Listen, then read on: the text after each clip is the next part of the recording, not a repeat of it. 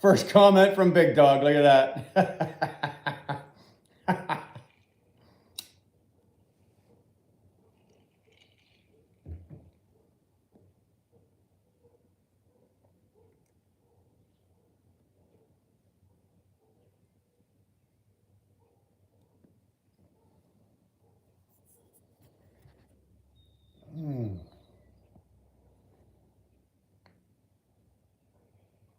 Oh. Really? It's your ad. We're sitting here shooting alive, Actually, and Dara's watching somebody else. Actually, it's the ad for yours. Oh, she's watching ads for mine. Okay. Yeah. Not dog. We're good. We're good, as you can see.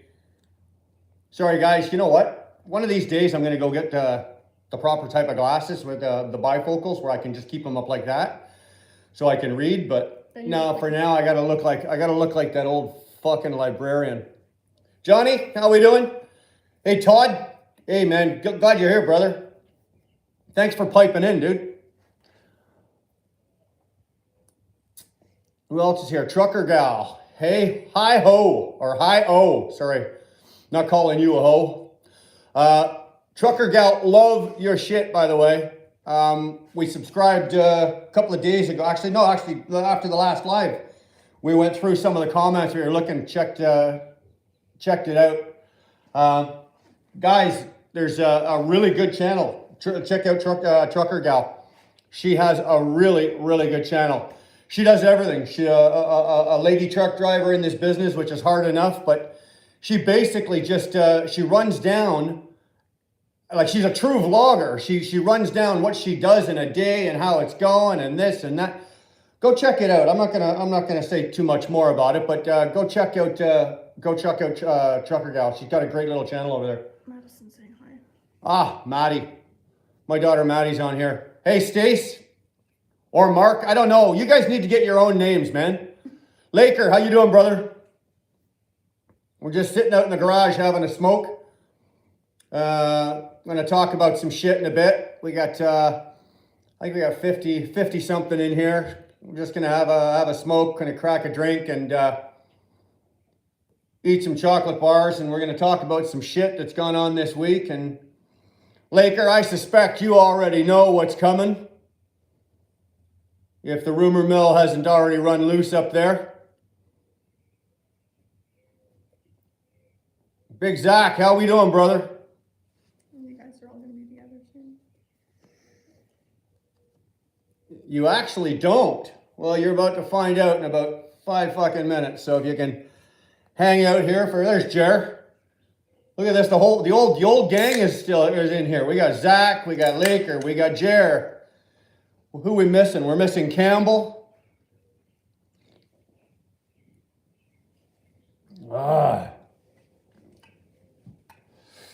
What with the hard shit tonight? No bubbly tonight, boys and girls. We're going with the hard stuff. This video tonight is brought to you by, well, it's not. It's not brought to you by, I wish it was brought to you by Coca-Cola. Hey, shit. Safari, how are you? Trucker, that's about as hard, or Trucker Gal, that's about as hard as I get. That's about as, actually, my wife, Darlene just blew her drink right out of her nose. That's about as hardcore drinking as I get. As most of you guys know, I'm a recovered drug addict and alcoholic, so I don't drink. Scott, good to see you. Leave it to me to stick not just one foot, but both in my mouth. Okay, you just need to stop talking. Yeah. How's the sound, guys? You guys good on the sound? We too loud? Are we too not loud enough? How's it going? How is it?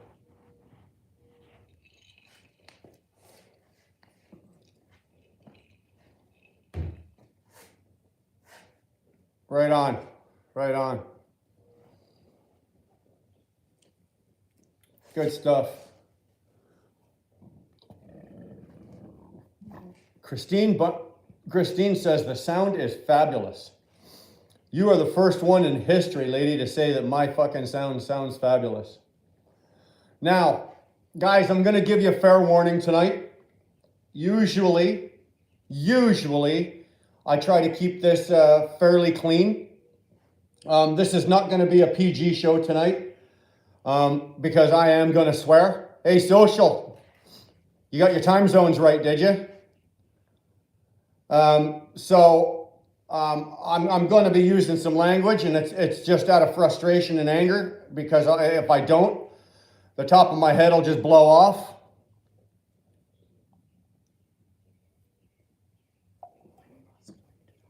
Hey? You also don't need to talk quite so loud. All right. So let's just give it another second, get a few more in. Oh.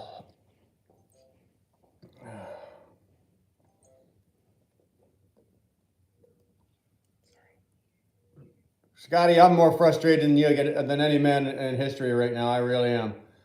I'm frustrated. I'm angry. I'm pissed off beyond all fucking recognition. And I think the only way to start this, Cordova, glad you're here, man. The only way to start this is we're going to start with last week. Okay, last Monday, the Conservatives put something into the House, and I know we're not going to go political a lot tonight, but this is just what happened, and this is how it affected me. Okay, the Conservatives put something into the House. They wanted to take us back to pre-COVID conditions for travel, for the border. Now, most of you know how that affects me, right? Because I'm a truck driver. I need to cross the border to make a living. I can't make enough money driving Canada only because of the price of Canadian fuel. And also because of the company that I'm working at, that I'm contracted to, for lack of a better term, is screwing us on our fuel rebate. So they tabled this through, and it didn't go through. The Liberals said, nah.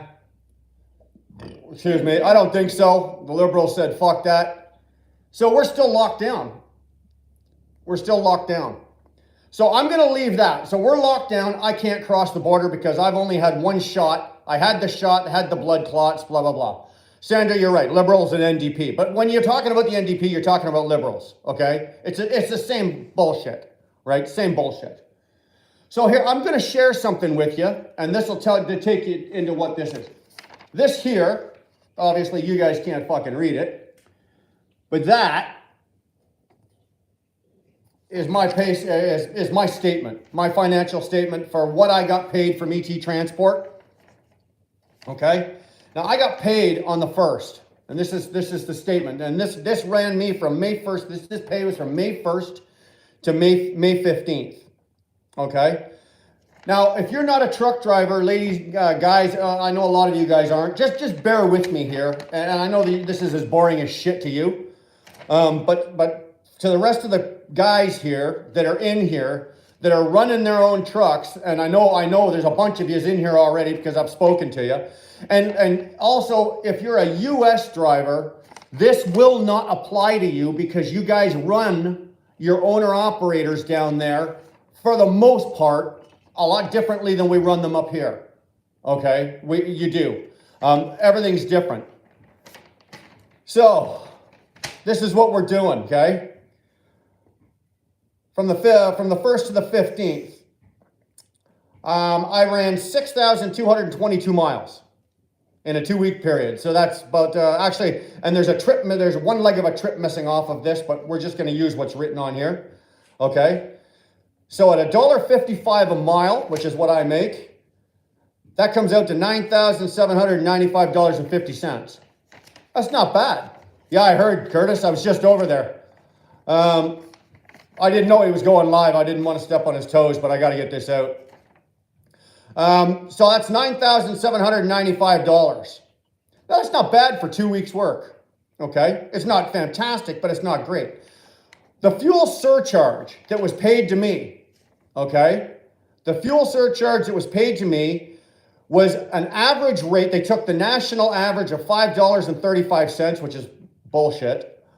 The fuel surcharge on $6,222.91, they gave me 39 cents a mile. Now, all you boys up at KBD, you guys don't run on, your fuel surcharge doesn't run on 39 cents or whatever cents. You guys, Bruce does it the true way. Bruce does it the way it's supposed to be done. He takes the fuel surcharge that's posted every Monday, whatever, and it's a percentage. And for this pay period, I think it was 71%. So if you take 71% and you convert that to blah, blah, blah, blah, and you convert it to dollars, okay, or 71% and you convert it to dollars, that comes out to about 72 to 74 cents a mile, okay? I got 39 cents a fucking mile. 9 fucking cents a fucking mile.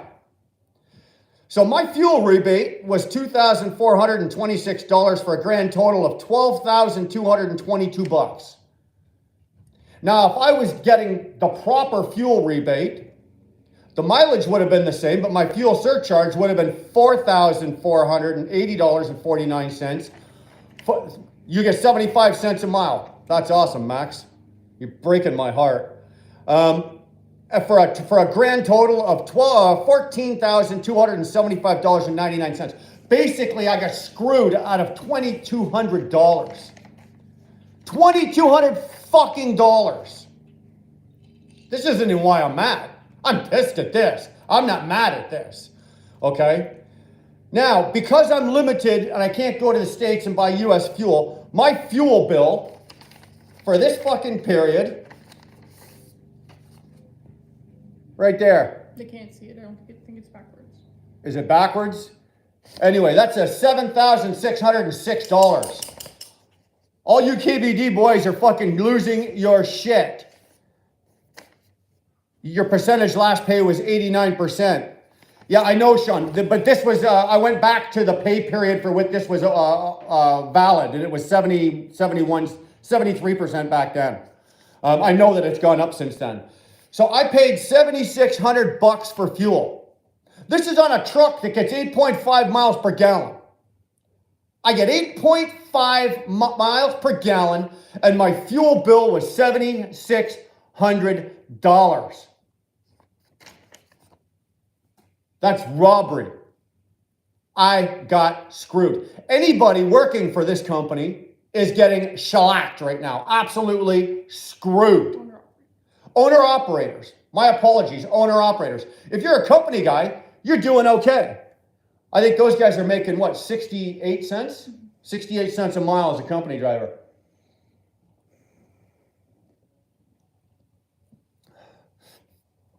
So because I can't cross the border, my grand total to take home, sorry, I don't mean to wave this in front of you, but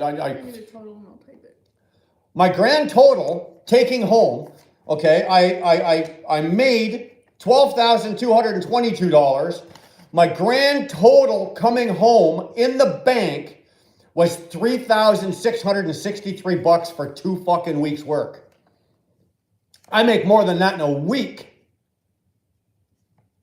$3,663. Oh, and 52 fucking cents. That's what I made. That's called bankruptcy, folks. If you don't know if you want to know what bankruptcy smells like, I just described it to you. That's fucking what bankruptcy smells like. And that's what it looks like.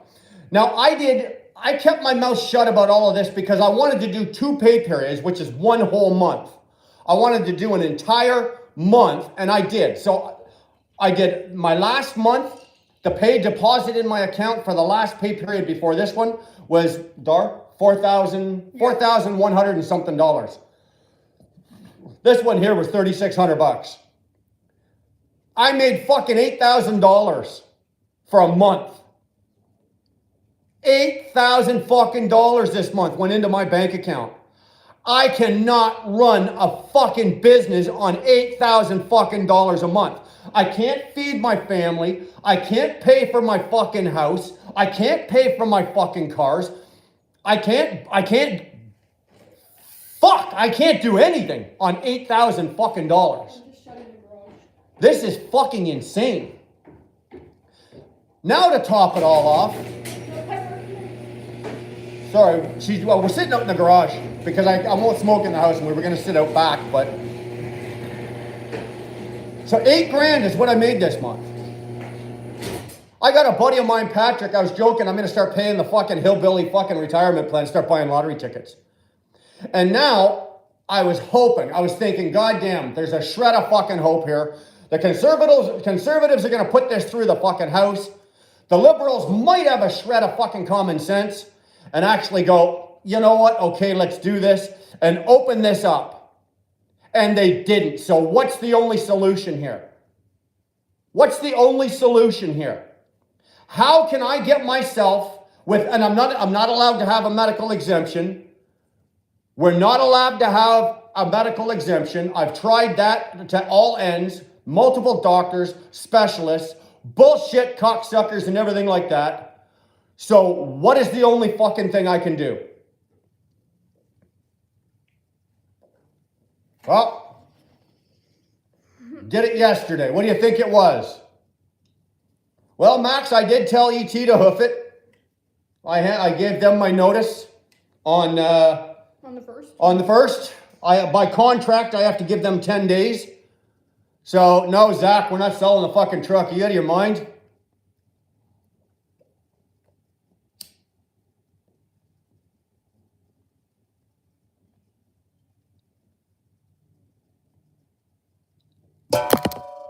I'm going to break my own heart when I tell you this. I had the first shot and I ended up with the blood clots. I still got them. I got blood clots in my lungs and in my fucking leg and yada yada and so forth. Unfortunately, because of our fucking communist government, I've been thanks, Sean, I needed to laugh. I've been put in this position. I had to go get the second shot. Safari, I had no choice. I am one. This is the first time in my life. 20 fucking years as an owner-operator, this is the first time in my life I am one paycheck away from fucking having to sell it all, sell my home. This is the first time. I have never been this fucking desperate. If there was a way for me to get out of this, finagle, find a loophole, believe me, guys, I am the guy in this business that would have found it. I would have found it. If there was a way for me to do this, that I could have fucking done this and not had to take that needle, I would have fucking done it. I'm at the end of my rope and at the end of I'm out of options. Now, there is a good light at this. There is a good light. There's a good part to this. Sean, I know KBD is hiring because I already work there. My truck will be up there next Friday. Cindy's already got all the information. This has been kept quiet from you guys, but this has been planned for over a month. But now it's out. You guys obviously know about it now. Canoe saw me up there a couple of weeks ago. I'm surprised he didn't say anything, but anyway, I will be going. I'm leaving ET. I will be leaving ET. I will be leaving. I'll be gone. I cannot work for a company that first of all has a channel that's all about trucking and I was with that channel. I was from the beginning until I left. I was at the beginning of that channel and I was on board and I was pushing that channel to a lot of you guys.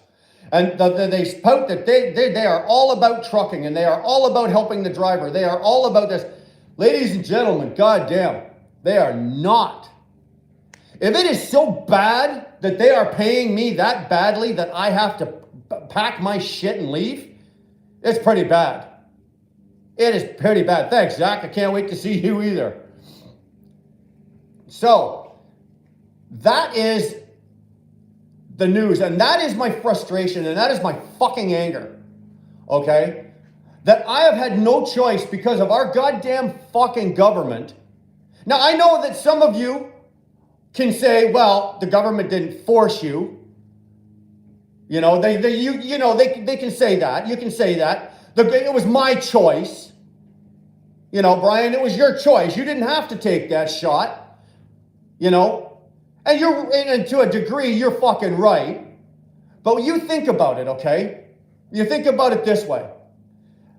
And I don't have to defend my actions to anybody about what I did, but I will give you an explanation of how I felt and the reason, okay? The bottom line was, no, the government didn't force me to do it.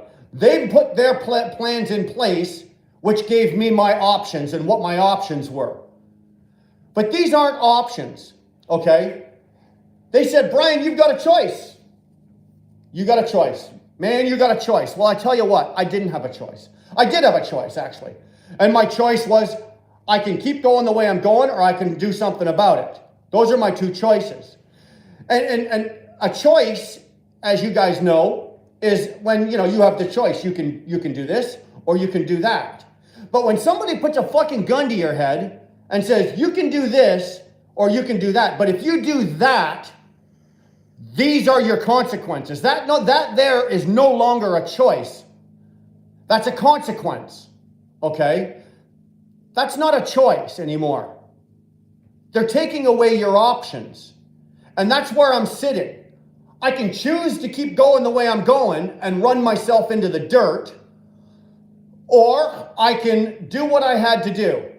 I went and got we investigated it, so I ended up getting the second shot yesterday. The first shot I took was Pfizer, gave me blood clots. I did talk to my doctor. Curtis, I voted blue in this election. I talked to my doctor, I talked to my blood specialist, and I talked to another doctor that are all been working on me. And because I'm on blood thinners and enzymes right now, and I will be for the rest of my life, they deemed that the chances of something happening to me are very low because I'm already taking blood thinners. So the chances of having a problem with blood clots or anything of the sort like that, a blood issue, are low. If they wouldn't have told me that, I wouldn't have had that shot. I'd be out robbing a fucking bank. That's the only reason I took this shot, is because the doctor said, you know what? We're not crazy about it, but if that's the position you're in, there you go. Joey, $8,000 a month, babe. I have a $2,000 a month truck payment. I have a $2,000. I don't mean like I take $8,000 home and that's my money. Okay, that's what was put in my. I'm a corporation. $8,000 is what was put in the corporation, the corporate account. Now, out of that, I have all of my expenses. That's not after expenses. That's after I've paid my fuel and I've paid a couple other things. But you know, $8,000. That's not mine. I'm not putting that in my pocket, Joe. Don't get the wrong idea. Okay, if I was taking home $8,000 a month clear after everything, it was going into my pocket, we wouldn't be having this conversation right now. All right, we wouldn't. So no, don't get the wrong idea. My apologies. Maybe I should have fucking told you that. I didn't. Sorry about that. 8K a month is actually 4K a month. Mm-hmm. Curtis, you're right. You're right. You're pretty. Yeah. It's actually probably less than that. Hold on. I got so pissed off, I was throwing shit around, I couldn't find my lighter.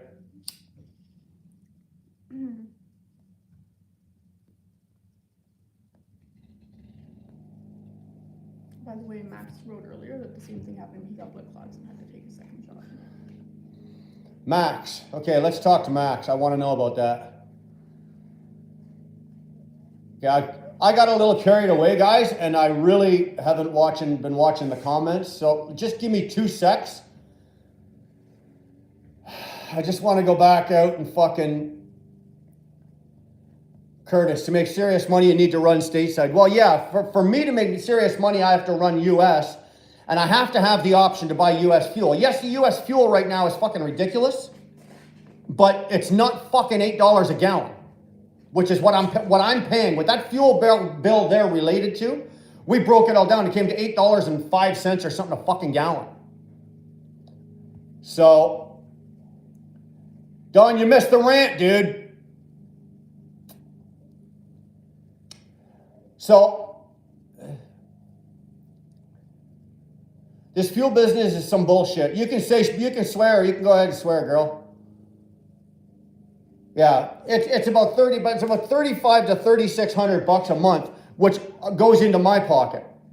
Now, if you equate $3,600 a month, that's what, 1,800 bucks every 2 weeks. So that's 900 bucks a week. 900 bucks a week. I can tell you right now, I was talking to a company driver this afternoon. His paycheck for the week was 1,300 bucks is what he cleared. What am I doing this for? The fuck am I doing this for? My health? Look at me. I'm 30 years old. Look at this face.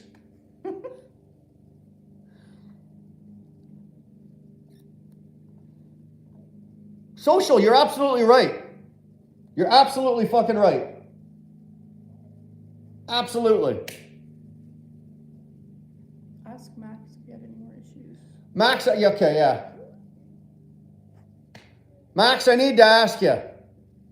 You had clots, you had blood clots, you had the shot. First of all, how long were you laid off? And second of all, after you had the second shot, any problems? Trucker gal, you're right. They do want us all as company drivers. They're going to drive the small-time owner-operators out of it.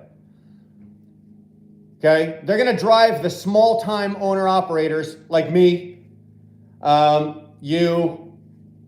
want us all done.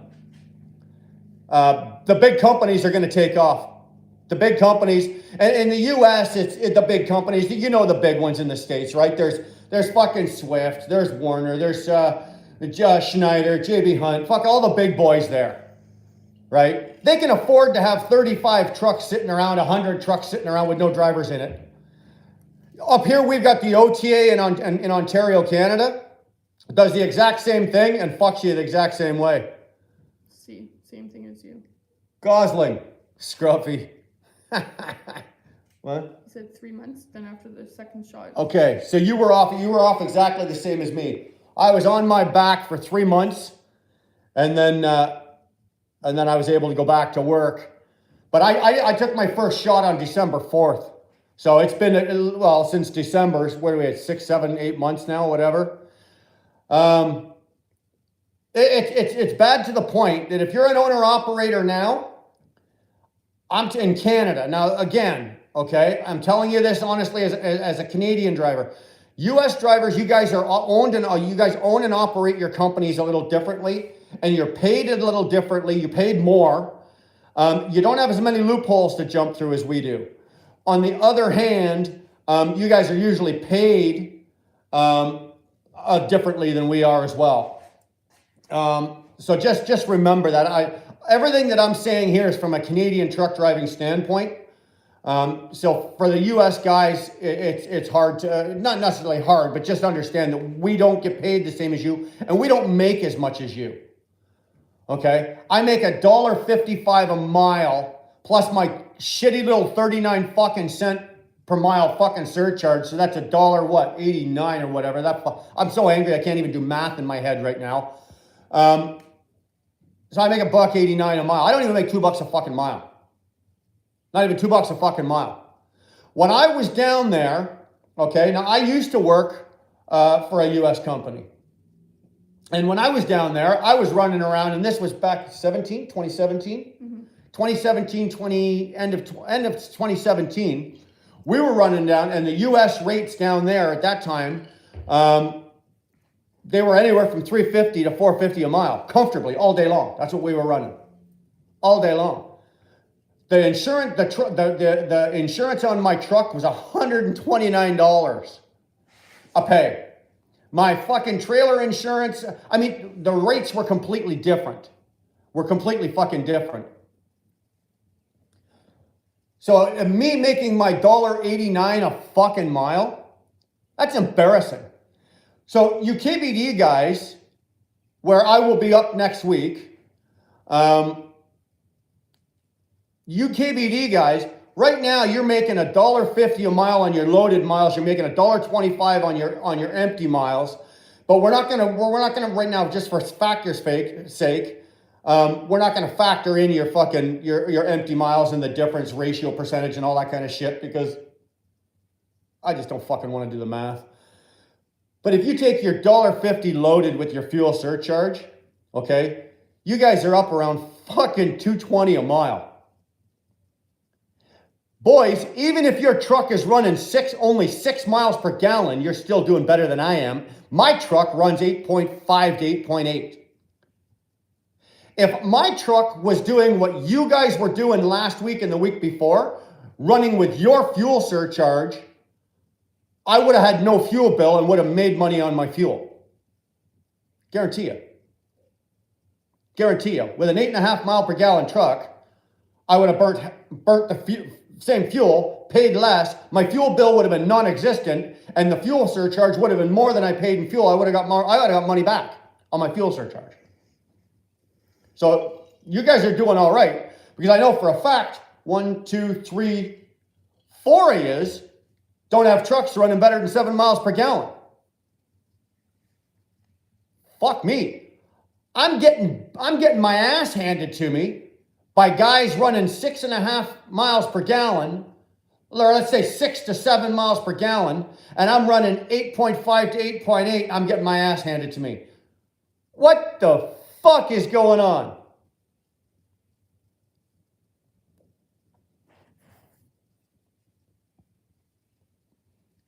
Laker, I get 7.5 going out to New Brunswick climbing those hills.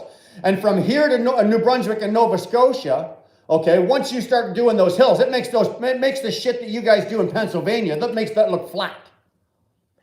Right? That makes it look flat.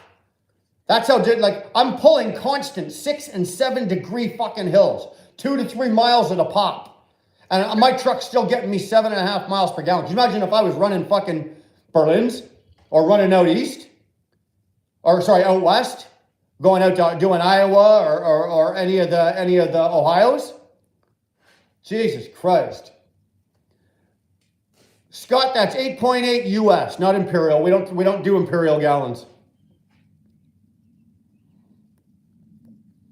Kelvin, yes, we have spoken to our local MP. It got me about as far as lighting this cigar. Well, Sean, I'm still under contract to ET. I have to give, I gave my 10 days last Thursday. So my last day at ET will be this Friday coming. I've got one trip going out to New Brunswick. I'm only giving them one turn. Usually I give them 2 turns, and that gets me about 4,100 miles for the week. I'm only giving them one turn, so I should be back home, or I should be back in Toronto Thursday. My truck will be in the yard at ET Friday morning. They can pull the E-log out of it. I've already got the temporary plate, and I'll be taking my truck from here up to KBD. So my truck will be in the KBD yard Friday, hopefully Friday afternoon. If not, it'll be there definitely Monday morning. I'm not going to bring it up over the weekend, but I'm not foreseeing a problem doing one turn. I deliver in Moncton on Tuesday, and it's only 965 from Moncton to Toronto. So, and I can bang off 730 of that in one day. So if I get out there, deliver Tuesday, reload Tuesday afternoon, I'll be back Thursday. Depends on how hard I push. I might stop by the house here on the way home, say hi to mama, and then carry on.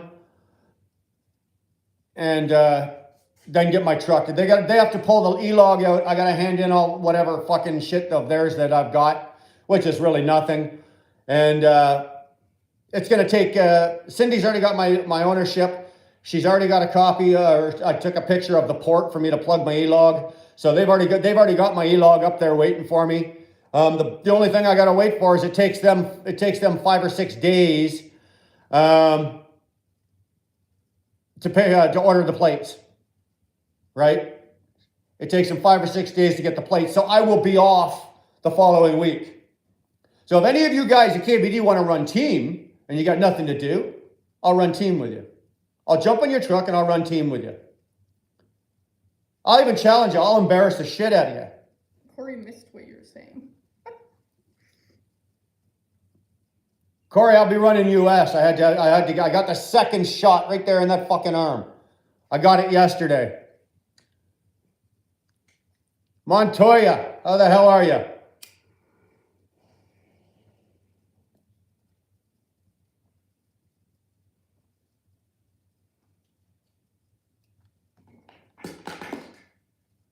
So, let me ask you this.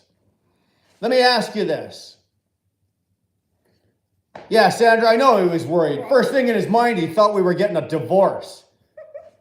Are you fucking crazy? You find another woman that's going to put up with my shit. Are you nuts? There's not a woman on the planet that'll put up with me.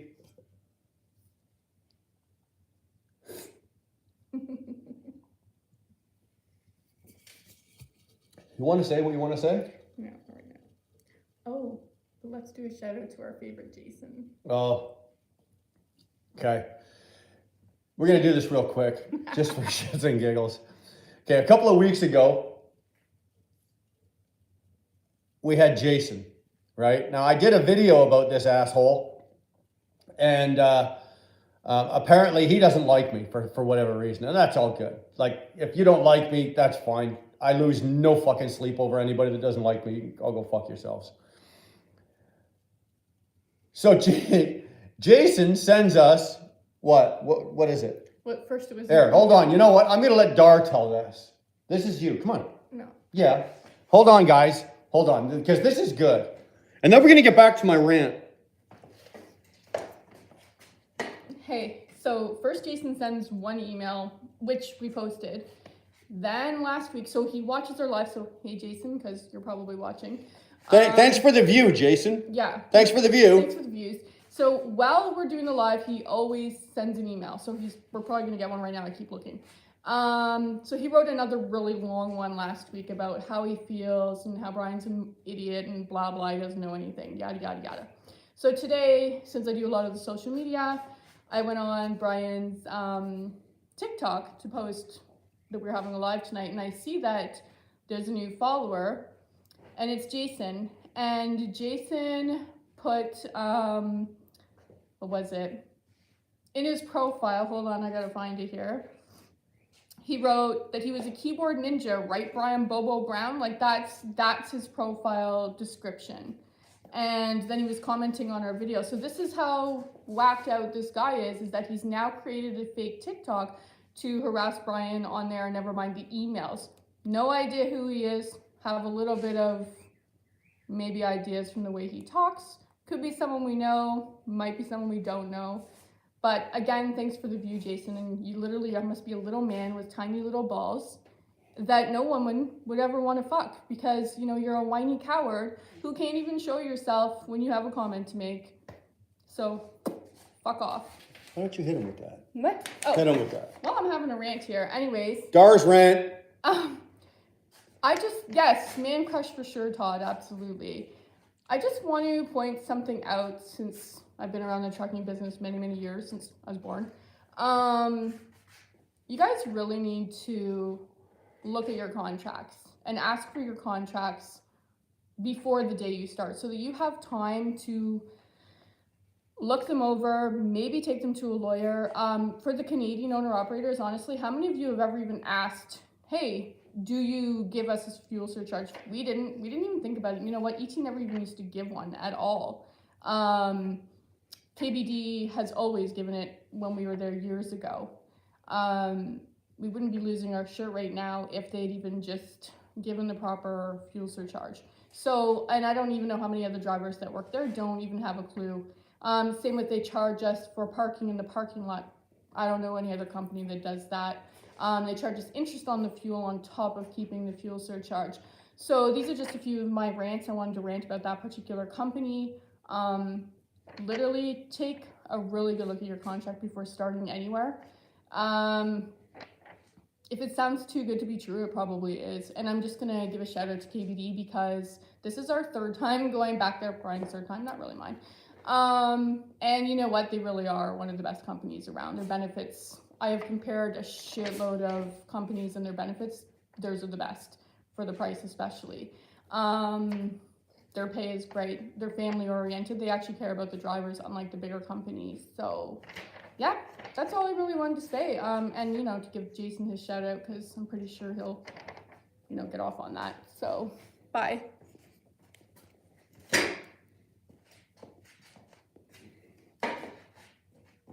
You got to give your woman her 2 minutes. If you don't.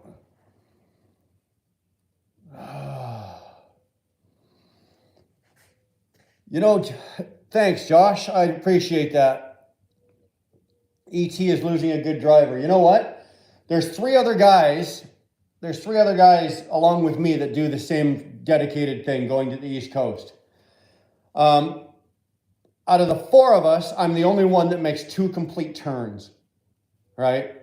In one week, in 70 hours. I'm the only one that makes 2 complete fucking turns. The other ones all managed to get 1.5.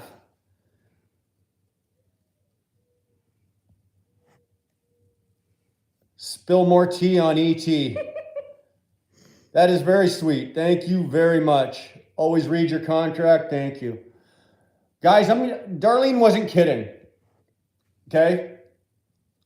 Darlene was not kidding about reading your contract. I've been doing this sorry, I got a piece of corn. I've been fucking doing this a long time, and shame on me, I got burnt. I did. They handed me a contract as thick as a fucking phone book, and I did the skip, sign. I didn't read it. I didn't fucking read a goddamn thing. Trucker gal, appreciate that. Appreciate it very, very much. Thank you. And I didn't read it. Me of all guys, how many of you guys out there that are watching right now have I done work with and worked with you guys and given you advice on what to do and what not to do and how to base and set up your businesses? I didn't take my own fucking advice. How is that for a kick in the dick? Hey? How is that for a kick in the dick? I did not take my own fucking advice. I'm telling you guys, hey guys, watch this, tweak that, look at this, turn this around and do this. And I didn't take my own advice, I didn't read my contract, and I got fucked. Callie, you can't even read the fucking, you can't even read your ABCs in Sesame Street. What the fuck are you talking about? You read the Scotland contract? Okay, my apologies. Yvette read it to you. As a bedtime story, you were laying in bed and she read your fucking contract to you and you fell asleep on page 2. You know what, Greg, you're right. You're absolutely right, Greg. You know what? It's easy to give advice, but it's not always easy to take it or to take what you know and apply it. Like, I know better, right? I know better. I didn't. I did not pay attention. I got my ass handed to me. Like I said, I am that far away from having to fold it in. Now, don't get me wrong, guys. I will be okay, okay? We're going to be fine. Like, we were all right. Yes, I was off for 3 months, but in this business, that's why we have savings. All right? That's why you've got savings and you've got money put away, because there's going to be times in this business that shit's going to happen, and this is what's happened. Okay? So we had enough to float us through. It was just that the border closing and the bullshit with this company with the fuel surcharge, I can't sustain that.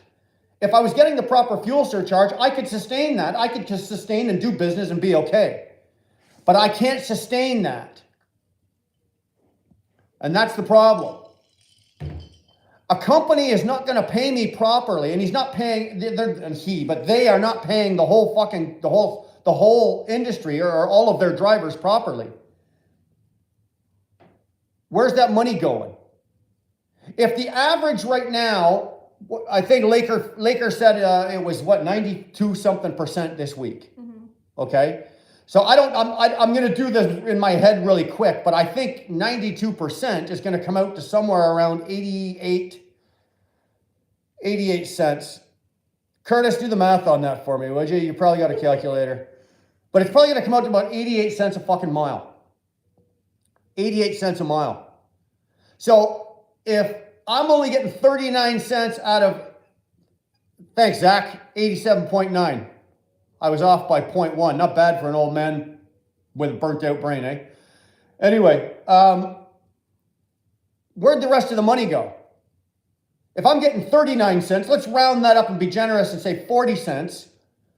If I'm getting 40 cents on, what does Zach say, 87 or 88%, where'd the other 48% go? I tell you where it went. You guys know where it went. The company kept it. How is that good for business? It's good for them. So now they've made their money on the load, and now they've made the money on Brian, right? They paid me my dick ass little piddly ass cocksucking motherfucking twinkle toed fucking surcharge, and they kept the rest. That's not good business. That is not good fucking business. In my life, years ago, yeah, I screwed over the odd person, but I wasn't a nice guy.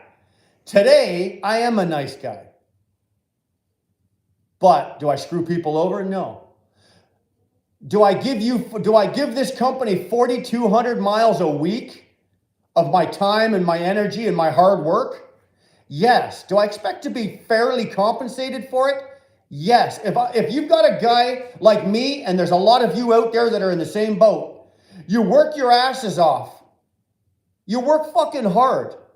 And if you're an owner-operator in Canada, you're already working with one hand tied behind your back.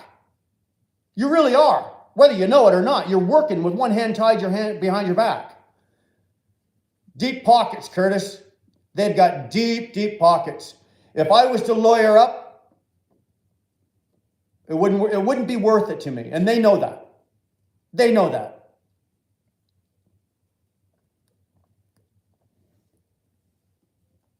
You think about this. They got 100 trucks, right? Each truck's turning $25,000 a week on 100 trucks. So a couple, $4,000 a month, let's just say. Even 4,500 on, not 100 trucks. How many owner-operators do they have? I don't know how many owner-operators they've got. I think they're upwards of, I think they're over 50. I think they got over 50 fucking owner-operators.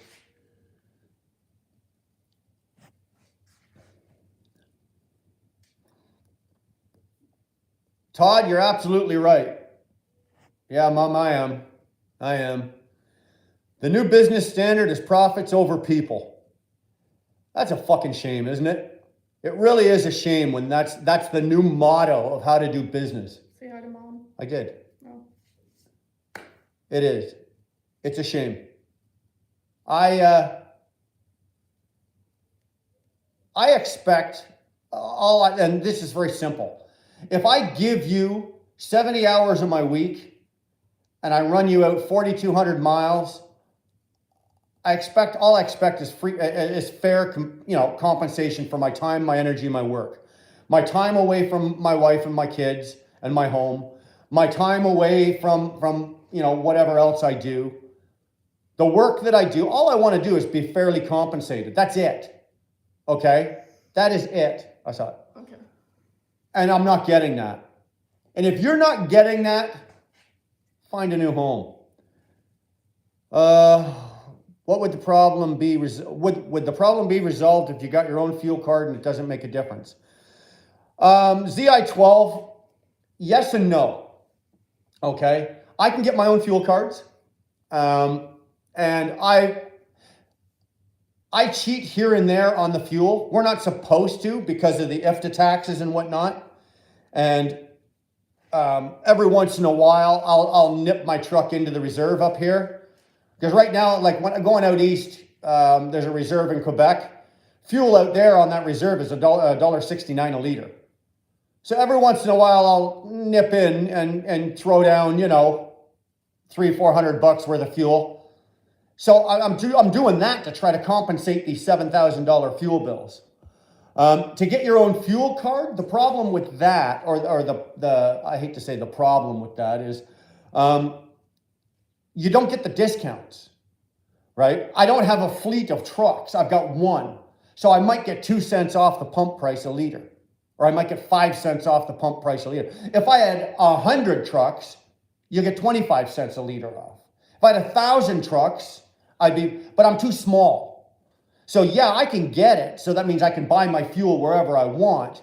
But it's hit and miss. Social, if you train me, I only need bananas for pay. Bro, I'll train you for fucking bananas if that's all you want. But they'll be damn good bananas. It'll be the best bananas you've ever had, and it will be fair compensation for the work you're doing. Okay? So yeah, I can get the fuel card, not a problem. But it's not worth it in the long run for a 2 cent discount. Okay? Alaska Hall. Brian, I started getting 50 to 70 cents off of the Pilot Flying J through RTS Fleet 1. Yeah. I am now actually, because now I'm going to be in the States, I am still going to look at, yeah, of course they're Chiquita, Sean. I am going to look at a couple of the fuel cards for down there. But I don't need to worry about that right now. I'm going to a company that is very fair. Okay, these guys, KBD Transportation, and I'm not blowing them up for because I owe them anything or they owe me anything. And I'm not just, okay, but I worked there. I worked there 3 years ago, and I was there for 5 years. It's almost 6 years. I'm not running Team Cali. Are you out of your mind? And I know how they work. I left KBD Transportation because a friend of mine started his own company doing heavy haul. And threw these big, massive fucking numbers at me going, this is what you're going to make. This is what we're doing. And me, again, didn't take my own fucking advice, right? Now, I've told many of you guys the grass ain't always greener on the other side of the fence. But me, I went, wow, look at that. Holy shit. And I left KBD and I went to go work there. And then I wanted at that time I wanted to go back. It didn't work out. I got burnt and lost a friend. What can you do? And from there, I ended up at ET. Why? Because my pride wouldn't let me go back to KBD. Here we go again. Brian, this is therapy. I should be sending you guys fucking money. Bananas in a K100. Dude, if I had a K100 right now, I'd be driving it. I'd be out. I wouldn't even be driving it. I'd be using it as I'd be using it as my personal driving. Zach wanted you to see his question. Brian, why do companies, mostly mega carriers or mid-sized carriers, play the game of screwing over drivers like this? This is shameful on them, as they are technically fraudulently take money that's not theirs. They're not, Zach. In Canada, unlike the United States, in Canada, trucking companies are not obliged to give you 100% of the fuel surcharge. In the United States, they are obliged, okay? In Canada, they are not. They do not have to give you the fuel surcharge. Bruce gives you 100% of the fuel surcharge. I know he does because I follow it every fucking Monday when he checks. And I know where he gets his source, what his source is and where he checks from. Plus he advertises. And I check it. Plus, if you go on their website, they advertise it. They fucking advertise it. 100% of the fuel surcharge. So, I should have, realistically, I'll be honest with you, I've just literally burnt off fucking 2.5 years of my life at ET Transport when I should have been working at KBD.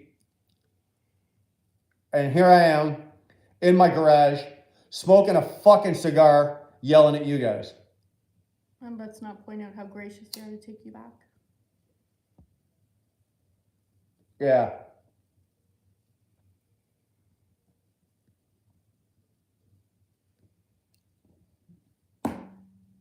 and we are going to point out the fact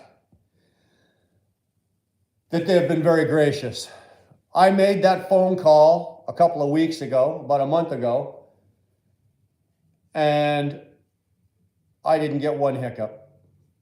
Talk about gracious. I've left there three times. This will be my third time working for them. And this time, even more than the last times, they were very gracious. The owner of the company sat down with me, took an hour out of his day and sat down with me in the wash bay, talked to me about everything that's going on in the world and knows everything about what's going on with me. And said, yeah, absolutely, come on back, got a job for you. As soon as you can run. He was actually going to try to work a deal and figure out how to get me to, if I couldn't go, if I didn't take the shot, he was going to try to figure out a way for me to go to Canada, to stay in Canada. He just unfortunately couldn't do it. And I don't blame him. I'm not going to expect the man to go out of pocket or out of his, to give me a job. I would never expect that of anyone. I need to smoke some hash, Robin? Yeah, then I'll fail my drug test.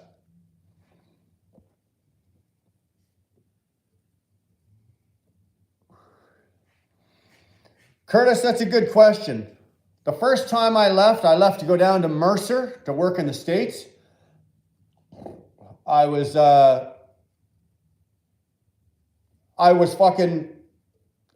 silly. It's a good deal, but at that time, in order to make money working for Mercer in the States, you need to be out for 4 to 5 weeks at a pop. You can't go back and forth and get home every week or every 2 weeks. Just the way that they operate and the way that it works with the freight. And being a Canadian is I can't run, even though I'm working for a US company, I can't pick up a load in Florida, run to Cali, run from Cali up to Seattle, Dover to Chicago, and then coming back into Canada. You still have to run back and forth, Canada, US. And they were having trouble getting me the Canadian freight going back home. So that was number one. The second time I left was to run heavy haul with the friend.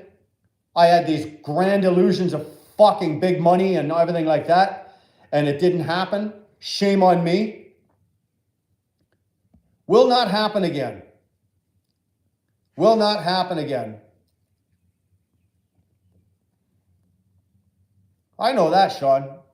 I know that. Sean, do you know how many times in the last 2.5 years I've called Bruce for advice? I wasn't even working for him. I was working for somebody else. Doing this and doing that, and something would happen, I'd call Bruce and go, what do you think of this? The man always took time out of his fucking day, even if he was at home. I called him on his cell. He took time out of his fucking day, and he always had time to help me out or to at least give me a word of advice. Who does that? Where do you find people like that?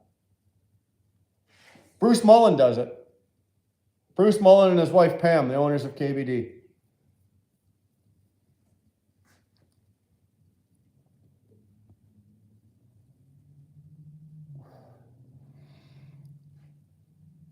We need more employers like that. We do. And you know what, Greg, I'll be honest with you. It's not a big fleet.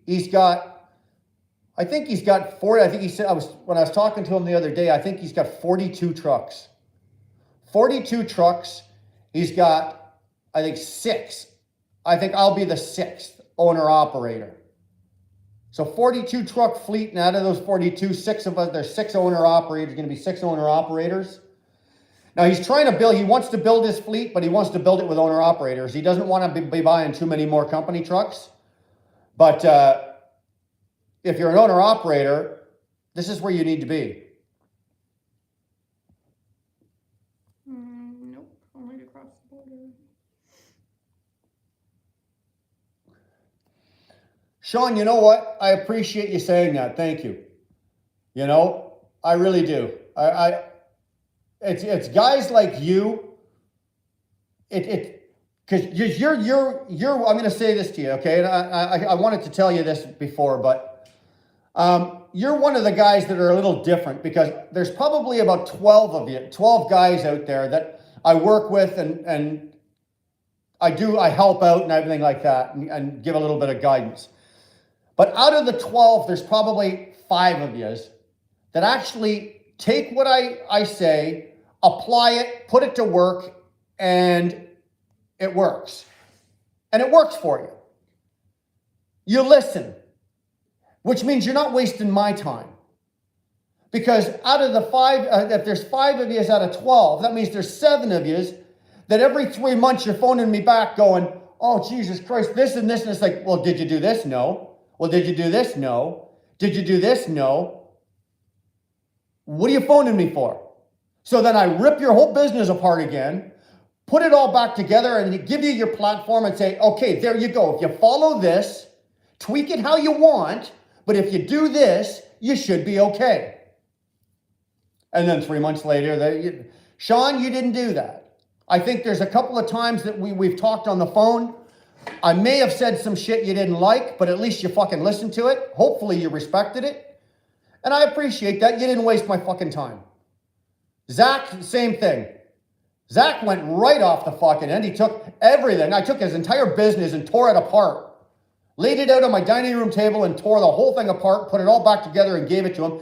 He went out, adjusted his truck, adjusted his business, adjusted his driving style, adjusted his fucking, I bet you the man would have definitely, he would have fucking adjusted his underwear if I told him his underwear were too tight.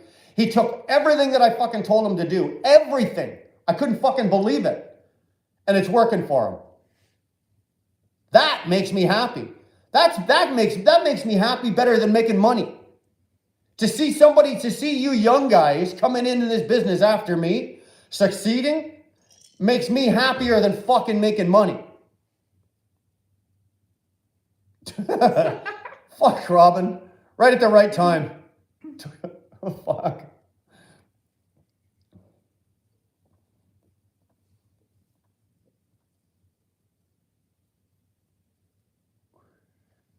Dave, lots of shit makes me happy.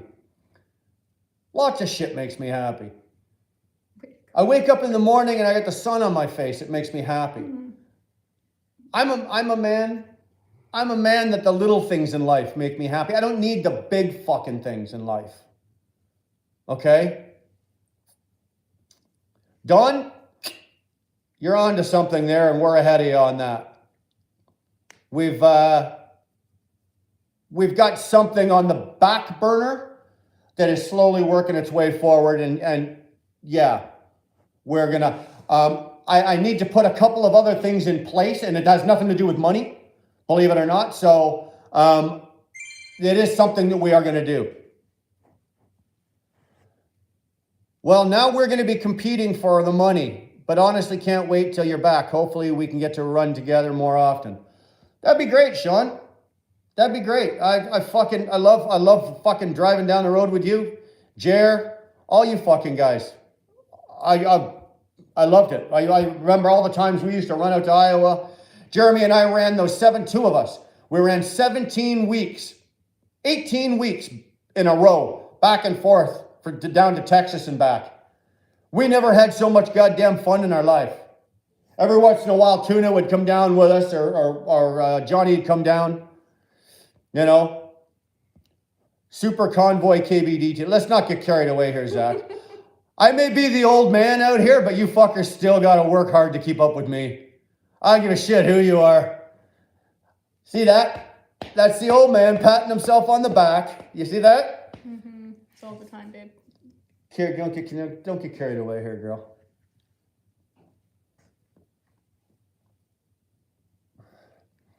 Yeah, we do. Sean, hopefully we can get into a lot more of that stuff. I will be pulling vans, so chances are I'll be doing a few Berlins and some other stuff. But I will pull the occasional. I will pull the occasional flatbed if we're a little slow on the vans, and I gave Bruce my word that I would, even though I really don't want to because of my back and everything. But so yeah, I'm going to be pulling vans. Which is nice because for this company here, van drivers at ET make $1.55. Flatbed drivers at ET make $1.79. $1.79. KBD, I make the same if I pull a van, a flat, if I pull a fucking whatever. You're out of the woods. Fuck.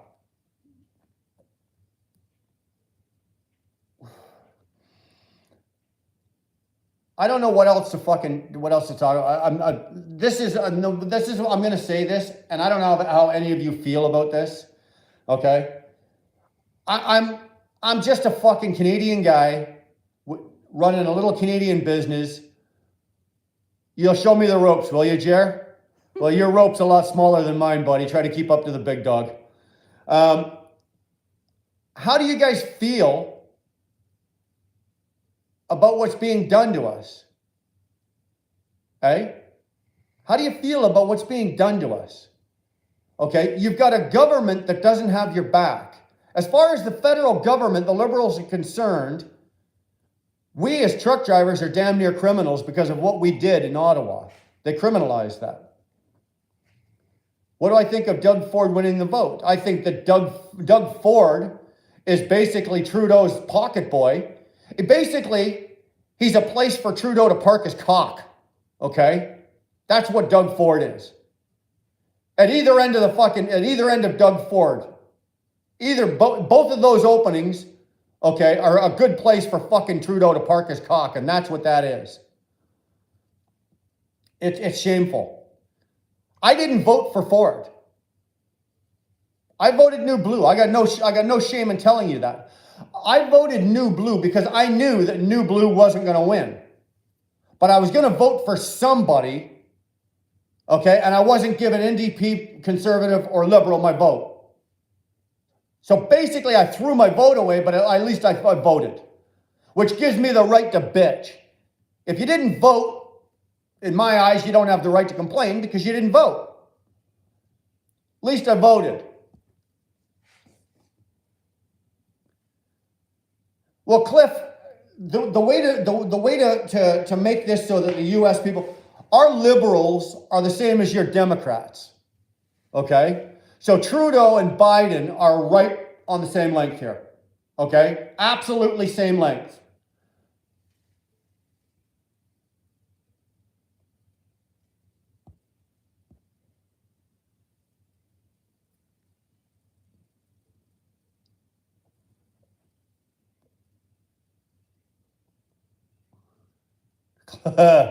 Clothes on the floor. Where you been, boy? We ain't seen you in a while. Hey?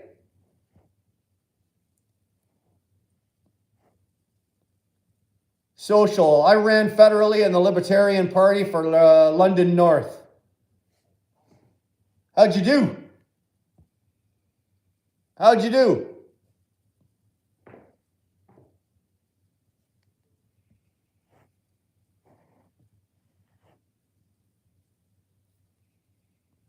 I work LMB, think how I feel. Sorry.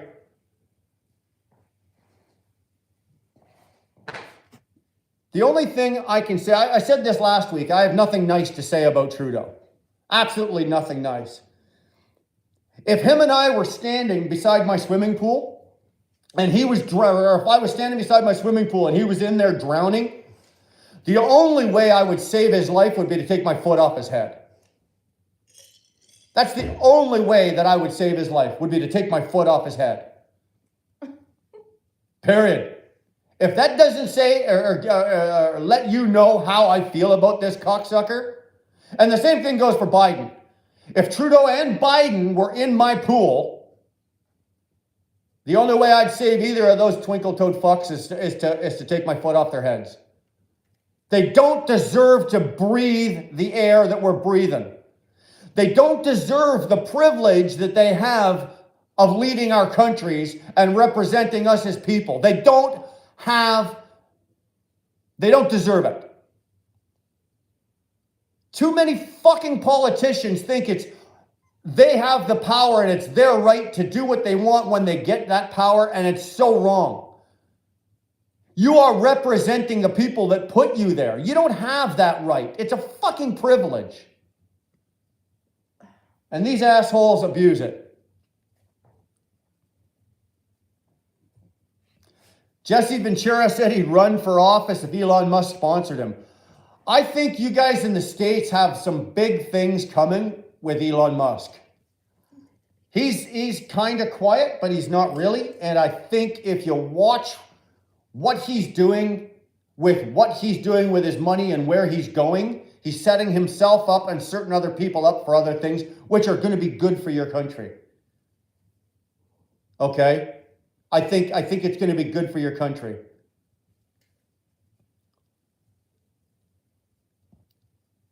I love Jesse Ventura. I don't mean I loved him as a wrestler. When I was a kid, he was a wrestler, but I followed him when he was the governor of Minnesota. You know, as far as I know, he did a really good job. He did. I'm so sick of these politicians, pieces of gutter. Dude, Clifton, we all are. We all are. How do you think we feel? Sorry, I'm going to sit back for a minute. How do you think we feel as truck drivers, as business owners, as family people? How do you think we fucking feel that we got criminalized? We were called criminals. COVID hit and we were fucking heroes. They were putting a goddamn red cape on my back with an S, and I was a hero. And then it got criminalized, and I was the bad guy. And to this day, I'm still the bad guy. As a truck driver, as a small business owner. How do you think we feel? How do you think I feel? And all you other guys out there, and I guess this question is to the people that those of you that aren't truck drivers that watch us and that have subscribed, and for that we thank you. But how do you think we feel that every goddamn fucking day I go out and I get in my truck and I know that I'm leaving Darlene and my family and I'm going to go work 70 fucking hours that week, and the motherfuckers up on the hill do not appreciate it. I'm dirt. And I go to work knowing that that's what those people think of me. I really wish, and it'll never be done, it really won't, but I really wish it could be done. I wish we could flick a switch and park every truck for 4 days. We've all talked about it and da-da-da. It'll never, ever, ever happen. But I truly fucking wish it could. I wish I could just go over to that wall over there, flick a switch, and turn every truck off in Canada for 4 days.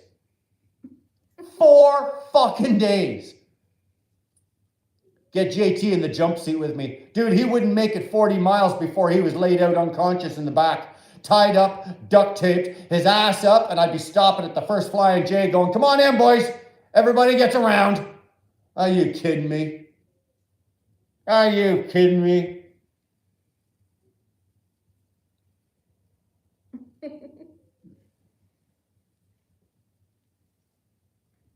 Please deliver the beer first and then shut them down.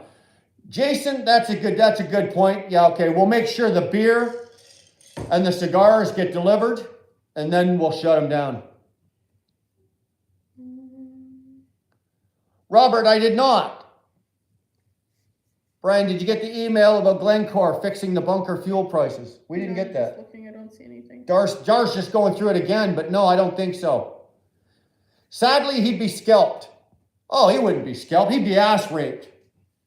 I'd take him. The first place I'd go, since I can cross the border, if I had Trudeau in my truck, I'd run him up and down 81 and we'd be stopping in every rest area. I'd be flashing my lights and opening the doors and walking away and saying, there you go, guys. He's in the back. Yeah. Have fun. We did get the email. Did we? Yeah. I think we kind of read it, but I can't remember. Robert, apparently I did get the email. I apologize. I will read it again. I'm sorry, man. I missed it. I got so much. It's something slipped through the cracks. That one slipped through. I'll definitely read it.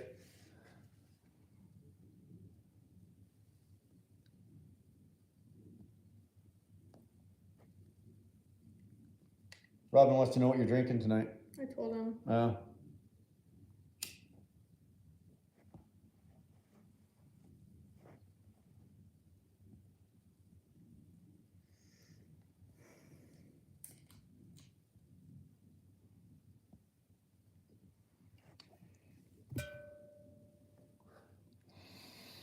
Jesus. Brian, you're my entertainment. The cider thing. Alcohol lowers your vibration. This is why the ruling families sell it. Yeah. During COVID, I was a hero because I helped to keep people fed. Now, because prices are so high, I'm the person that gets told what a piece of shit I am at least 3 times a week by strangers. Cynthia, I'm sorry that happens to you. I really am. I really am.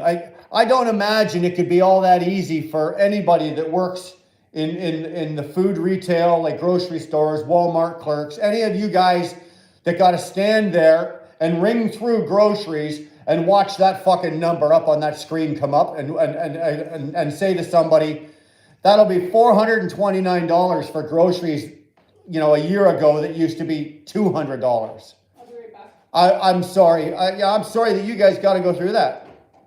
I couldn't do it. That's why I do what I do. That's why I work where I work and I do the job that I do, because I couldn't do that. Okay? It sucks that you guys got to go through that, man.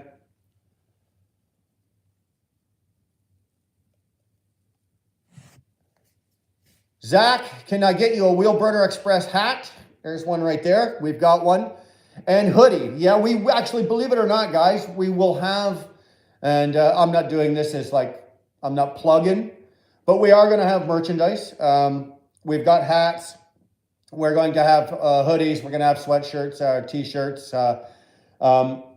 It's all being put together. So yeah, we are going to have that kind of stuff. Right now, we do not have a lot of it going. We've got it in limited. So we've been pretty scarce with what we've been giving out. But yeah, Zach, we can hook you up with a hat for now and we can get you some stuff later.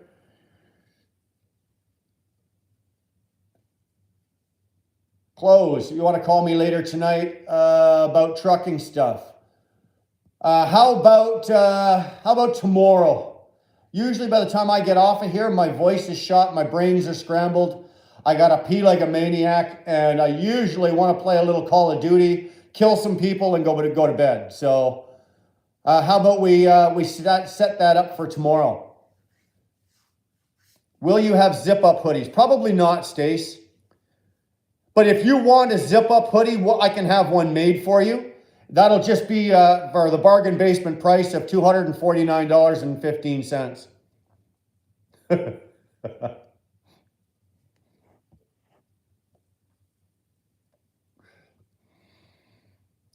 Cynthia, yeah, you're the one that deals with the complaints.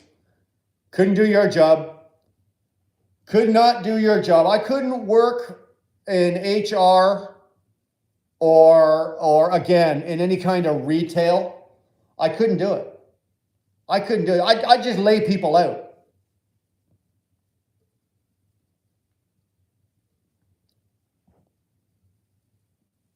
Robin, what you don't know is I've already had 2 peas while sitting here talking to you, man. So,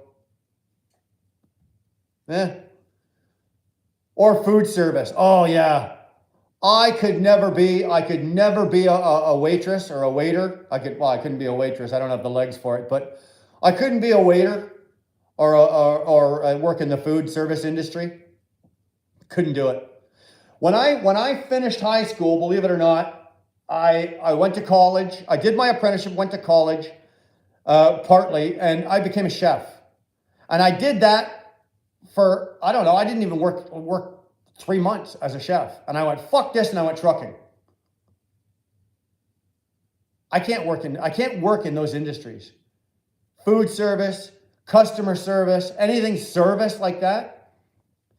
Guy, any of you guys that know me, could you imagine me working at a truck dealership at the service department and you walking up to me and griping and bitching and all that kind of shit? I'd lose my job in under 7 minutes on the first complaint. Become an MP.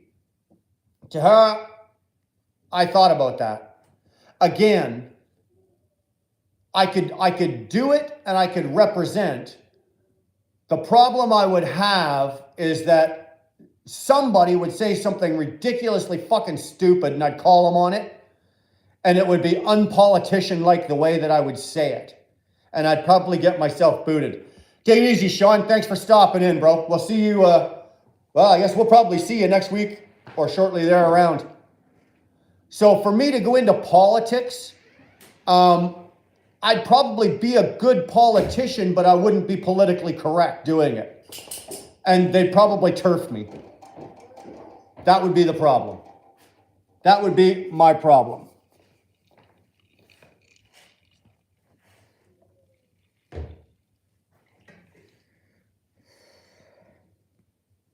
The first time I have too much honesty and integrity to be a politician. Yeah, Jason, could you imagine me in the House of Commons standing there like where Pierre Poilievre stands? Trudeau just finished saying something stupid, and I'm going to talk and say something to Trudeau as elegantly as fucking Pierre does.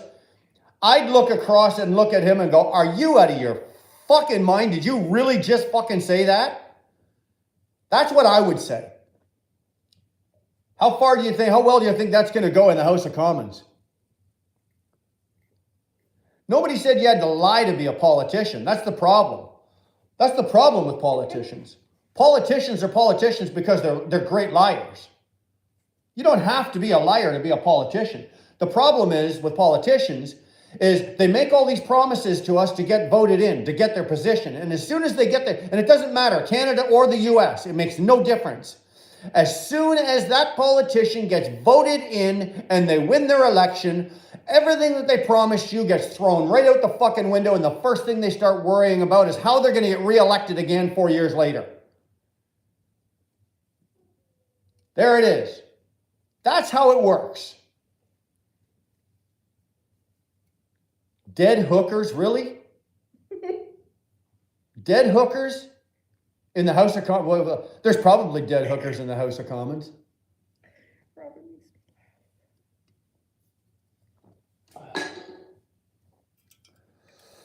It's like trying to be a good cop. You know what? That's a good point too. That's a good point too. My hat, you know, we got screwed by the cops, the Ottawa cops, the RCMP, the OPP, all the shit that happened to us in Ottawa. It wasn't pretty and it wasn't nice. We were abused. Our rights were stomped on. We were trampled by horses. We had shit thrown at us. We had our windows broken. We had our trucks vandalized.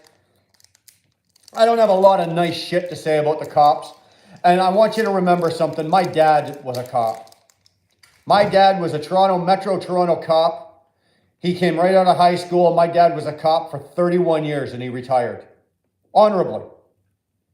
That man is so fucked up in the head from being a cop for 31 years. So I know that they don't have an easy time of it. I know that it's a hard job to be a cop. But what those fuckers did is they made all of the good cops look bad. They fucked it would be like me and all of my friends going out and doing everything wrong and screwing all the other truck drivers, making our industry look so bad that every other truck driver gets fucked. What Ottawa police did and what the OPP did and what the RCMP did in Ottawa made them all look bad. All of them. Not one of them is going to get a fair fucking shake. In my eyes. In my eyes.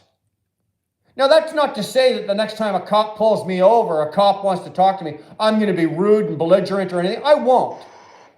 But I won't be pushed, and I won't be fucking pushed around. I won't allow them to do their normal bullshit that they usually do. I just won't allow that. That won't happen. Cops were respectful back in the 70s and 80s when we never had an issue. Steve, I agree. I was a kid in the 70s and 80s. You know, that's when I grew up. And you're right. Back then, we all wanted to be cops, firefighters, truck drivers, rodeo cowboys. You know, that's what we wanted to do for a living. You know, I grew up as a policeman's son. My brother grew up as a policeman's son.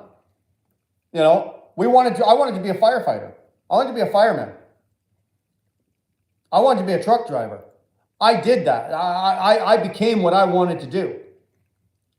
With the exception of my father being a cop, which skipped the generation. All generations of men before me on both sides, grandfathers and uncles and whatnot down the line, are all truck drivers. So with the exception of my father, I guess I would say, I usually say I'm a third generation, but I'm not, because my father stopped that. But if my father, I'm a third generation. This is all we do in my family. This is all I've done. This is all I know. It's an honorable way to make a living. It's a good way to make a living. My family has a good living. But not when companies are screwing us, the government is screwing us. Everybody under the fucking sun has got a hand in my pocket right now. That's not good. That is not good.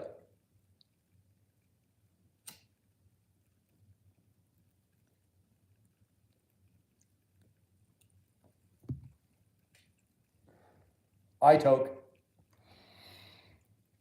You know, and it's funny, being a policeman's son, my brother and I grew up to be the best thieves you'd ever meet in the world. It's usually the way. Yeah. They did a thing back in the late 80s, and they took all of the professions in life. And you got one too, Scott? They took all the professions in life, and then they looked at all of the children, and they did a study on it. And it turns out that the biggest problems for children were cops and lawyers' kids were the biggest problem. And church people. Yeah, and preachers' daughters.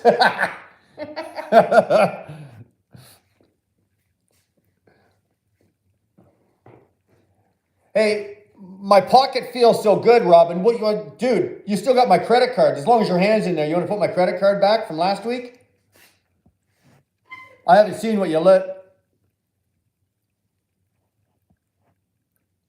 I come from a long line back to the bargees before trucks were invented. Robert, you must be over in England. You over in the UK, Robert? I think you are.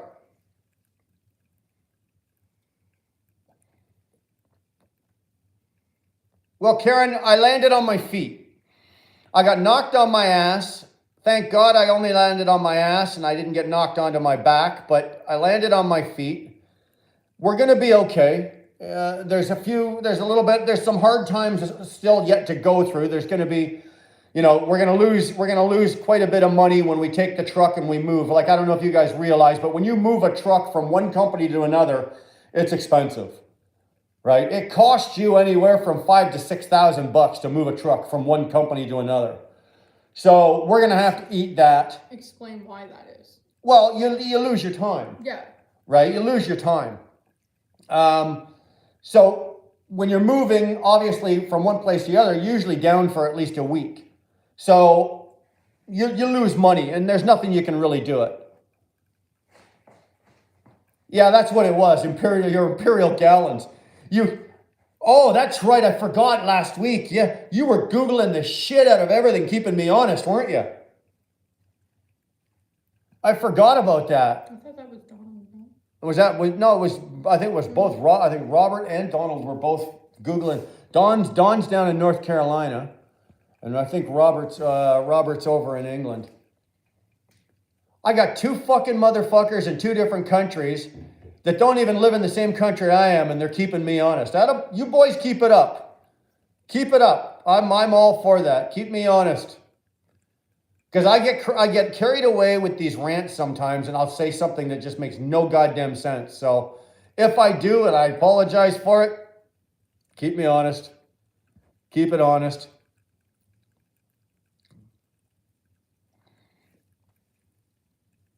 Karen, I'm going to KBD Transportation.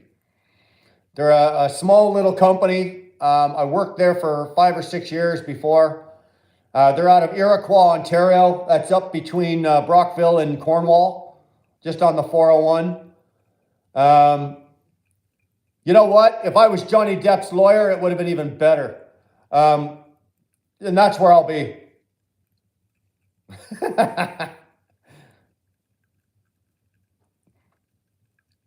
MFer is ISIS worship. I don't think so. I was in agony yesterday, okay? Dar and I got halfway into town for me to go get this shot, and I turned to her and I said, I can't do this. I come that close to bailing on that. I came that close to bailing on that. And I said to her, I can't do this. And for some reason, I just kept on fucking driving. I know I didn't say anything. She didn't say a word.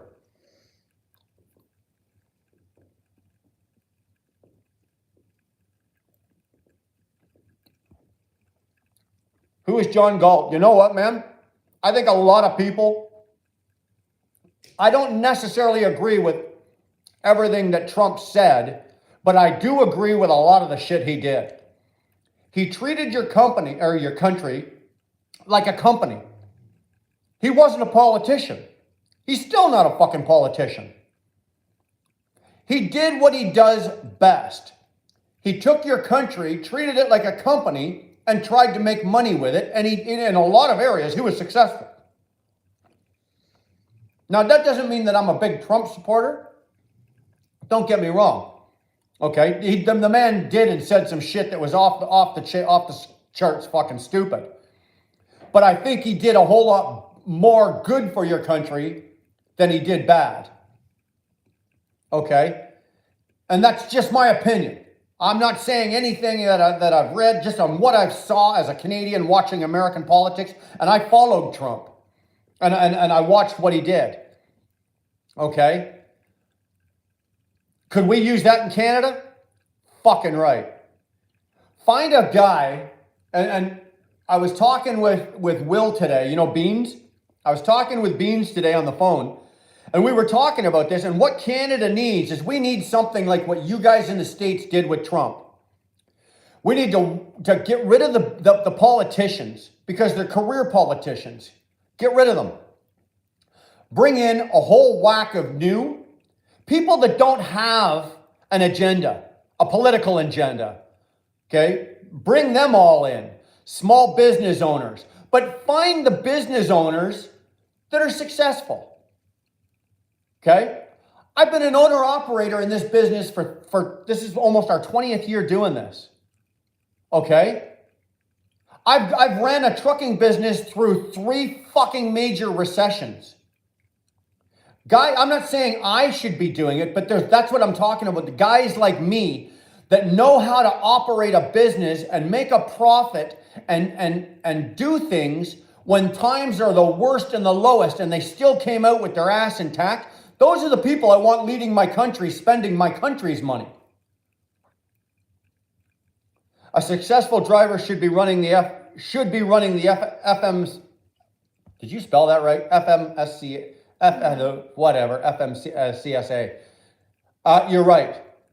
Unfortunately, you don't. And I think if you look, trucker gal, dig closely, and you look at the ties and affiliations of the leadership of the FSMCA, you're going to notice that it's got, beside each one of the leadership, it's going to have Democrat. I hate to tell you that. I don't know if you've looked, but I think that's what you're going to find. That's unfortunate.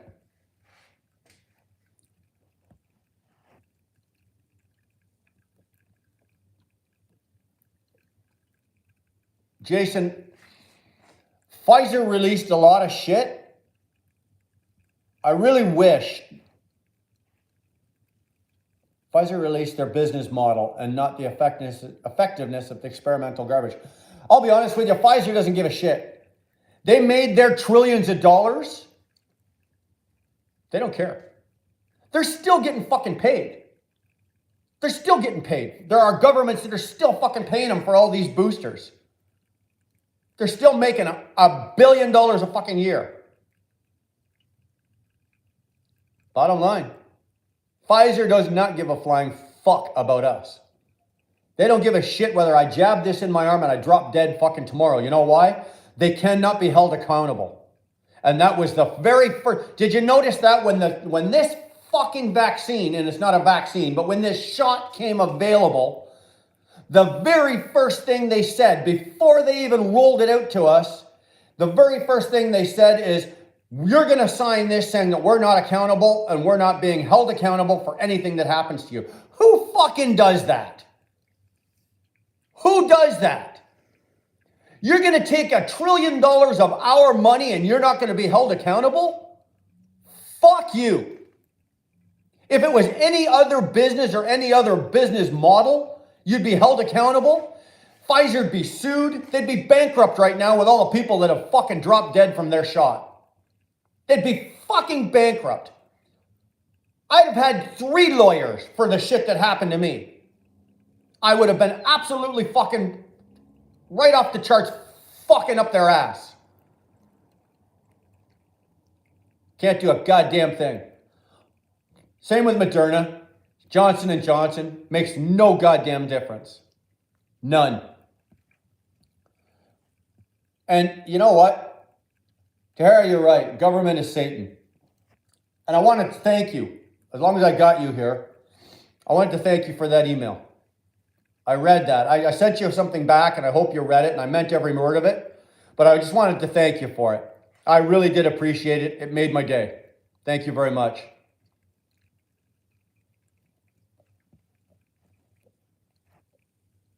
We don't have a clue what's going to happen to us with this shot. These shots, they've only been out for, what, 2 years? I would not surprise me in the least that 3 years from now, 5 years from now, I grow a tail. You know, fucking something goofy like that. All of a sudden, I go cross-eyed. Tahara said they never received the email.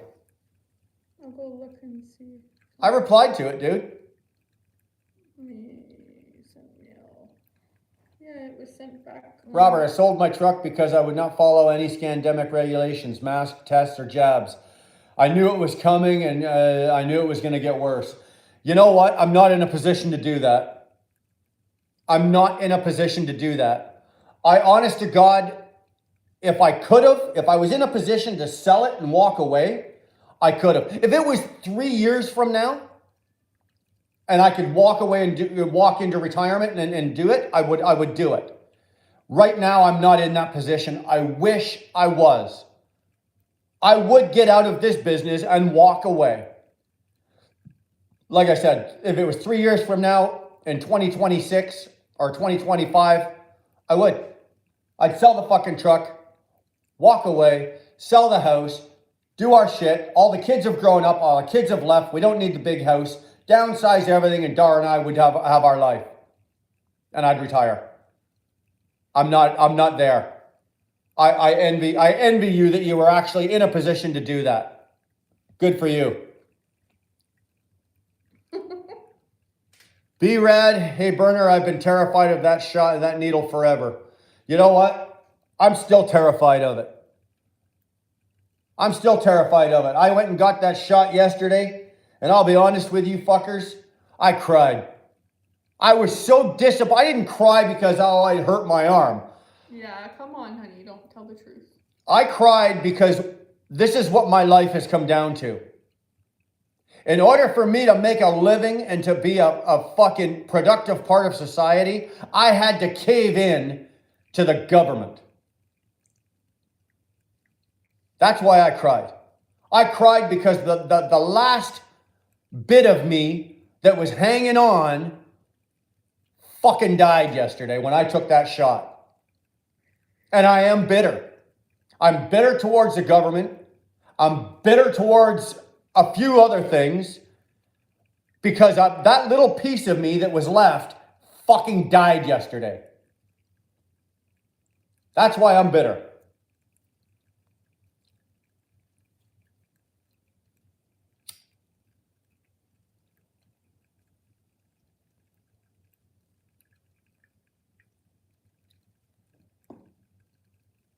We as people deserve better than this. We fucking deserve better than this. Robert, I'm company driving now. All my money from that truck, and I bought gold and silver coin. Funny, I was talking with Beans today, and we were talking about the same thing. Because cash is going digital. There's going to be no such thing as cash very shortly, whether you guys know it or not. All of you that are going, oh yeah, save your cash, save your cash. We're going to spend only cash. Well, once you spend the cash and it goes to the store and they put it in the bank is not going to recirculate the cash. It's all going fucking digital, folks. And once it goes digital, you've lost. The war's over, you're lost. Then they've got you. So now you need to find something, like Robert did, that the government needs. What does the government need? Once they go digital, you don't need cash. And once they go digital, then they're going to go China, and you're going to be living in a state. Because then your house, your cars, everything is going to go to the way of the state. Nothing you can do about it. It's coming. We handed it to them. So what is left? Precious metals, yeah. Gold and silver. Everything that we own has gold in it. That's the device you're looking at me on right now has gold in it. You will own nothing and be happy. You're right, Donald. That's what is coming. That's what's coming. I'm telling you. Start buying gold, folks. It's the only thing that the government can't control or hoard. And you can hold on to. And that one day they will need. They got you. They got you by the balls, ladies and gentlemen. George Carlin. Rest his soul. Thank God he's not here to see this, because I don't know if any of you guys went back, or if you're old enough to know who George Carlin is. Go back to a lot of his on-stage performances. He saw this coming fucking 20 years ago.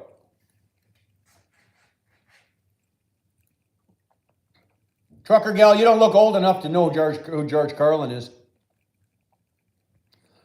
I've been talking about this for the last few years. You know what? I'm going to dump a lot of my stocks.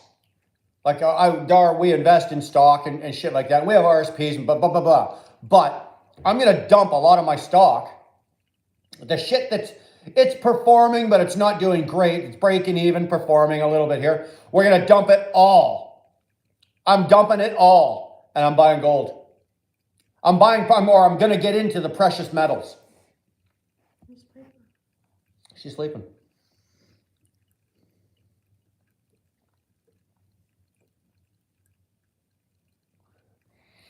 You can still appreciate the good stuff, trucker gal. That's not the good stuff. That stuff is gold. George Carlin is gold. I've seen everything that guy ever did on stage, and if I could go in the house right now, look it up, and I could watch it all again and laugh just as hard at the same shit that I've seen 100 fucking times. That's how good he was. We are not part, there you go, Greg. We are not part of the club.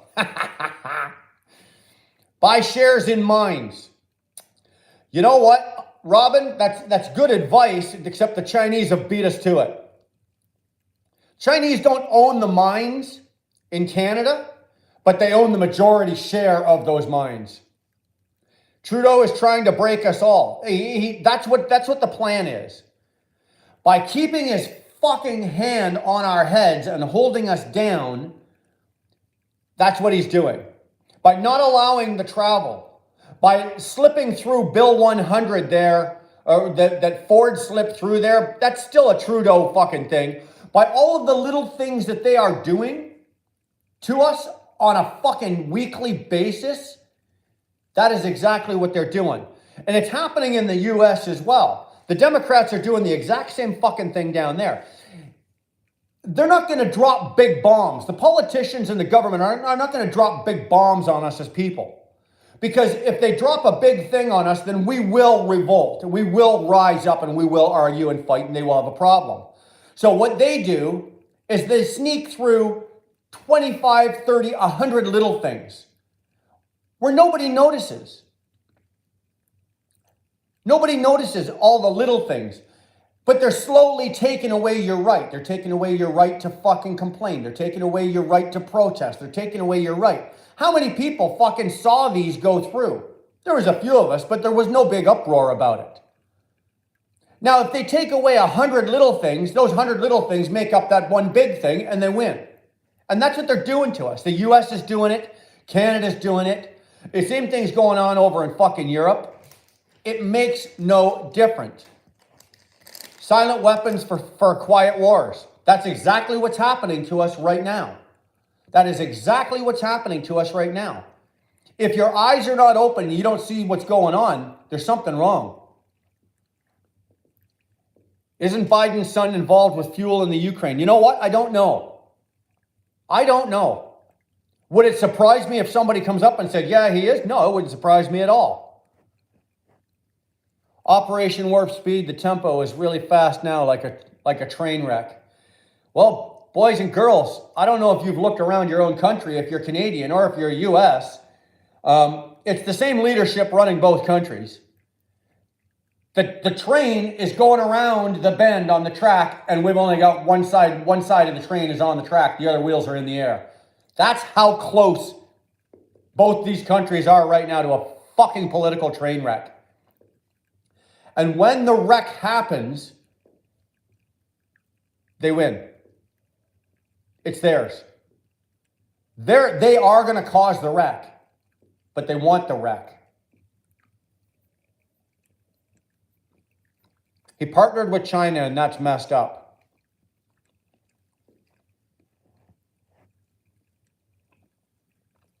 The Bolsheviks are here. Agree. All countries are a train wreck. Patrick, I don't disagree with that either. Got a friend of mine in Germany. Talk to him every day. A couple hours every day I talk to him, trucking back and forth. We talk online. Just to kill hours. The German country, the European countries, a lot of them are in no better shape than we are with what their politicians are doing. Again, the whole thing is under one blanket, right? There's the blanket, and all of the countries, Canada, US, Germany, Portugal, Spain, Austria, fucking da-da-da-da-da. Who's holding that? Anybody? Anybody? Come on, guys. We all know who's holding who's pulling all the strings of all these countries. Who's Trudeau answering to right now? He's not answering to us. He should be. But who's he answering to?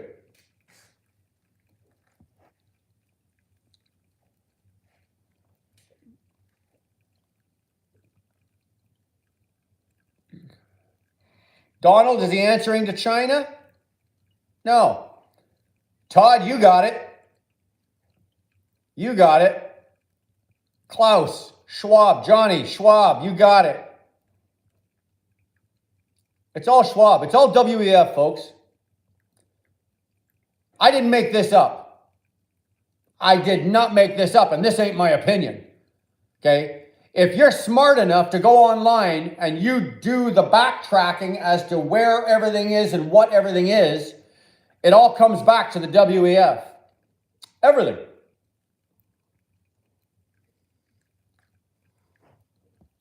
Johnny, 13 families. What, own the world? I don't think it's 13, man. I think it's 5.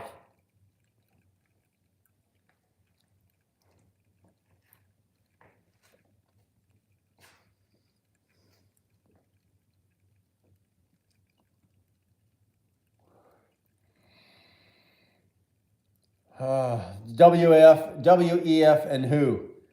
Well, the WEF is run by Klaus Schwab. Schwab is the puppet master. He's the motherfucker that's got his hand and he's running everything. Trudeau wakes up in the morning, picks up his little red phone and goes, "Good morning, Klaus. You want me? Uh-huh. Okay, and then you want me to, oh, really? Okay. Yeah. Oh, okay. And you want me to fuck the truckers? Oh, I don't know. Okay, yeah, okay, I'll fuck the truckers. Yeah, and then at noon, he gets another phone call for his afternoon fucking instructions. I guarantee you. I guarantee you. There's no other explanation for whatever. Trudeau's not a Rothschild. As much as I despise the Rothschilds, I think the Rothschilds wouldn't even have him.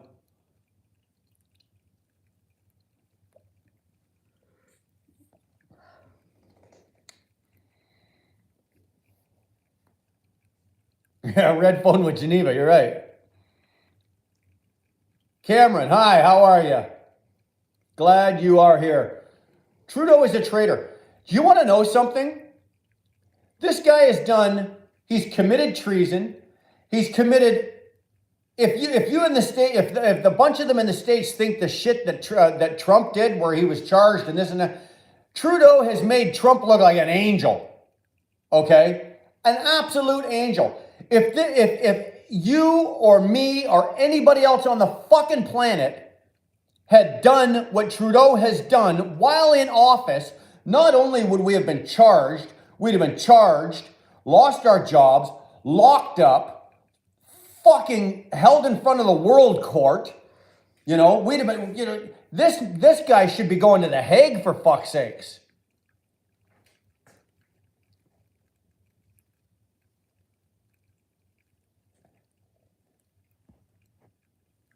I wonder what the agenda is for screwing drivers. Could you imagine? Imagine this, trucker gal. Imagine they squeeze you and me out of business. Okay? You and me can no longer operate anymore as owner operators. We've been squeezed down till we're done. Right? So we're done. So now it's only the big industry that got it. Now, what do you think the government is going to do with big industry, like the big mega carriers? They're going to squeeze. Eventually, okay, everything's going to be state run. Maybe not in my lifetime. I'm 52. Maybe not in my lifetime, but in my children's lifetime, I guarantee you, most of everything around us is going to be state owned and state run, including the trucking industry. And you don't do that overnight. They're starting now. 20 years from now, trucker gal, you and I aren't going to be operating trucks. There's going to be nothing for us to operate. You might be driving a truck 20 years. I won't be, but you might be. Right? You might be driving a truck 20 years from now, but you won't be driving your own truck. I promise you that. Okay? You'll be driving a truck for somebody or a corporation or a state. Unfortunately, that's just the way it is. If the government ran and owned and had the whole trucking industry, they've got the country. You own the trucking industry. You own everything. Everything. You hold everybody hostage. Nothing you can do. Nothing you can do. Sorry, two people like you're only 52. Fuck off, Robin. And clothes on the floor. Clothes on the floor. Yeah, yes, I'm only 52. You're handing out my birth date online. You know that, eh? Whatever. 52, you think people can't do the math, dumbass? Well, whatever. That's not your birth date. That's the year you're born.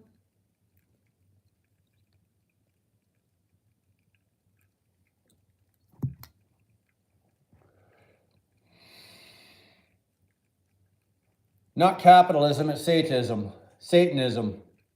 Tara, you're right. Absolutely agree. Michael, agreed. Satanism. And that's the road that we are going down. Now, here's the question, guys. It's still early in this game. How does this get stopped? How does this get changed? How do we fucking do something about this? Greg, you know you're right, Brian. Oh, God. Say that again, Greg. You know you're right, Brian. Okay, I'll say it again. Oh, honey, It's like therapy, being able to rant and discuss. And though it feels great, there needs to be a solution to the mess that we are all in. You know what, Greg? What's the solution? What's the solution? Because we're still in the beginning stages of this. What's the solution? I don't know what the solution is. I don't have a solution. My solution would be to fucking carpet bomb all the politicians, get them out and bring in new. But that's not going to happen. That's not going to happen. Non-stop protests. They've made it illegal to protest. They will put us all in jail.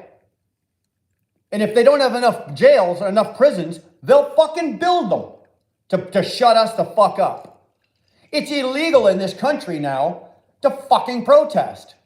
If they don't like what you're protesting, they'll throw you in jail. That's right. Make Marxism rare again. Right now, it's running rampant. It's running fucking rampant. Don't get jabbed for a start. Well, you know what? If I don't get jabbed, I go bankrupt.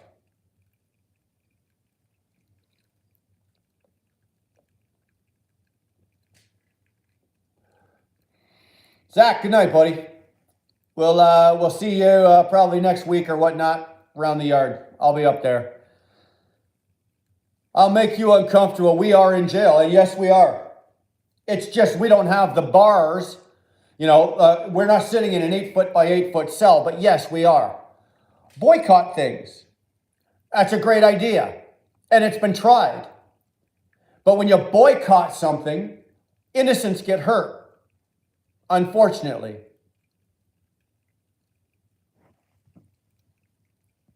That's what we call taking one for the company.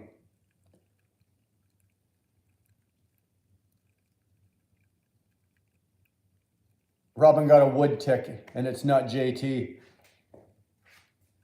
Fuck.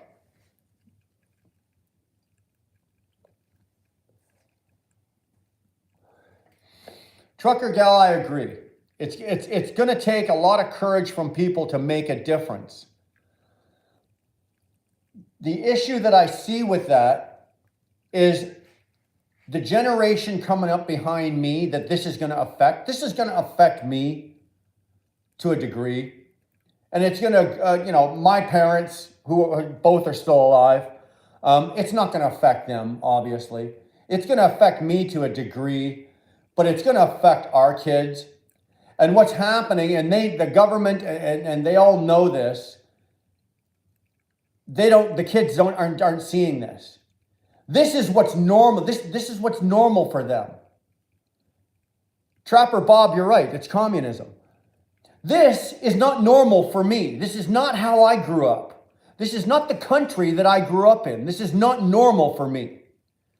Okay? So I see it as it's happening, and I raise my hand, and I scream, and I yell, and I tell you, fuck you. This is not right, blah, blah, blah. My kids and the generation coming up behind us, this is normal to them. They don't know any better. They're so fucking busy doing this. They can't take their goddamn faces out of their devices long enough to know what the fuck's going on around them. And it's normal. They don't know any different. They're going to grow up in a world where all of the shit that you and I don't want to have happen is going to happen, and they're going to think that's okay because that's normal for them. Welcome to normal. This isn't fucking normal.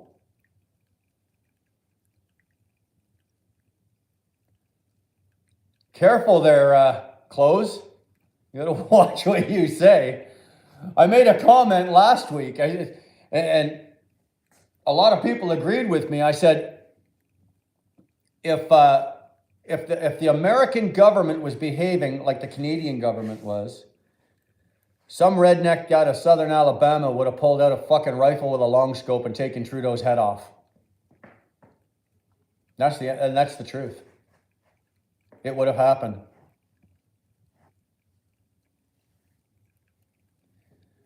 Roger's iPhone. Brian, I worked for Day and Ross. I had 61 and 50 miles. My pay was $7,000 in the bank after 2 weeks. Mm-hmm. Mine was 3,300 bucks, 3,500 bucks, whatever that was. Yeah. I got to ask you though, Rogers, what was your fuel surcharge? If you don't mind putting it up here. The CIA has a file on you, do you? Do they? Well, the nastiest online truck driver.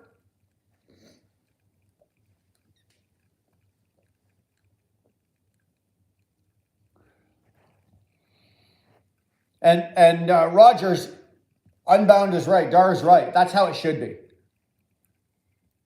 My paycheck and my fuel were reversed. My fuel bill was $7,700, and I took home $3,500. Those are supposed to be reversed in today's industry. I should have put $7,700 in the bank, and my fuel bill should have been $3,500. Trucker gal, we'll see you later. Thanks for stopping in. Good talk. Keep rolling. Keep your videos going. We like what you're doing.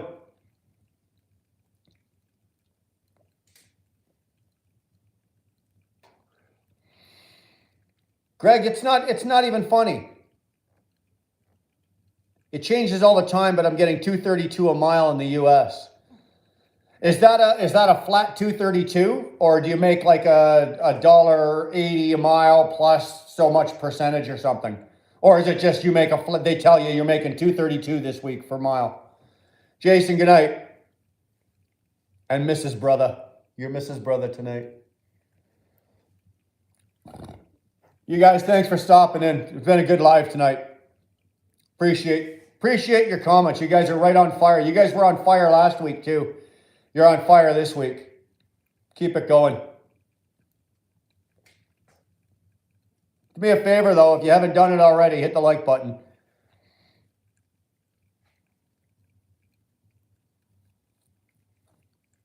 Brian, you and Cassius King should make a video. Social, I don't know who Cassius King is. Who's Cassius King? That's with the surcharge. Okay. That's good though. 232. So you're 70. So you're probably making $1.80 a mile. You're getting 70 cents or that's good. Rogers, that's good. You're doing well. Now tweak your truck and get some better fuel mileage out of it, and you'll take home a little more money. But there's nothing wrong with the miles that you ran for what you put in the bank. Nothing wrong with that at all, bro. That's a good 2 weeks.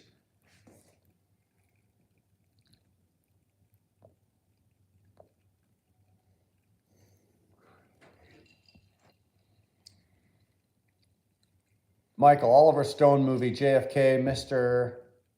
X was a real life Colonel Fletcher. He stated oil is the second fastest producing element on Earth. Oil isn't a fossil fuel. Tara, why don't you bring Pierre Polivier on your show? I actually tried. Go back in my videos. I put out a video asking Pierre to come on the show. I also put his email address up on the screen for you guys so that you guys could email his office telling him to accept my invitation to come on the show. I got no qualms. If Pierre Polivier wants to come on here, I got no problem with that. I put out another video challenging Trudeau and Ford. Both of these, asking them both. Give me an hour of your time, sit down with me. I even told them up front what questions I was going to ask them so they can get their fucking lawyers and be prepared. Keep trying. You know what? I might. Tara, that's a good idea. I would love to sit down with Polivier. I really would. He's not my favorite guy either. Okay? I don't pick politicians. I don't pick the one I like the most. I pick the one I dislike the least. You find the one that's going to do the least amount of damage, and that's who you vote for. Karen, I knew you would. Thank you. Brian, I'm the guy from Moncton that's trying to meet up with you for coffee or something. Well, you know what?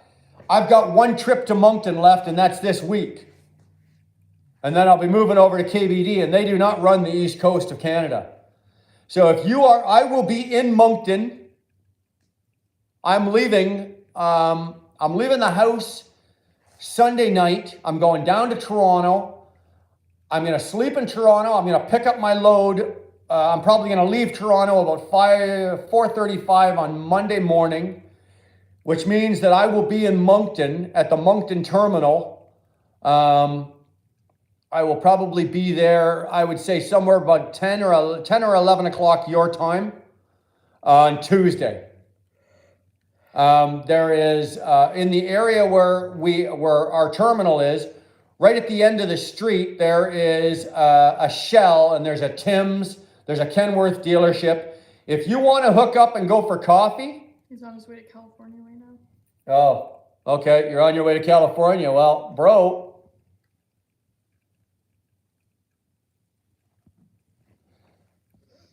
I'd love to I'd like to hook up with you. That's where I'm going to be. If it doesn't, unfortunately, it doesn't work. Oh, sorry, North Carolina.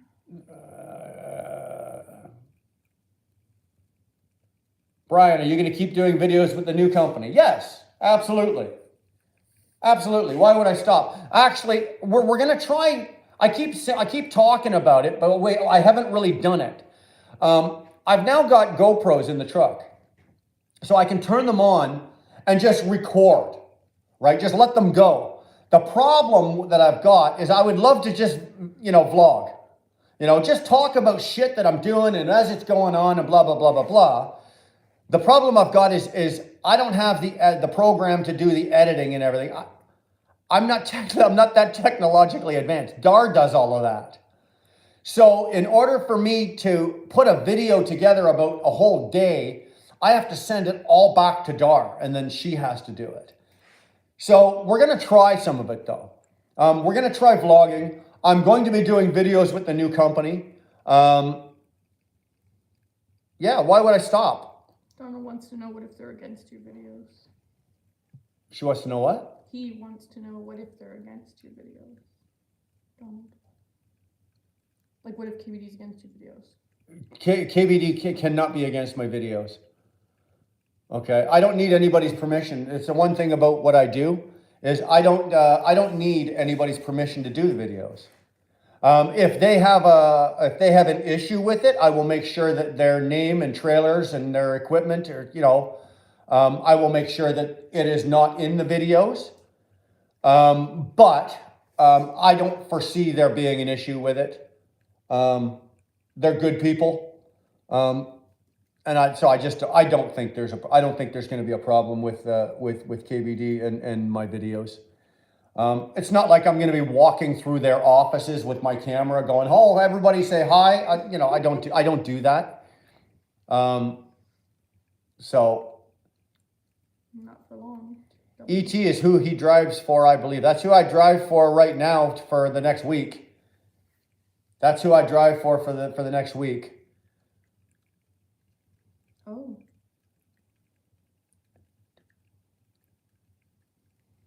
Trudeau kicked who out of the House of Commons? Karen, who was that? Something just, the rep from Sask. Sorry, you know what, you guys, the comments are just smoking by so fast. She said he kicked the rep from Saskatoon out. Oh, wow. Unvaxxed MP. Oh, didn't know. The rep from Saskatchewan. So Trudeau threw him out of the House of Commons. Wow. Wow. More communism. Just wear tight jeans? Okay. Just for you, Robin, we'll knuckle up, okay?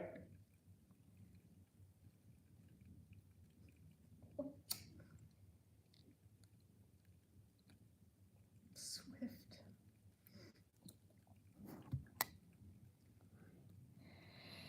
No, we're not going to fucking Swift.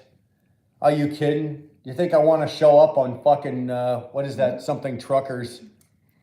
The one that always has all the accidents. I had to unsubscribe from that and stop watching it. Oh, that was brutal. I was getting carried away. I was losing hours of sleep laying in bed at night watching the dumb truckers. Bonehead truckers, thanks. My God. My God. There is another one, though. Yeah. I had to stop watching it. Man, I was laying in bed in my truck watching this. Because you can literally fall down the rabbit hole, right? Oh, yeah. You're watching, you're looking at something and you'll see something and it'll catch your eye and you'll watch it. And then it takes you to the next one. Then the next one. Next thing you know, it's fucking 1:30 in the morning and you got to get up at 4. It's like, oh, did it again. It's always a Swiftie. No, there's no Swiftie here. We're not going to Swiftie.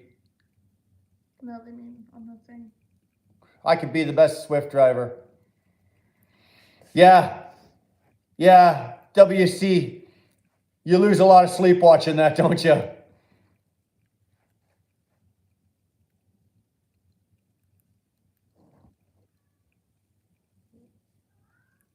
Arthur with Trucker's coach?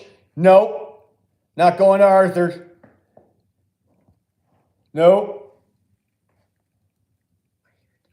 You see the shit that was going on over at Best? We're watching Best today. He went live today. He's probably live right now too. But yeah, I don't think they were talking about it tonight, but he was talking about it the other day there about the shit's going on Earth or Arthur, however you want to say it.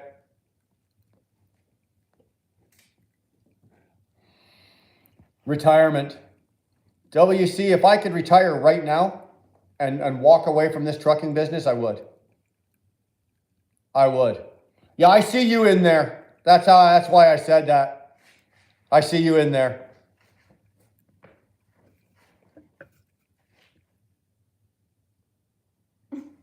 Open your Bible. Dude, I don't even own one.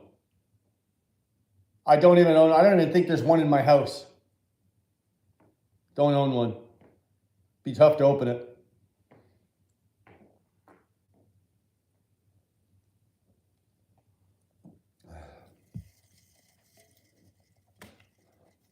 Johnny, you called that number and the lines were cut off. Were shut off. Did you send the email though? Because I know for sure the email is good. Soon you'll make more money not running your truck. You know what, dude? You're right. You're right. And it's almost a shame that I have to honor my contract and run this one last week. Because like I said earlier, I usually do two full turns, right? 41 or 4,200 miles. And this time I'm only going to turn one turn. That's all I'm giving them.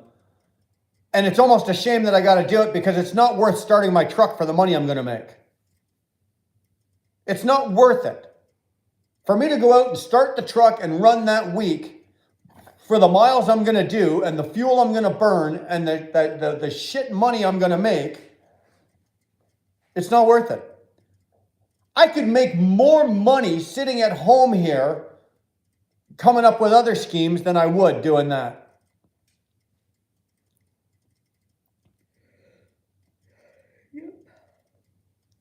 Yep. Yeah, I'm going to stay on vans over there. They do vans and flatbed, but I gave the owner, Bruce, I gave him my word that occasionally I'd flip over and do a flatbed load here and there. It's good to be versatile because I pulled flatbeds for almost 15 years. And when I was with them for 5 years, I pulled flatbeds for them. I can do both. I'd like to stay on vans, but if something happens and something goes down and I can't, there's not a load, but they've got a flatbed load, I'll take it. I'm not going to sit because they don't have a work. If they've got work and it's on flatbed, I'll take a flatbed load. Who wrote Challenger? Are you crazy? Who in their right mind would ever go to work for fucking Challenger? No, I'm not going to. IH, it's going to be KBD. KBD Transportation out of Iroquois. If you're a Canadian, and I'm not saying this because I'm going there, okay? I've sent, in the last 3 or 4 years since I haven't been working there, I've sent guys there working. I've always had a good relationship with that company and with the ownership. And I've kept that on purpose because they're just good people. And I've sent drivers there, many drivers, to go work there.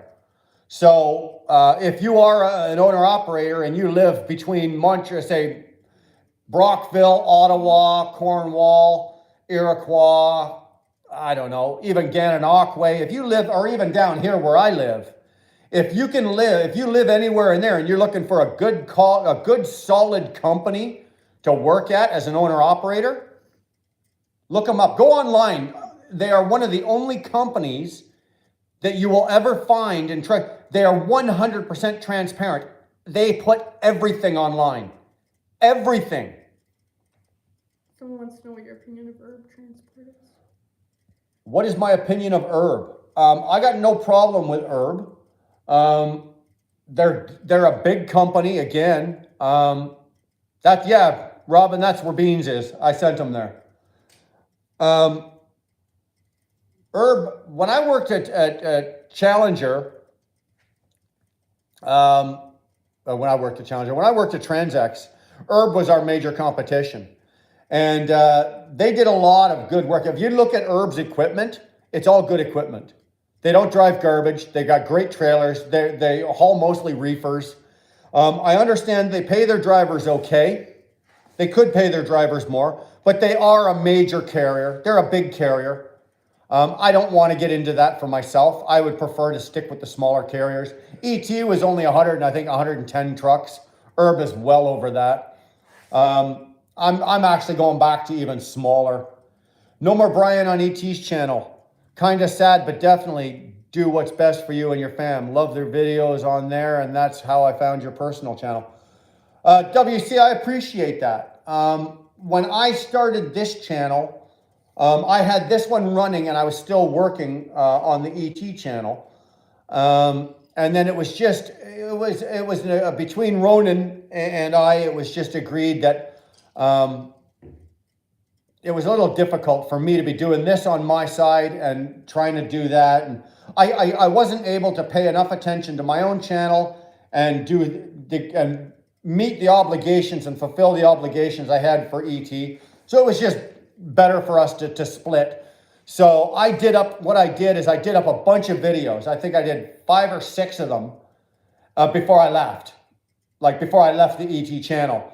So they've got those and they're slowly releasing them. Every couple of weeks they'll put one of my videos out. So you might still, I think they still got 3 more to release. So you might still see me in the next couple of weeks. But no, I'm not there doing their videos anymore. And it was great. Like I was there from day one. I had a great time doing the videos. I loved doing it. It was a lot of fun. But I'd rather do this. I'd rather have my own little channel. They got 85,000 subscribers. Do I have 85,000 subscribers? No. I got 7,800. I'd rather have my 7,800 than their 85. Honest to God, I tell you the truth. I'd rather be doing this, sitting around on a Saturday night fucking around with you guys. Yeah, Curtis, I know. I saw the switch earlier today. Why did he lose his channel again? Why did he lose his channel? Again? Like, isn't this like the Well, no, he didn't lose his channel, okay? The channel, he lost his channel originally because there was an incident on his channel. But then the channel he was on, the channel Best was on, wasn't his channel. It was somebody else. I'm not going to say any names, but it was somebody else's channel that he let James basically hijack it and use it. Okay. And now James started his own channel again, and he's building it up. And then I gather by earlier today, I was watching quickly before we came live to see what's going on. And I'm gathering something happened between him and whoever owned the channel. And now Best is on his own channel again, and it's all his, which is good. James needs his own channel. And is everyone jumping over? And hopefully, as soon as I found out that he had made the switch and he was shooting live from his new channel, I subscribed to his new channel. So, and I encourage everybody else to do it as well. If you don't watch James Best, there's something wrong with you. Yeah, I know. I didn't want to say any names, IH. I just, it's not my place. The last thing I want to do is, have James looking down the barrel of his gun at me. Fuck is the last thing I need. So I'm not gonna, it's none of my business, but he's got his own channel now and it's his. Good for him. He's going to be fucking successful. He's going to be successful. Stay away from GMO foods, people.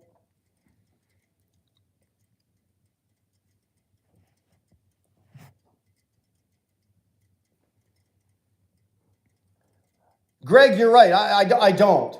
I don't. I don't sit there and watch my subscribers and watch this and I don't. You know what? I do this because this is fun. I make some videos during the week. And, this week here, not a whole lot happened. I had a whole lot of other shit going on, and I wasn't able to really put out a video for you guys.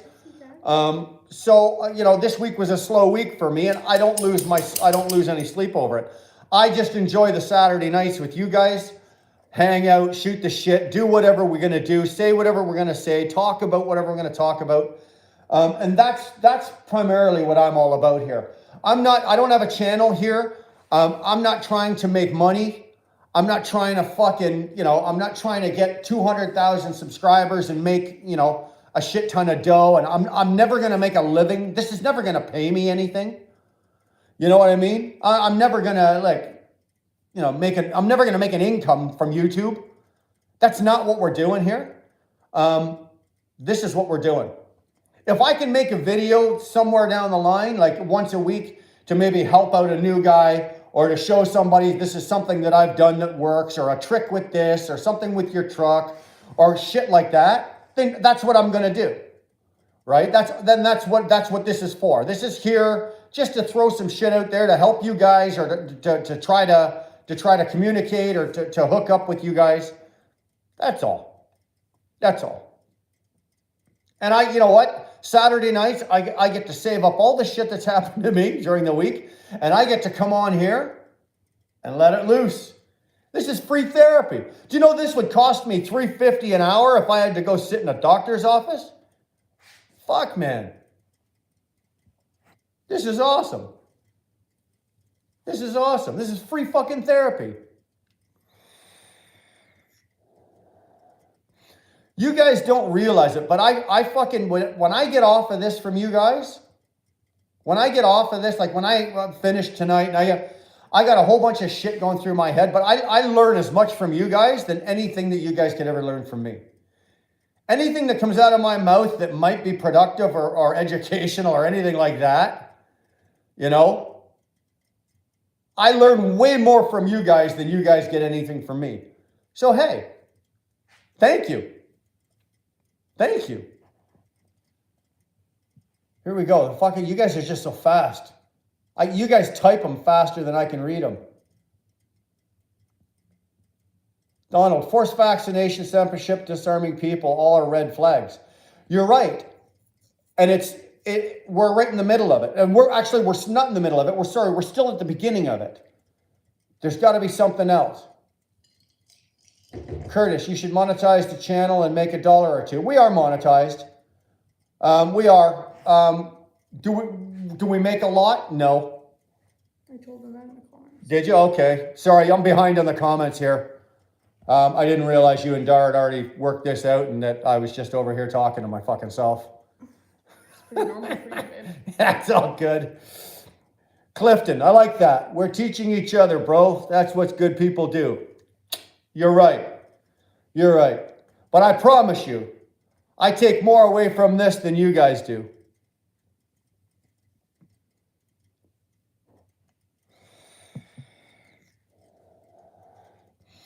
Robert, you're absolutely correct. If you can get 150,000 views on every video with ads, you are correct. You will make money. But do you know how much time and energy would be required for me to do that? If I wasn't working, and let's just say I had enough money to sit around for a year and do nothing, I would probably do that. I would work like hell and build this channel and turn it into a fucking big thing like that, okay? And get 150,000 views per video. I would. But I don't. And to do something like that takes a lot of energy. It really does. And right now, I don't have the time or the energy to devote to give into that. I've got enough time and energy to, like I said, put out a couple of videos. I've got 78 or whatever subscribers. I put out a video. The average video, if you go through all my videos, the average video, I don't get a lot of views. I'm 1,000, 1,200. A couple of them have got like 2 or 3, 4,000 views. And I'm good with that. You know what? If 1,000 of you are crazy enough to sit there for 9 minutes or however long the video is and listen to me, I'm good with that. I really am.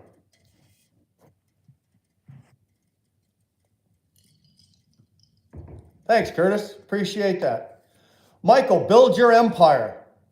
Well, you know what? Maybe one day. What we're doing now is sort of a setup for maybe down the road. You know what? couple of years. I do this for a couple of years and just keep it at this level. Maybe build it up a little bit more. But then, you know, when it comes time, when I can get out of that truck and I don't have to drive that truck, one bite at a time, Donald.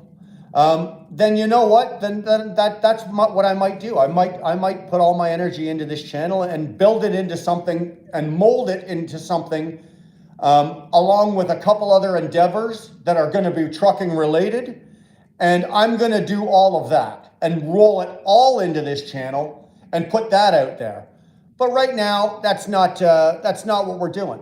Johnny's going to bed. Johnny, thanks for stopping in, brother. Appreciate you always. Love talking to you. Dar does a good job. Yes, she does. Yes, she does. I like watching the trucking videos that show driving OTR. You know what? Social, that's what I'm talking about. Trucker Girl does it. Trucking with Schmidt. I don't know if you ever watch him. He has a great setup going the way he does it. And I'm gonna try that. That's why I said to you, I've got the GoPros now. So we're gonna try it. I haven't really done it, but we are gonna try it. And we'll see how we do.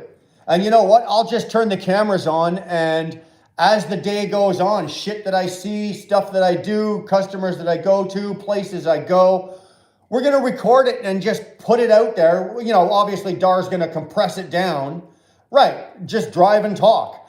And Dar will have to compress it down into a video because nobody's going to sit and watch a 4-hour video. So we're going to do that, and we'll compress it down and pick out the best parts of what we find is interesting, and we'll just share it with you, and that's what we're going to do. Can you not like do a live driving down the road? Yeah, well, that's the other thing. I can do a live, and that's something that I thought about. I can actually do a live from on the road.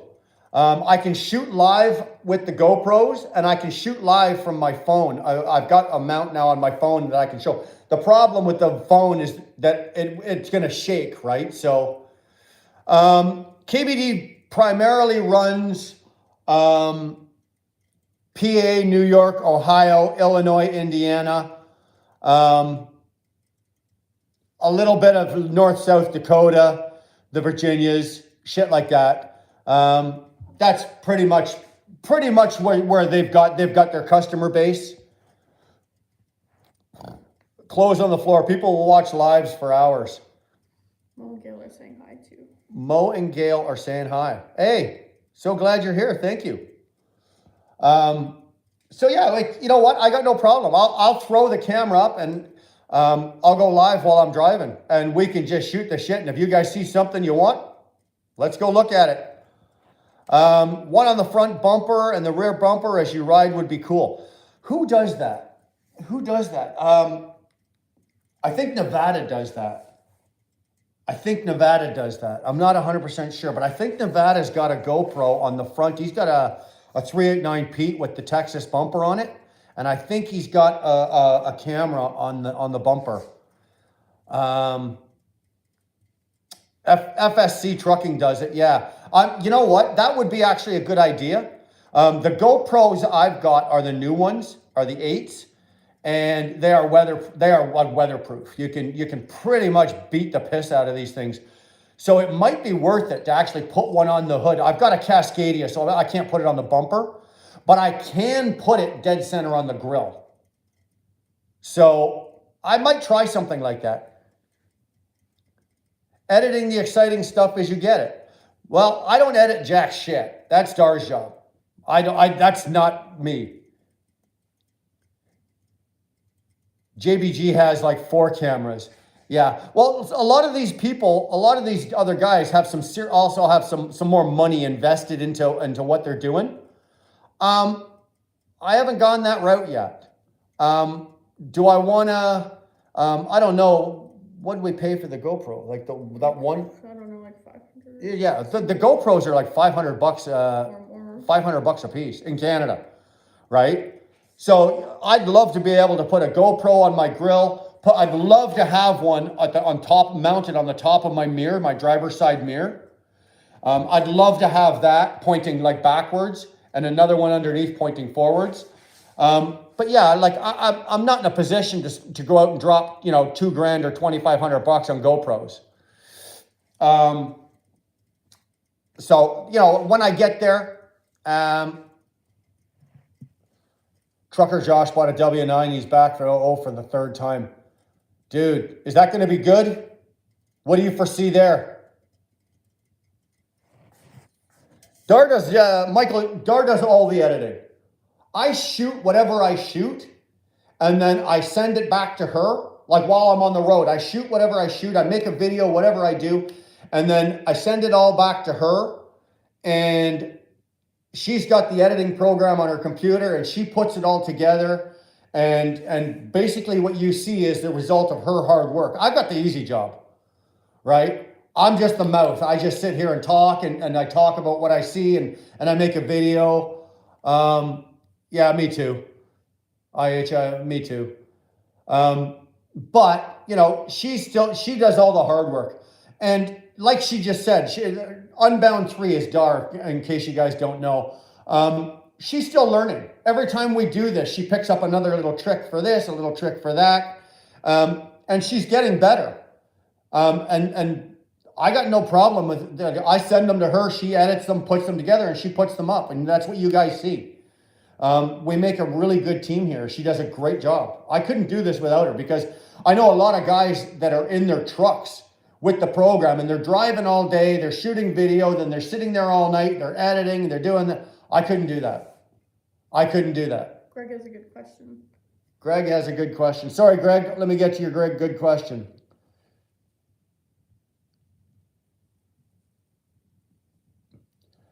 I have a question. If having your own YouTube channel can be sustainable, how would it all work when the world goes digital? Thoughts? Bro, that's a good question.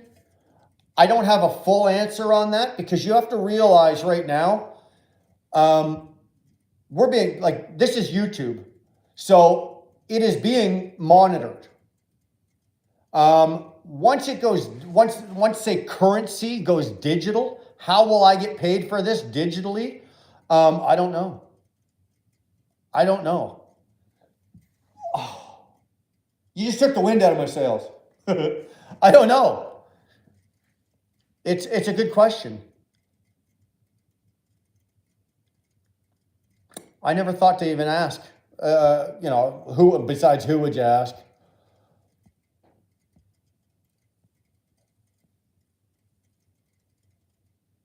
Just tonight I figured out Unbound 3 was you. I might just change the name. You gonna change your name? Maybe. To what? Just to me. Super Trucker Bitch? No. She might change her name to Dar, so that you guys know who she is.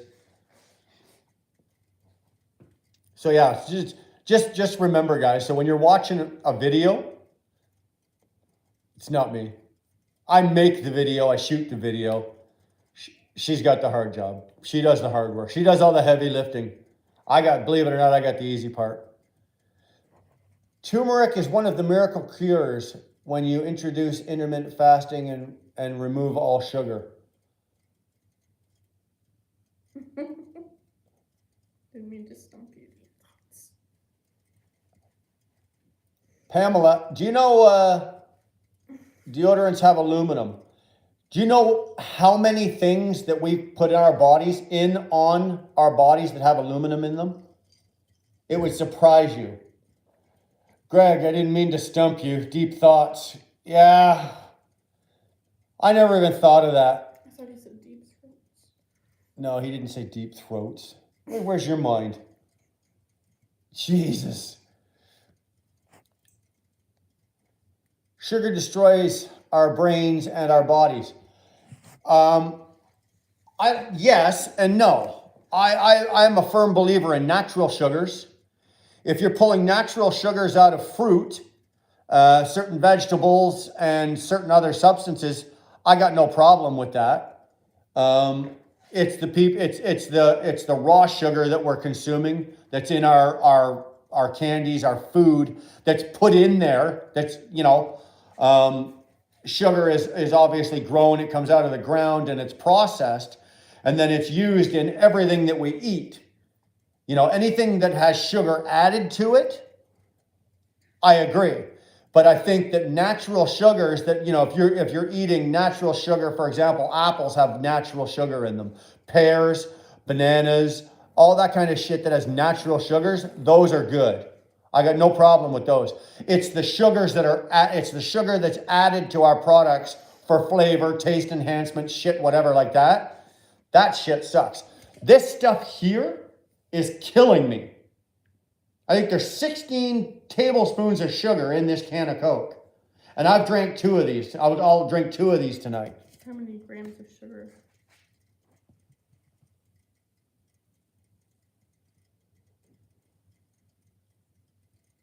Aluminum cans are lined with plastic.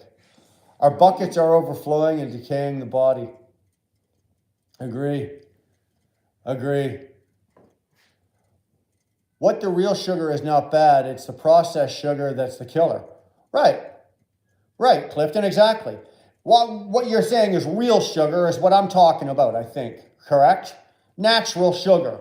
Natural sugar that we get in our vegetables and shit like that, and fruit. Mostly fruit. Natural sugar. The sugar that's refined, processed, and put in our food, that's what's killing us.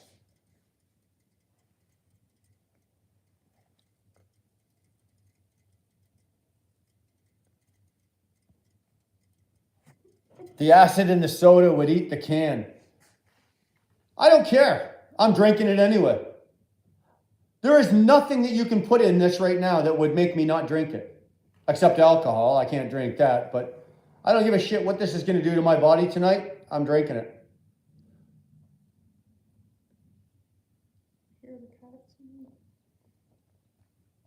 Hey?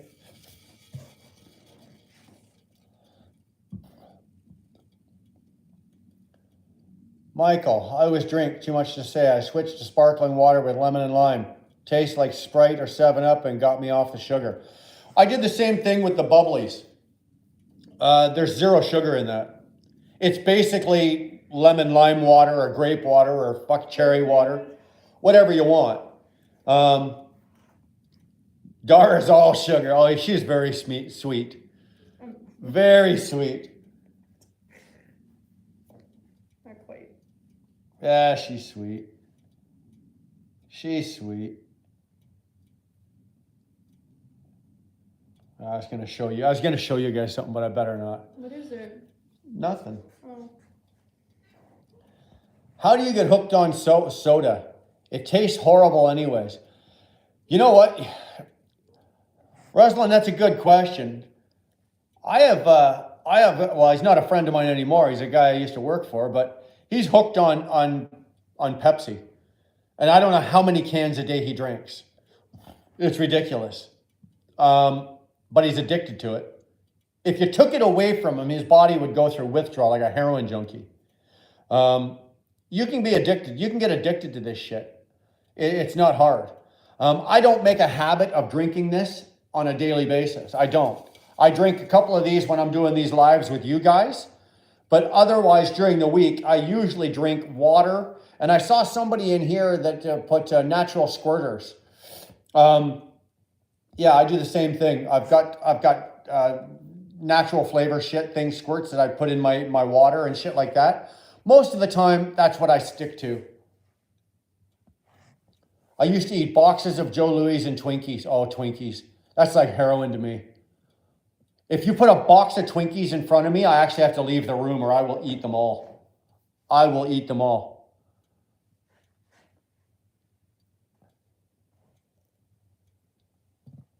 You used to drink 3 710 ml Pepsi bottles a night? Holy Christ. How do you have any brains left? That's bad. Oh, looks like Dar changed your name. There you go, guys.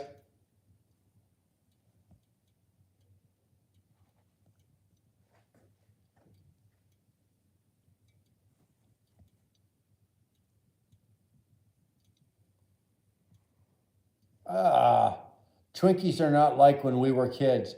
Have you noticed that, Donald? Twinkies, Joe Louis. Remember those they were called caramel. They were you get two of them in a pack. They were square. Remember those? Is it just me or did they all get smaller? Very small. Even they got smaller. And what about the clothes on the floor? How did you get a wrench?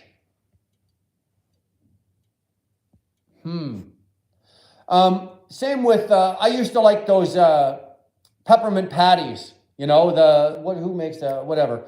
But they used to be fucking like that big. And now they're tiny. They're like that. And exactly, Clifton, you're paying twice as much for them. It's disgusting. You used to eat the Joe Louis, the caramels, the Twinkies, the Half Moons, and what were those things? Hostess cupcakes. Michael hit it. Yeah, there we go. Hostess cupcakes. Yeah, we did. Clothes on the floor. I don't know how I did that. I was looking at something. I touched on you. Oh, okay. That was you then. Yeah, that was me. Hold on. There. Sorry, bro. Got to take your wrench away. Yeah, I hear a cat crying. Do you hear Yeah, it's up the door. No, is it? Yeah. There's a Davy outside. Reese's peanut butter cups. That's Dar's heroin. Dar loves those. The peppermint patties. Oh, that's my favorite. Oh, awesome. And remember those Macintosh toffee, right? They came in like the Scottish colored red boxes and everything. And when we were kids, because it was in a box, but it was inside a plastic, you used to take it on the kitchen table and drop it and smack it on and shatter it, and then you'd eat it. Did you see that? Did you see how small they are now? They're about half the size. Mr. Bees, where you been? You missed the shit.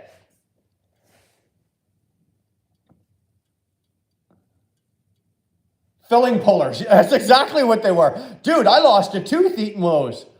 I lost a tooth, pulled the tooth clean right out of my mouth. Ugh.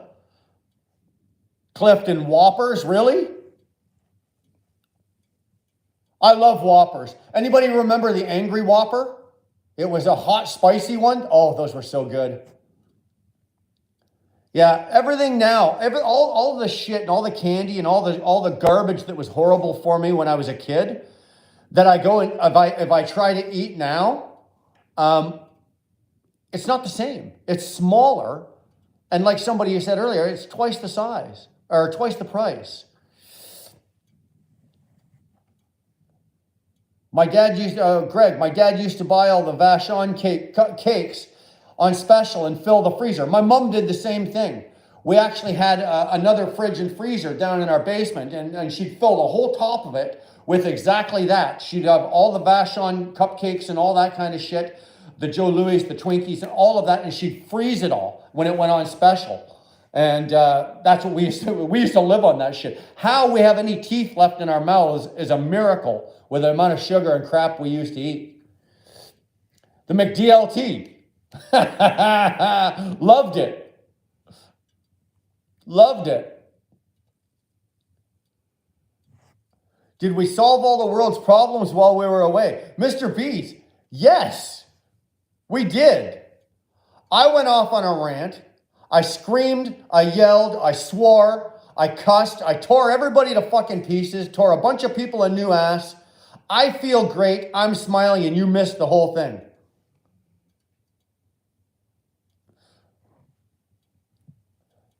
Back when Harvey's had real burgers and fries. You know what? I love Harvey's. I was craving a Big Mac the other day, but I didn't go get one. I like Whoppers, but if I want, I guess for fast food, the closest thing to a hamburger still is basically a Harvey's. You go to Harvey's. I get the double burger with cheese and bacon. I put a ton of shit on it because for the price they charge me, I'm putting as much shit on that burger just to make sure I get my money's worth. Michael, solution, elect me prime minister. Dude, you put together a platform and you send it to me and I like it, I'll vote for you. KFC double down. Oh, that's heartburn right there. KFC, love it, can't eat it. Same with Popeyes, love it, can't eat it. It kills me. Absolutely kills me. I pay so dearly for eating that.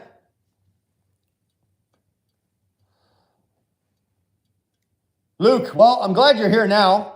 Hey, man. Go back and watch the replay, though. That'd be good. Michael, I'm pro-gun, pro-mom, and pop business, anti-coercion, and pro-health, pro-wealth. Okay, I can go with the pro-gun. I definitely go with pro-mom, pop business, and anti-coercion, and pro-wealth. Hey, let's get together. I can go with all that. I go with all that. Luke, KFC is oily. I hate it. You know what? It's not that bad. Popeyes is worse, I find. But it just gives me wicked heartburn, and it goes, without being gross, it literally goes right through me. Like from the time I finish eating KFC, I need a bathroom. But I love it. It tastes great.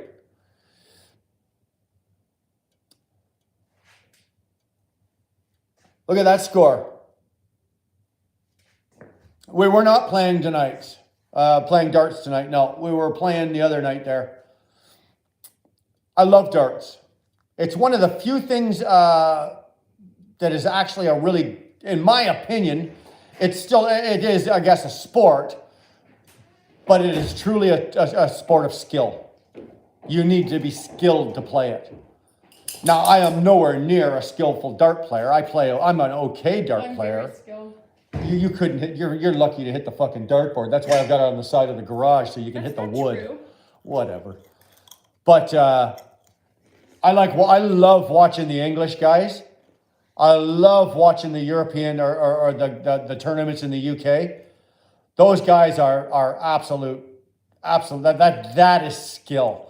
Those are people that have taken a serious interest into what they're doing, and they've perfected it. Love it. Love watching it. Darts for farts. Yeah. Funny thing is about darts, it's the only sport that you can be the biggest fat fuck in the world and still be the best in the world at what you do. Can you pinball, brother? Do you mean 180? Yeah, you got it, Robert. Do you mean, do I play pinball? I do not have a pinball machine, but we used to love them as kids. I don't think I've played a pinball machine in years. I used to love pinball machines. I probably dropped more than like several months worth of an allowance when I was a kid into pinball. Loved it.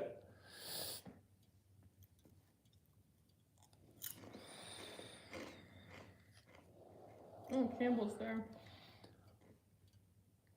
Big Mikey. Campbell's in the house, guys. Give Mike some love. You had a busy day,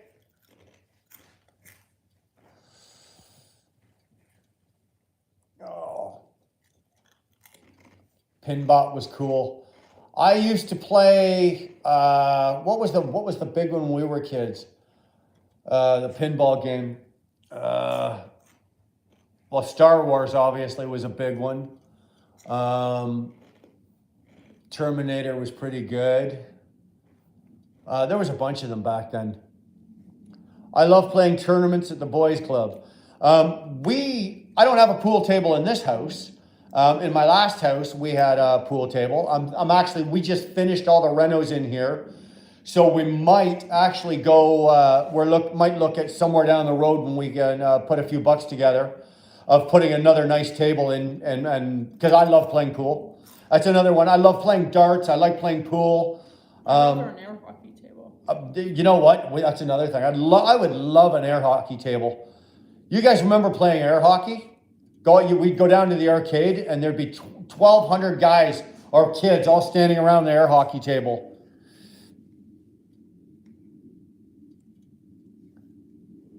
Yeah, Dar changed her name, so you guys know who she is.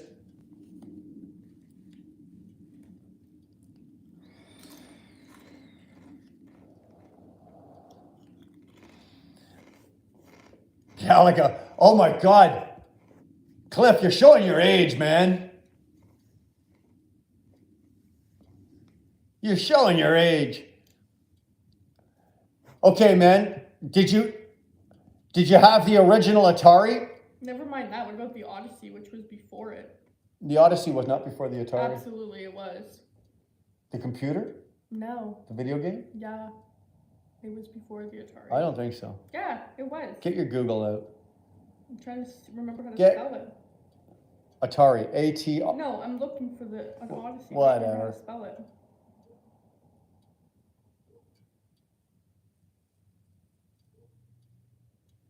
I sell full-size arcade games from the 80s and 90s. Donald, you still got your Atari? I don't have it. I've got a PS4. ColecoVision. Oh, Jesus. Come on, guys. That is awesome. Oh, foosball. Mr. B's. I grew up in the boys club. We had air hockey, foosball, all kinds of stuff. Love foosball. Love foosball.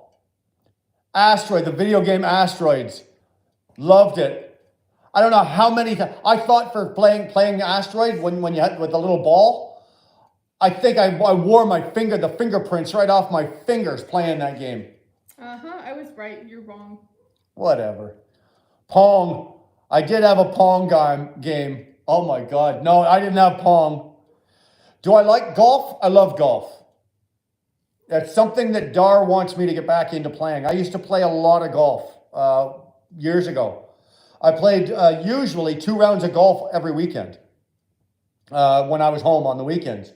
And love it. And then for some reason, I seem to have gotten away from it. And I have not played, I think in the last few years, I might have played 3, maybe 4 rounds of golf. I would love, Dar wants me to get back into playing golf, and so do I.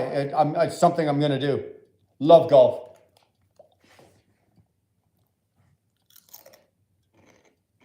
Scott, holy crap, you're still here. Awesome. I'm still here. Where were you? Don't tell me you went to go spank one off or something like that, or you had to go. I don't want to know about that, but Zach, you're back.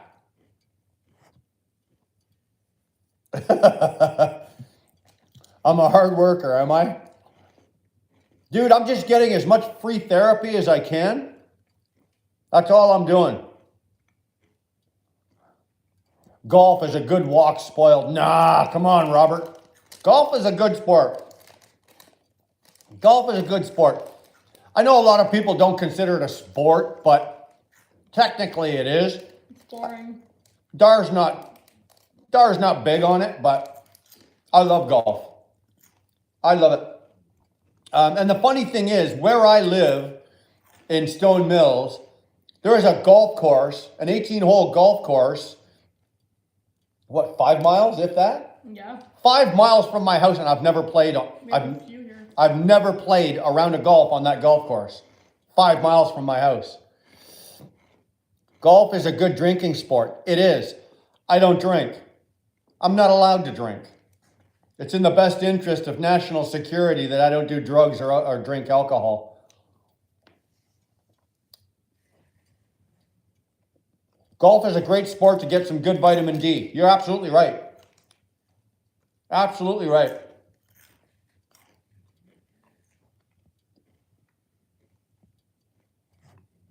And Red Bull. Could you imagine? I don't know. I'll try it. The next time I play golf, I'm going to jack myself up on Red Bull and see what happens. I'll probably drop dead from a heart attack from my heart pounding and palpitating. Zach, it takes your frustration away when you hit the ball and it takes a hole to the hard right or left and lands in the sand trap or the water.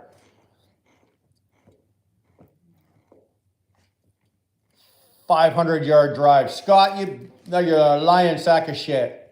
You've never driven a ball 500 yards?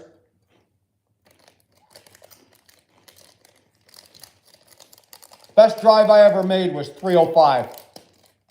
305 at Glen Abbey Golf Course.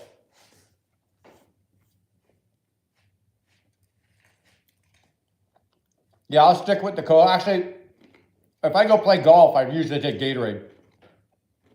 I don't take pop with me on the golf course. I'll take Gatorade, or I'll take just take water.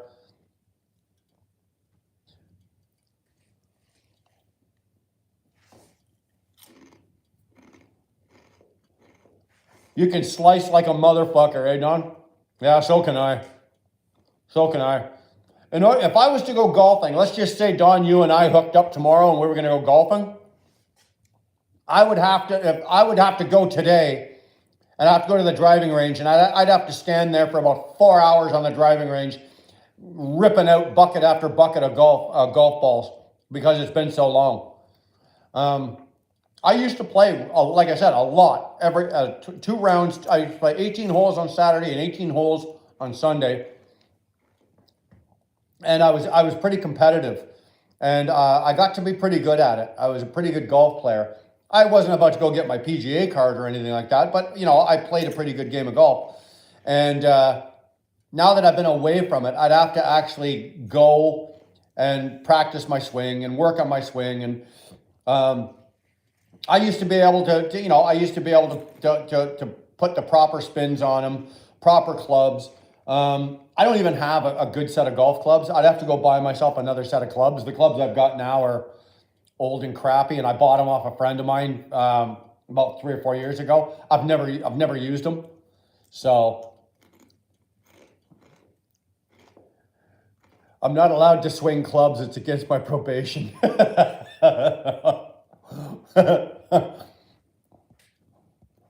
I can tell you that's true, Don. If we went golfing, we'd be laughing. Our stomach, we wouldn't get through 18 holes. The people behind us would be pissed right off because we'd be busy laughing. We'd get to the 18th hole and we'd have stomach aches. 305, Dar must be jealous. 305 on a par 1.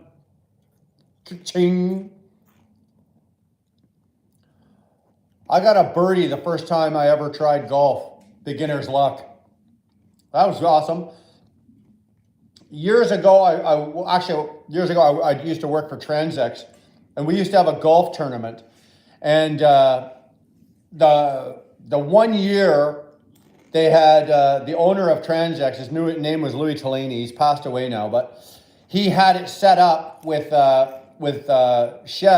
Chevrolet. They had a new car. Anybody that got a hole in one won the car. Believe it or not, like all the guys, we all showed up and we had this massive tournament.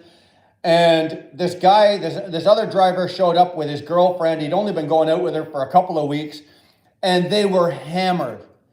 This chick got up on a par 3, fucking nailed this ball, dropped a hole in one, pissed her pants, and won the car. Never seen nothing like it in my entire life. Won the car, peed her pants, with a hole in one.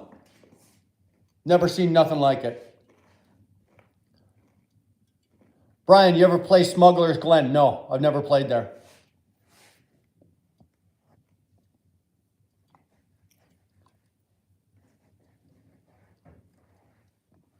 I got a Woody the first time the booze cart drove up.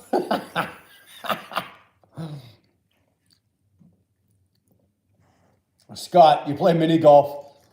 You know what? That's pretty cool because my kids love mini golf as well. So I did all right with mini golf. I was I felt really good beating up on a bunch of, 6, 7, and 8-year-olds on the putt-putt area. My cousin gave me a club once, got me all set up, hit the ball, and it went backwards. Went through his driver's side window. He took the club back from me, my first and last time swinging a club. I'd pay $1,000 just to see that. That's awesome, man.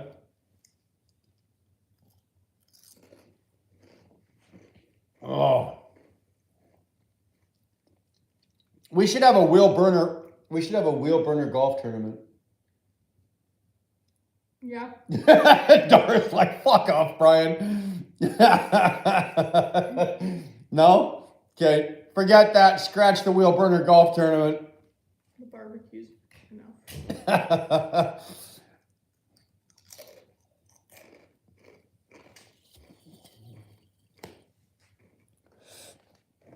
The winner of the winner of the wheel burner golf tournament gets me for a day.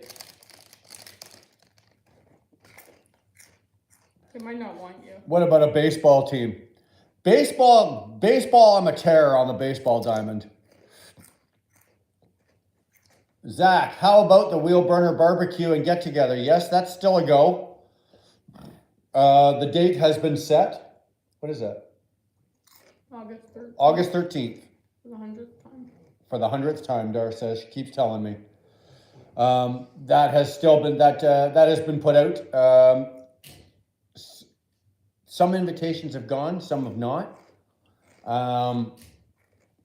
We're working on just a couple little things, but yes, the wheel burner barbecue is a go.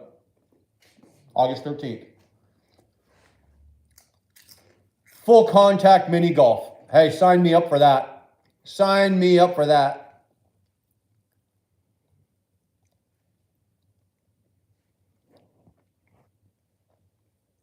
I have no idea.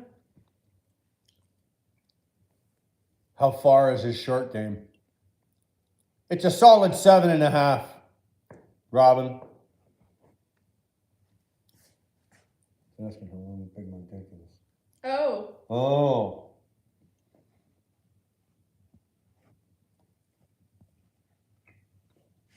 I will come out and drink and smoke with you all day long, trying to find that little ball cuts into my drinking time anyway. I know guys that have come out and played golf. I've done it. Had a bad day. Paid $65 for a round of golf and spent $120 on golf balls.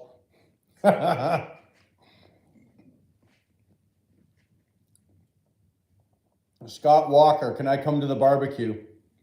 Scott Walker, where do you live? Oh, he's on our list actually. Is he? Yeah, I just looked. Oh, it must be Scott, you're already on the list. You don't need to answer the question and put up on the screen where you are. It doesn't matter. Dar's got the list right here of all the people that have been invited so far.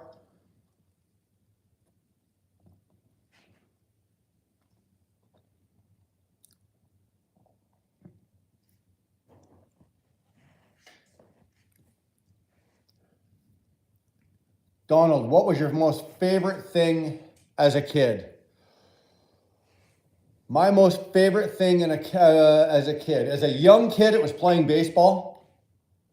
I loved baseball. And as I got older, I got into motocross. I used to love motocross riding. And I don't mean the bicycle, I mean the motorcycle. No, not motocross pedal bikes. No, I mean motorcycles. CR80. No, Mike, I was not a Honda boy. I was sponsored by Suzuki, believe it or not. I was an RM.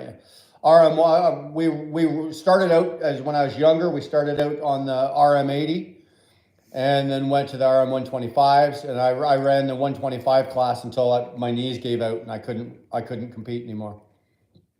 My brother, on the other hand, was a Honda rider, and he had the CR125.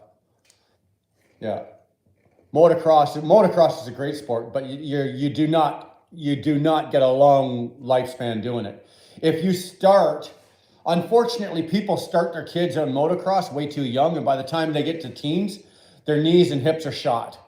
Look at Leanne. Well, Darlene's got a girlfriend who's got a son that races competitively, and he's a wreck. He's 14 He's 14. How many surgeries? 14, he just had a hip replacement. Yeah, 14, the kid just had a hip replacement. You know, so it's too. I was done. My knees went. I had a Suzuki RV90 when I was 11. Fun ride. I had a 73 250 Yamaha, strictly dirt bikes. Yeah, we always ran dirt bikes. We always had street bikes as well, but we always had dirt bikes in our house.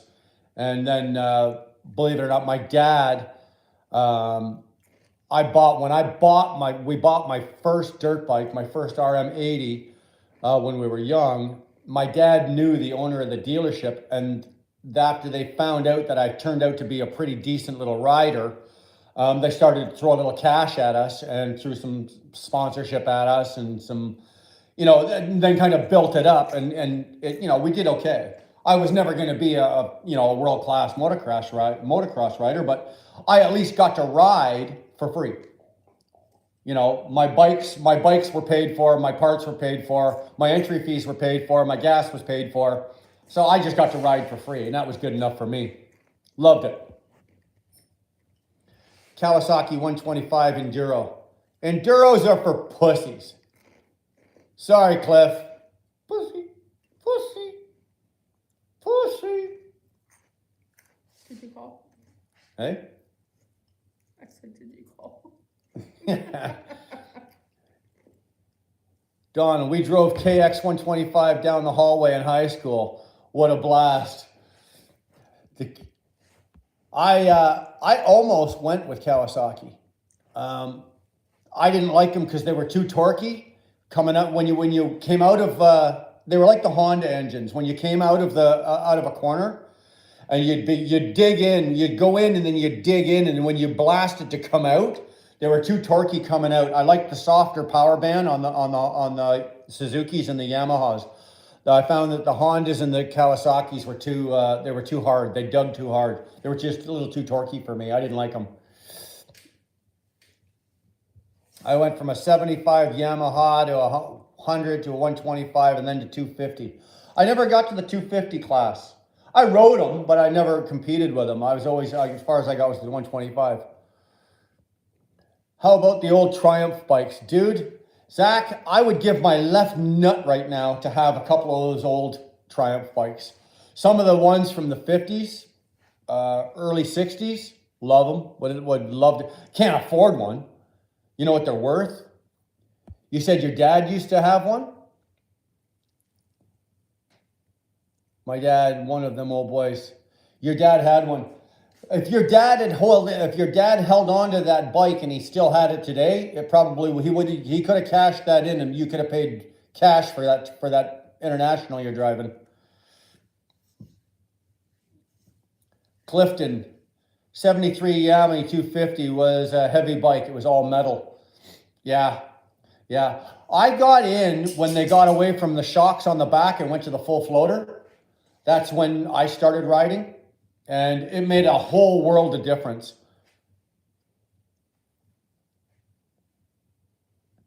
My buddy had a 125 Harley Indian. The fuck is a Harley Indian? I'm gonna have to Google that one. That's a new one. Strictly Dirt. Well, okay, I'll have to look what a Harley Indian is. I've never heard of it. My dad still has his 58 trophy. Yeah, tell your dad not to fucking ever sell that.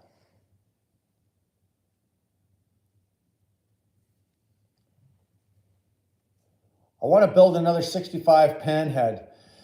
Mr. Beast, that is a great idea. And being down in North Carolina, you've got a better chance at me than I would doing something like that.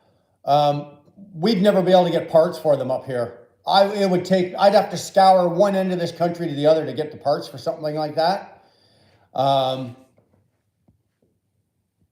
Being in North Carolina, though, you'd do all right.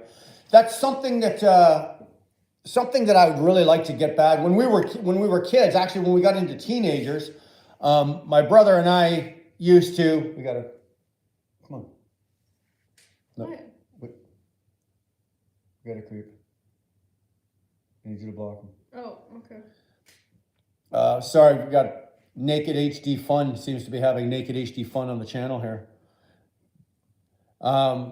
We used to tear our bikes down and rebuild them.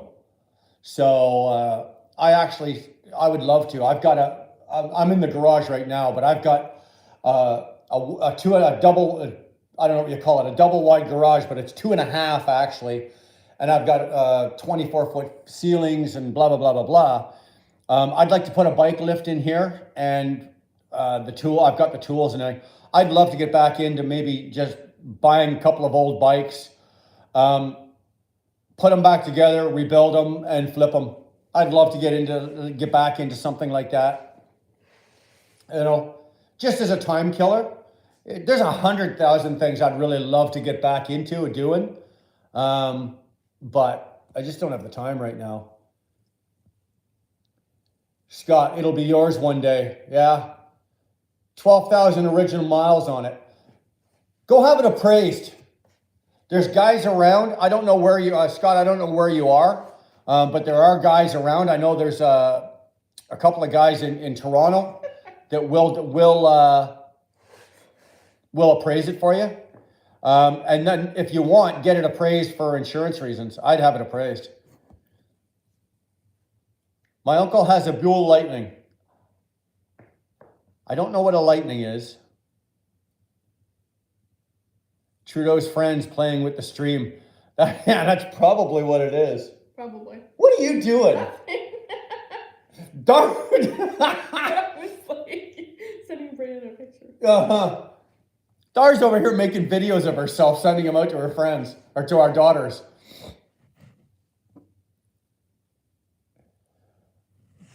Do I know anything about temperature control sensor issues? Greg, are you talking about on truck engines?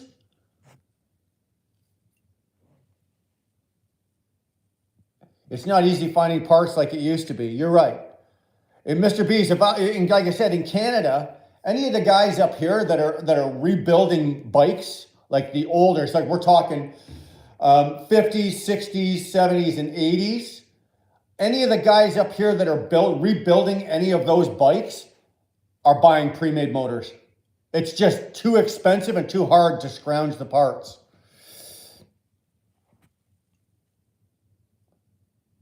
Social, gotta go now. Wife and daughter are home from the Blue Jay game. Good night, Brian. All right, Social, thank God you were here tonight on time. Be good. Greg, yeah, on trucks. Temperature control sensors. First, you got to give me more information. What motor? What are you driving? If it's like any sensors, exactly. It's like any sensor. Either they work or they don't. I'm finding, knock on wood, I have not had any issues with the sensors on my truck so far. I don't want to jinx myself. Temperature control sensors, if it's a sensor, it was made in China, it's plastic, it's probably about $1,500 and it's a shit.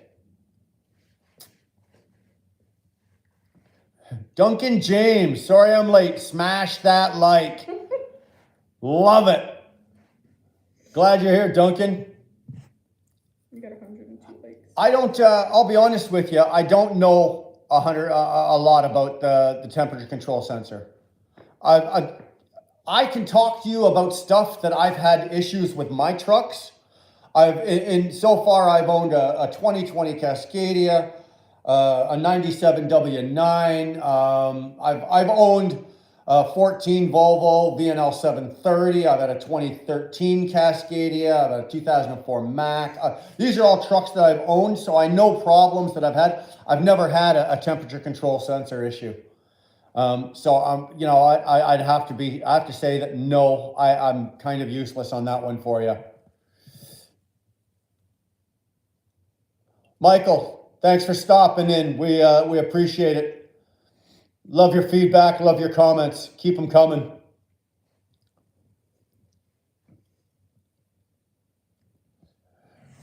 You know what, Duncan, I tell you what, next week I'm going to start an hour later just for you. Just for you. I know you're 3 hours behind us, so.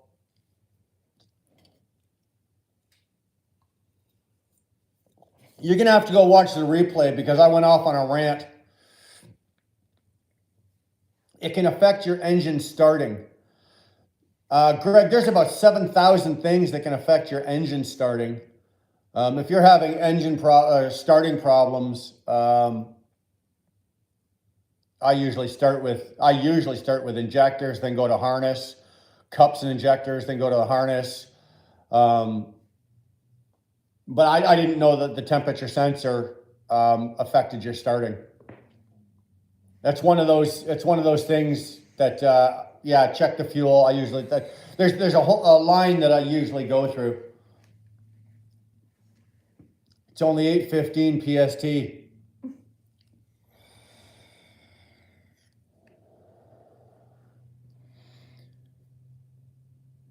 We've been at this almost 3 hours. No, it has been 3 hours. It has been 3 hours.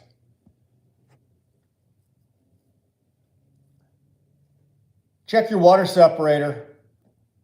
If your water separator, if you've got fuel halfway up your separator, you got some bad fuel, that'll affect your starting. Again, injectors, cups, that always affects your starting. Your coil, or your coils, your harness. Unfortunately, and this is the way it is these days with trucks, you don't buy a truck. If you're buying a truck if you've got a truck that's 2014 or 15 or newer, you didn't buy a truck. You paid, for example, I paid $140,000 for that Freightliner. I paid $140,000 for a computer, and they threw the truck in. You're not buying a truck, you're buying a computer. The truck is free. You're paying for the computer and all the sensors and all the components and the wiring harnesses and all of this shit that's going to cost you big money. That is what you're paying for. They throw the truck in for free. Diesel operated computer. You got it, Donald. That's exactly what it is.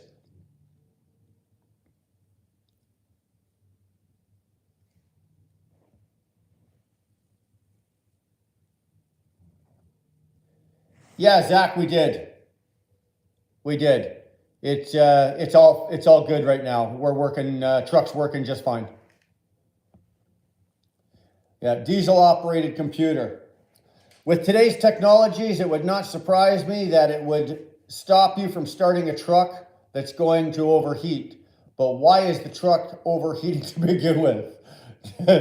Dude, it used to be, for example, I had a 97 W9. If there was something wrong and the truck wasn't working properly, it would take me about 90 seconds to figure out what the problem is. On that 2020 Cascadia sitting outside that door in my driveway, if something happens with that truck, I am at the mercy of the world.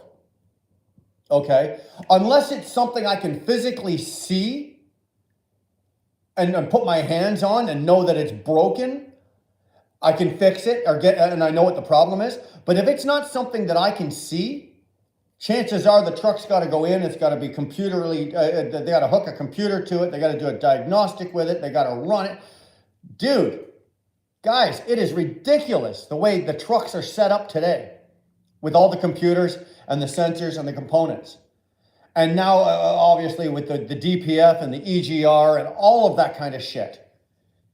It's out of this world. It's unheard of.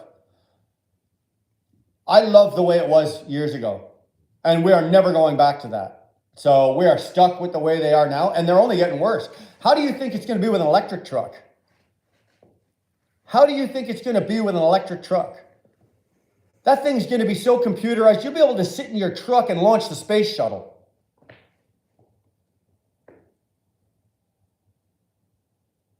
Dar is leaking, Brian. 3 hours. Better play it forward.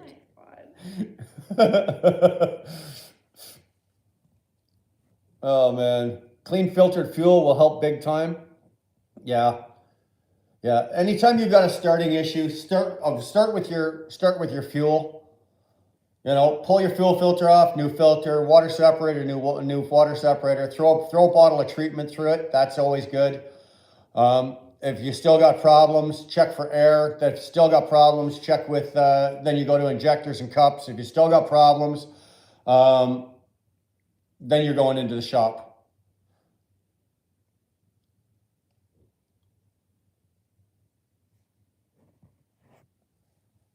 That reminds me, I was watching they bring weapons to the Ukraine, and lots of the trucks were using electric. Mm-hmm. Really? You see, I did not know that one. They're already using electric trucks over there. You know why they can afford the electric trucks over there? Because fucking Trudeau sent them $3 billion worth of aid. Oh, never mind that. You didn't see how much he's sending them every single year? Whatever. Every year. The fucker sends them $3 billion worth of our money. No wonder they're all driving fucking electric trucks. Buddy of mine, Patrick, sent me he was, where was he? He was in Austria. And he was at a light, and his truck was parked, and over here was an Audi SUV. Well, what was it? A C90 or something like that, an Audi SUV, and it had a Ukraine plate on it. He goes, "Oh my God, I'm living in the wrong country. Biden sent them $40 billion. Well, that's why they're driving electric trucks. Hell, you know what? I tell you what, 5 of us are going to get together in my driveway. We're going to start a war and see if Biden will send us $40 billion fucking dollars. Jesus.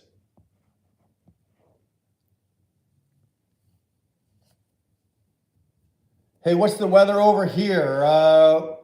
It rained all night last night. Today it was what, about 14. It wasn't all that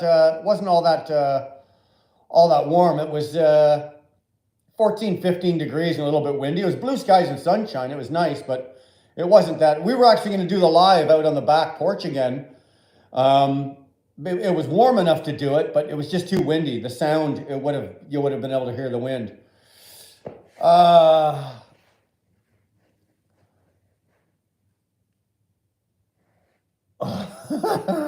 Oh, Donald, you're going to get me killed here. You're going to get me in shit. Do you support the Ukraine? Do you hand over your guns to the government? Well, Don, I'm a Canadian, so we're not allowed to have guns per se the same way that you guys do. And as I said last week, if I was allowed to put a Glock or a Beretta on my hip, and I was allowed to work and have that, and yes, I would. I would carry a gun. I believe in the right to bear arms. Do I support the Ukraine? No, I don't. I'm not going to go into the reasons why. I don't have to jump. You asked me a question. Do I support it? No, I don't. I don't support what's going on over there. I don't support the aid that we're sending. I don't support. It's a shame that there's something that like that is going on over there, and it's a shame, and I feel bad to a degree. Do I believe and do I support in the aid and all of the thing that's being done for them? No. I'm a firm believer in taking care of my own country and taking care of our own first. The amount of money that Trudeau has sent over there, he could have fed our homeless, taken care of our veterans, cleaned up our education, fixed our health care. All of that could have been taken care. And then whatever's left over, if there's a little scratch left over and it can help somebody else out, then sure, maybe help out a little bit then. But I believe in taking care of our own first. Take care of our own country. Let's get our own shit right. We're $1 trillion in debt. Okay? We've got so much debt that we could be taking care of our own. Why do we need to be doing this? We don't need to be doing this. Later, Robin. Luke, you're right. Canada first. Let's take care of what we've got here. And then again, like I said, if there's a little bit of money left over, okay, let's help out some other countries if we can. Mr. Beast, you're 30 trillion in debt and nothing to show for it. Yeah. That's scary. That is scary. 30 trillion in debt. That's 9 zeros. 9 zeros. Greg, if I was in office, like if I was in politics, I would do it in this order. I would take care first, the very first thing I would do on my very first day in office is I would recall everything and make sure that First off, our veterans. Every single one of our veterans that served and that has a problem is taken care of above and beyond. I would then fix the health care. I would then feed the homeless. Did you see $3 billion is more than enough money to feed every homeless person in fucking Canada. There's only 37 million people, and 37 million of us aren't homeless. Trudeau spent $40 million per hour for the last 2 years. Yeah. Trudeau's house and cottage were all renoed. Yeah, but they won't reno the fucking where he lives there. Did I see what? Did you see this? Trudeau gives 25 million to the World Food Program for food security in Ukraine. Oh, that's What disgusting. about our own people that are starving? You guys don't want me to tell you what Dar just showed me. I could use $1 billion. Duncan, fuck you and me both, Jack. You and me both. I could use $1 billion right now. Actually, I don't even need $1 billion. Guys, I don't even need $1 million. Throw me $100,000. I'm good. Throw me $100,000. I'll walk out of this fucking laughing. I don't need $1 million. I don't need $1 billion. $3 billion. Yeah, we could feed all the homeless, take care of all the veterans, fix the health care. There's a short list of shit that would get done, but it would get done like that. And then if there's, like I said, if there's money left over, then yeah, you help the downtrodden, and you do. Biker Bob, glad to see you here.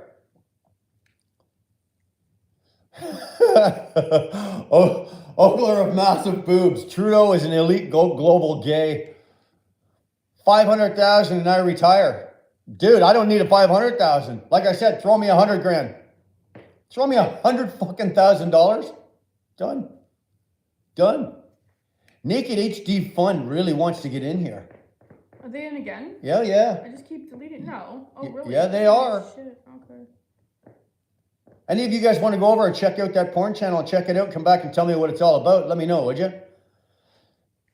Nope, there's 8 there. Sell your truck. I'm not selling my truck, Donald. I'm not selling my truck. Pamela, let's build community gardens in our front yards and share. That's a great idea. There are people around that do that. I think that's a great idea. Do what?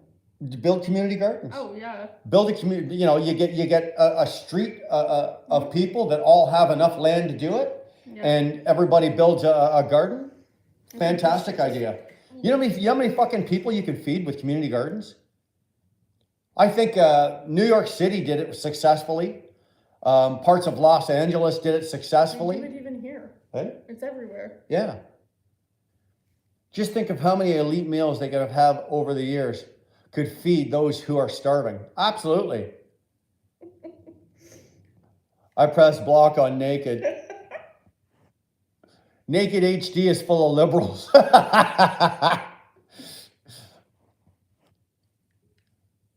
If I would put all the WF members in our government in jail and gallows. Dude, you want to know the worst thing? One of the worst punishment is for Trudeau? Don't put him in jail. Expel him. Kick him out. Kick him out of the fucking country. That'd be worse than putting him in fucking jail. If I put him in jail, then my tax dollars got to feed him, clothe him, and everything else. Fuck that. He doesn't deserve that. Expel him. Get him out of here. All the WEF fucks in our government, if I find out who you are, I'll expel you. You're gone. Ogler, good idea. Send him to Africa. He can have all his money. Fuck off. No, I would take all his money. You're right. Sorry, what am I saying? I would take all his money. Fuck off. Just get out. I tell you what, I'll send you with a loony. You can take a fucking dollar with you. Take away his socks. No, he can keep his fucking socks. I don't give a shit. I think it's cool when they build gardens up on the top of skyscrapers. Yes. That is very cool, Zach.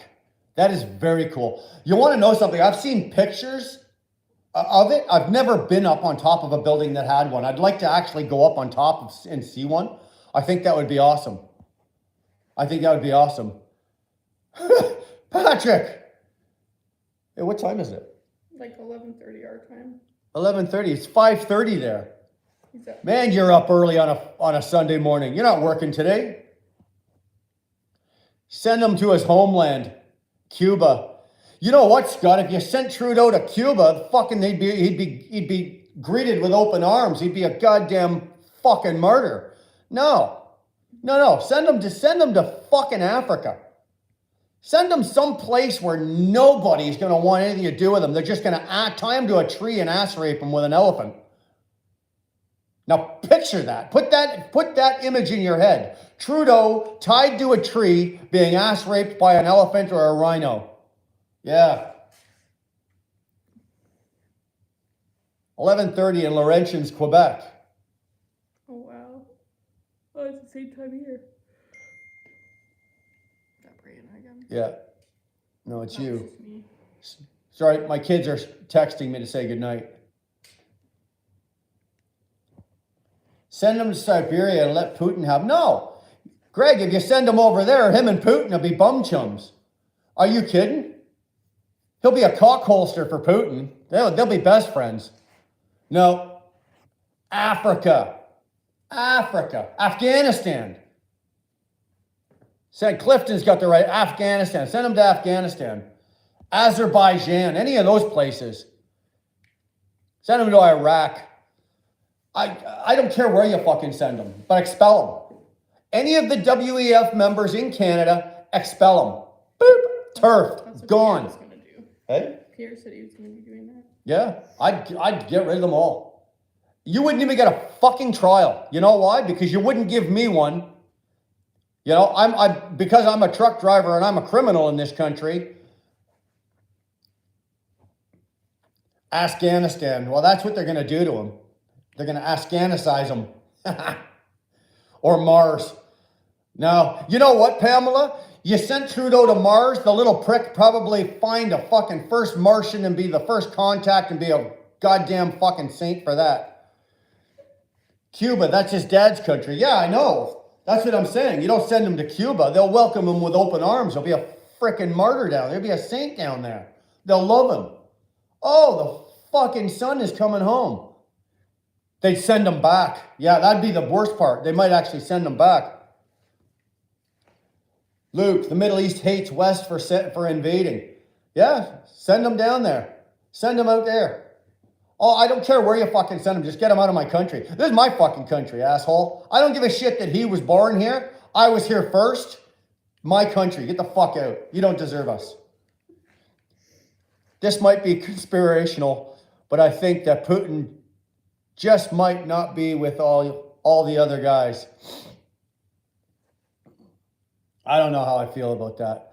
I've seen some things that Putin has done that I don't agree with. But here, I'll throw something at you here. Their economy is in shambles right now. But the one thing that Putin refuses to do is to put the Russian economy currency on the world market with the world banks. They've got the Russian banks, and that's all. But they refuses to put his currency with the world banks, because that means that they'd have control over it. I think that was smart. I also think it's smart that Putin takes his own oil and gas and uses it for in-house. He uses it for his own country's use, unlike Canada. They don't. But other than that, I can't say anything else nice about him. He really hasn't done a whole fucking lot. Really, he hasn't. That's good. He's a fucking tyrant. He's the wealthiest man in the world. Of all of them, Putin is the best chessboard player in the world. You are correct. Putin can have somebody assassinated or killed faster than anybody in the world. Faster than any mob boss, faster than anything. If he wants you dead, you are dead within minutes.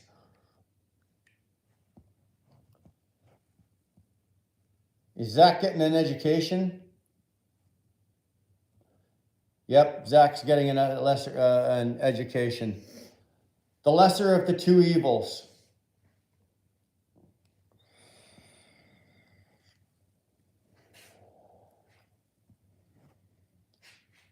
You guys are all over the place tonight. Sabretooth, you know as much as I do, Sherlock. Putin is good with Kurds. Unless you're the Clintons. I think, personally, I think the Clintons are in with Putin. I know the Clintons are definitely in with the WEF.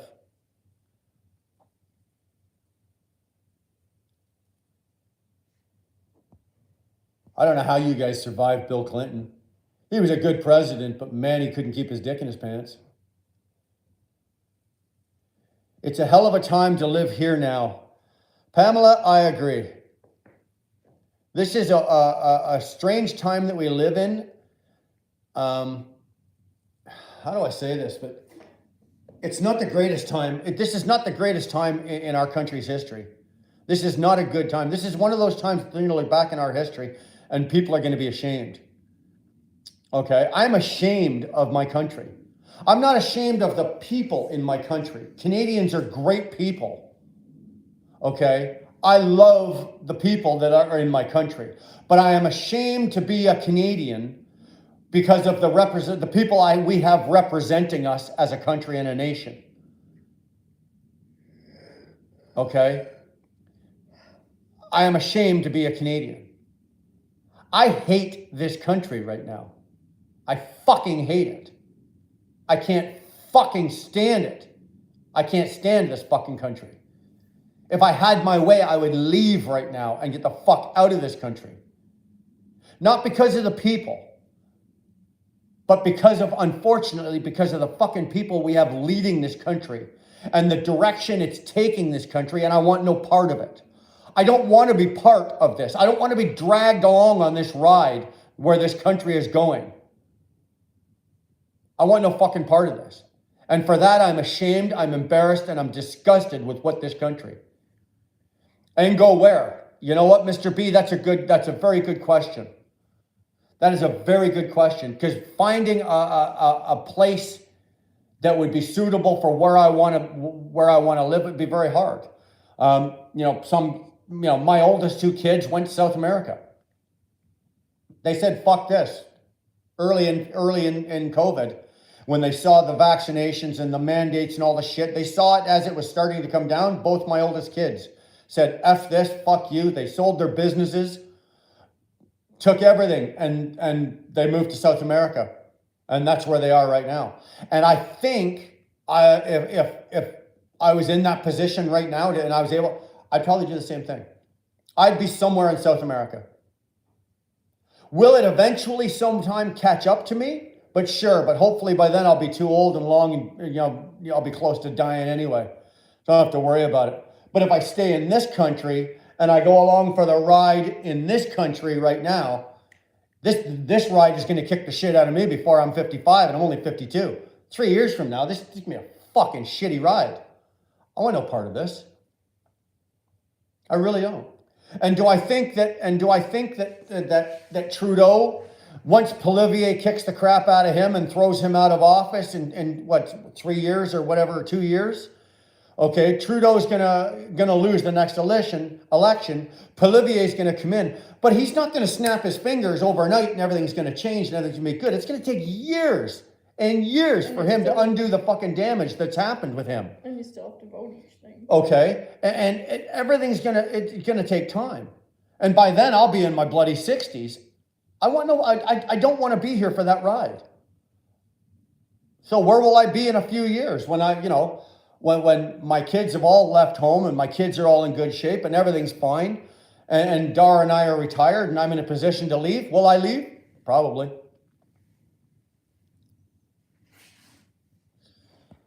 Donald, I'm not ashamed of Canada. I'm ashamed that Trudeau is part of it. Well, like I said to you, I'm not ashamed of the Canadian people. I'm not ashamed of the Canadian name. I'm ashamed of the leadership we have leading the country and the direction it's taking our country. That is what I'm ashamed of. I homeschooled my 12-year-old son, both unvaxxed. I am self-employed and born in 68. May not get a pension because of vax. I feel like a hostage here. Can't fly. Until I took that shot yesterday, I know exactly how you felt. I don't know if you were here earlier, Pamela, but I had no choice. I had to break down, and I took my second shot yesterday just so I could go to work because I'm in the same position. I felt like a hostage. I'm being held against my will. That's a hostage. I feel for you. I truly do. I'm sorry that you're in that position. I really am. Dar put a Toblerone in your lap. No, she didn't.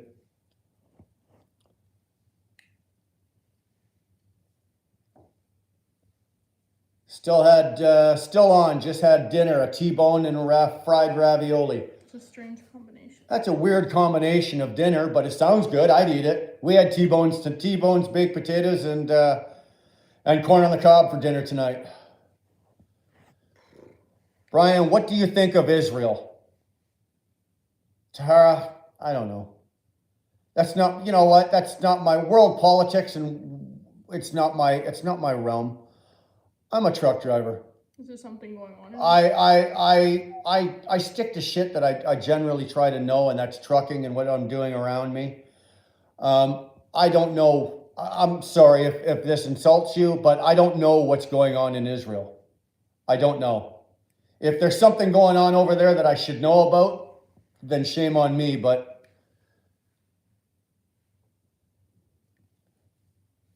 you got it, Clifton. Big shout out to Big Mikey Campbell.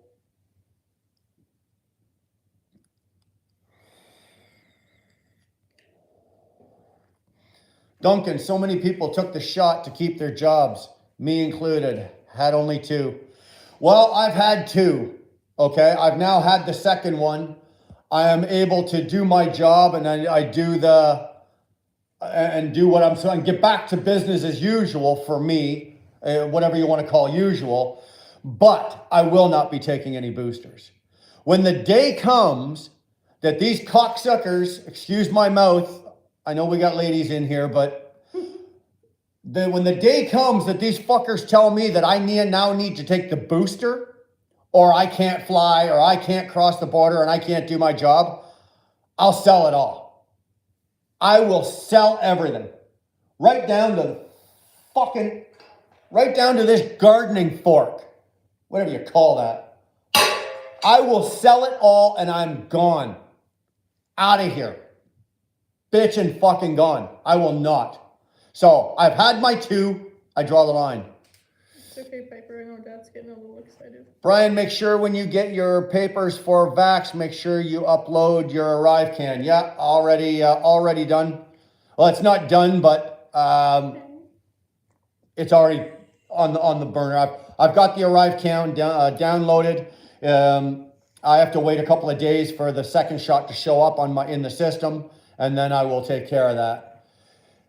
They knew how to break us, didn't they?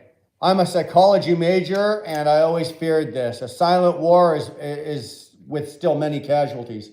The silent war is the one that's going to get you. It's not the one with the guns and bullets and the bombs. It's the fucking silent war that's going to get you. Mr. B, I will give you $1 for the gardening fork if that helps. Are you out of your mind? This thing's brand new. This is a Yardworks. Look at that. This is a Yardworks. Send me $2 and it's yours. Can I see that for a second? No, just send it. Give it to you. You don't even know how to use it. You wouldn't know what to do with it. I use it. Oh yeah, whatever. You fucking tried to scramble eggs with it. You were trying to scramble eggs with it the other morning. Don't fucking lie.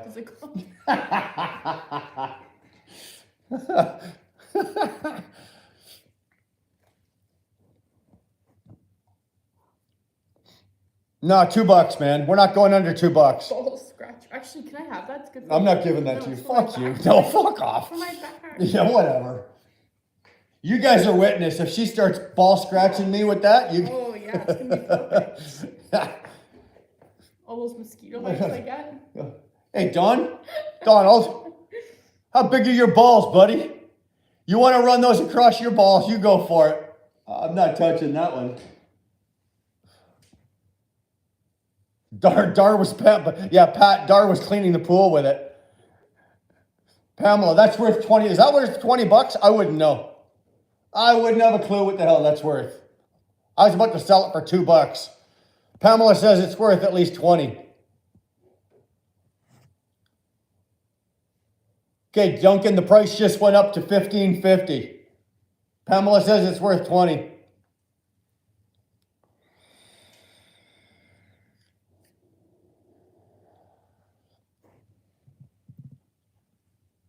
Back scratcher. $20 is a COVID price. Hey, shh, keep that down. We don't talk about that, eh? I only paid $5.99 for it. Of course I'm going to sell it. My line is in the sand was the mask. If you'd been like me, this pandemic BS would have been over in months. Yeah. What do you need, baby? I wore the mask for a while, but then I took it off. And I did stop wearing it and I refused. I was going into stores here and I would not wear the mask and they'd ask me to leave and I just say no. I'd go about my shopping and I'd have a trail of fucking people around me, following me around, telling me I had to leave, and I'd say no. And then I'd gather all my shit and go to the cash register and they'd tell me I had to leave and I said no. They still took my fucking money. Piper, what's wrong? They still cashed me out and then I left.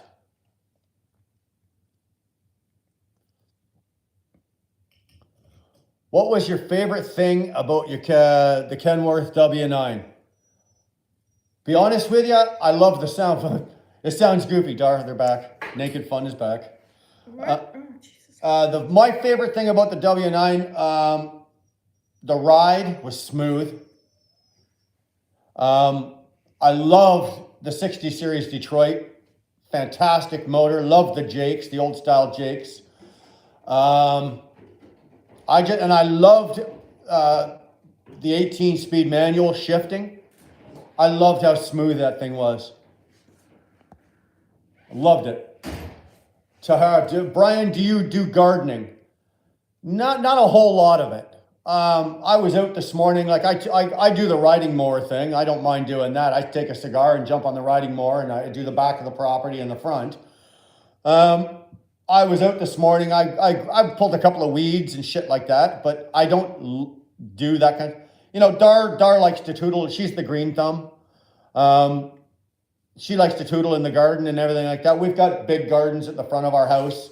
All along the whole front of our property, we've got gardens. The back, we've got some gardens.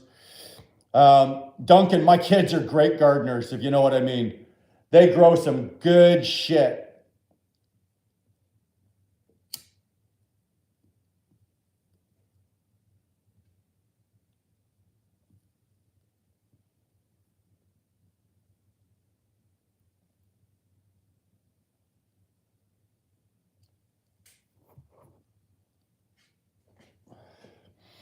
Zach, I'm going to tell you something honestly.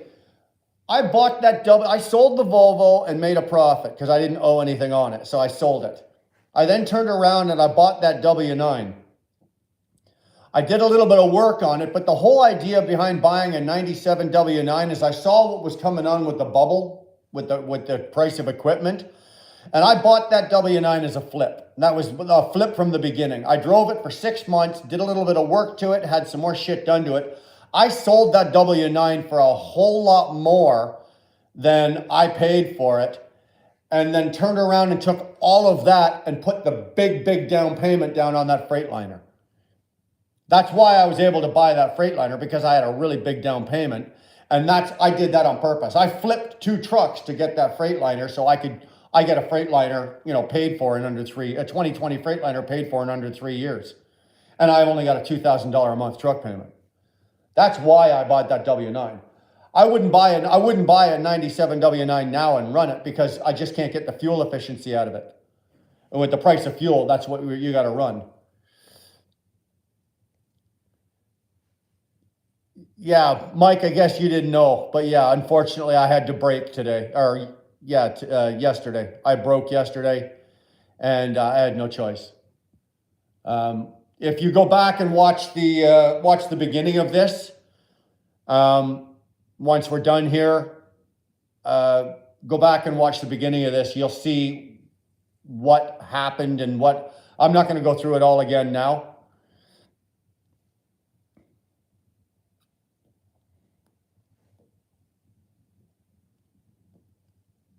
Well, I've had a headache. I got the shot yesterday at 1 o'clock. I've had a headache. It seems I woke up, I had it yesterday and I woke up this morning, it was just blasting. Now I've been taking a leave all day today and that seems to be helping, but I know that once I go to bed tonight, I'm going to wake up tomorrow with it, it'll be bad again. Hopefully it'll taper off. When I took the shot the first time, I had a migraine for the first 3 weeks. I couldn't fucking function. I did. I was working. I was functioning. And then, like I said, I got home on Christmas Eve and got rushed into the hospital with blood clots. But I'm thinking of getting a loan and buying a cab over. I could effectively pay for it right now with nothing in my bank account. $45,000. $690. What kind of cab over are you looking at? If you say K100, if you say it's a Kenworth K100, you'll have to leave my channel. I can't be friends with you anymore.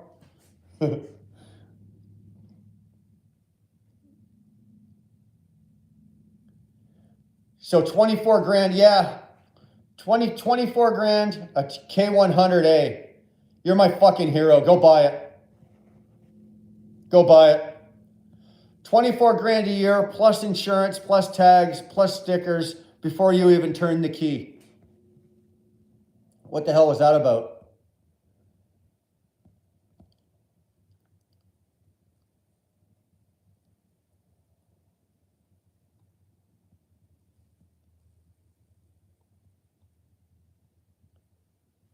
Yeah, they banned them in the States, didn't they? I think I'm gonna buy a K100. Not now. That's how much it costs to run that truck a year.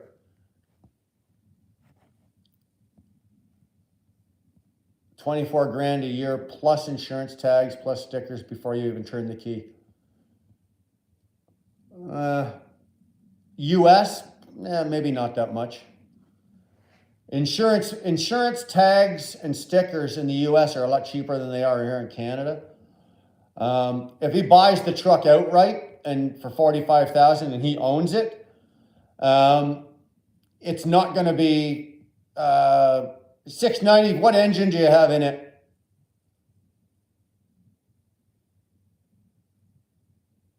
What motor do you have in it? Does it have the 3406 cat in it?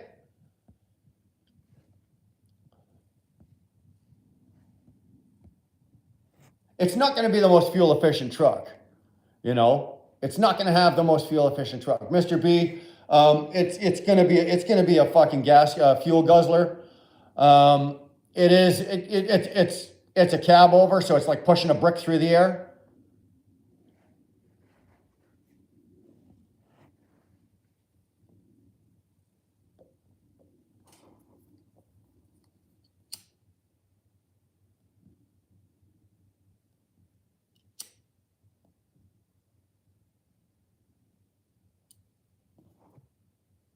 Yeah, okay, I get you now.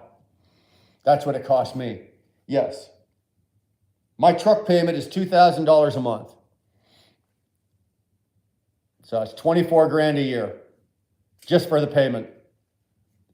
An old Cummins, is it an N14 Cummins? If you got an N14, dude, you are laughing. And if you have a red top old N14, that thing is bulletproof. But yes, a $2,000 a month truck payment is $24,000 a year. But because I'm incorporated, I didn't go to the bank and take a loan out.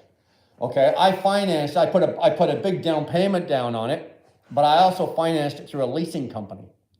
So through my incorporated business, it's leased, which means I get to write off 100% of that payment as a tax deduction. So that $24,000 is actually a tax deduction, along with my fuel and my stickers and my plates and my blah, blah, blah, blah, blah, blah, blah, blah.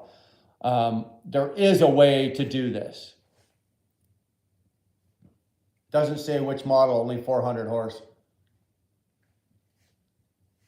Well, find out what it is because you're going to need parts for it, bud.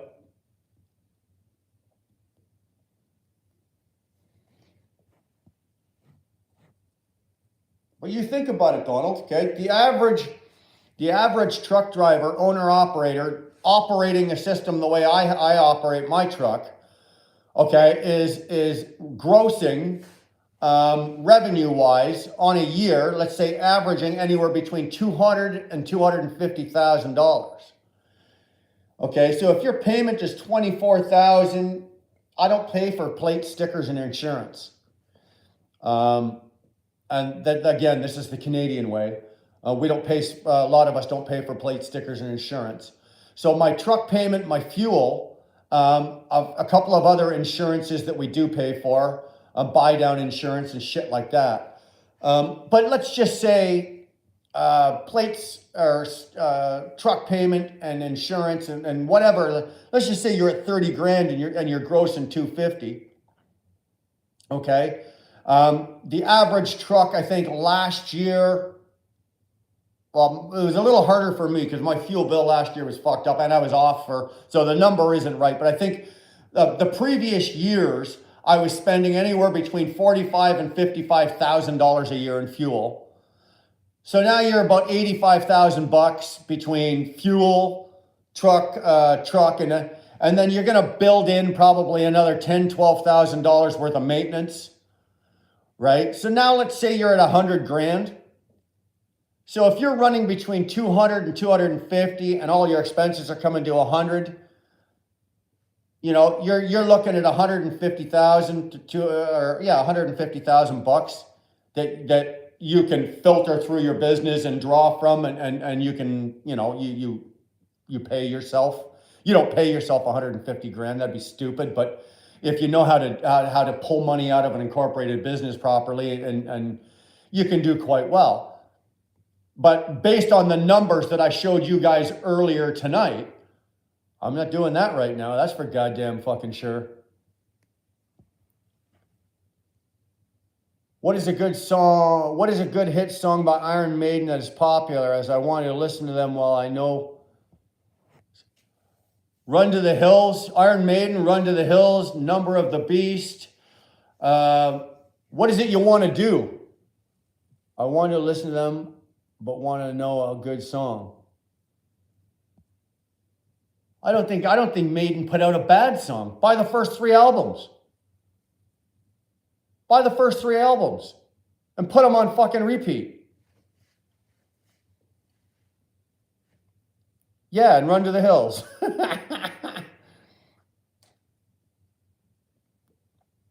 Oh, 690, you said a bad word. Rush. Oh, no, we don't do Rush. Megadeth, all day long, I'll listen to that. Rush, we don't listen to Rush. Rush is a great band until Geddy Lee opens his mouth and starts singing.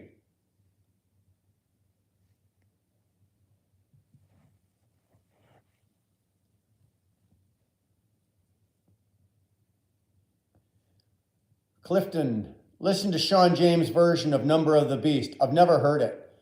Rush sucks. You're right. Iron Maiden Twisted Sister concert. Brian, it's me, remember. Okay. Oh, YYZ is their best song. Fuck off.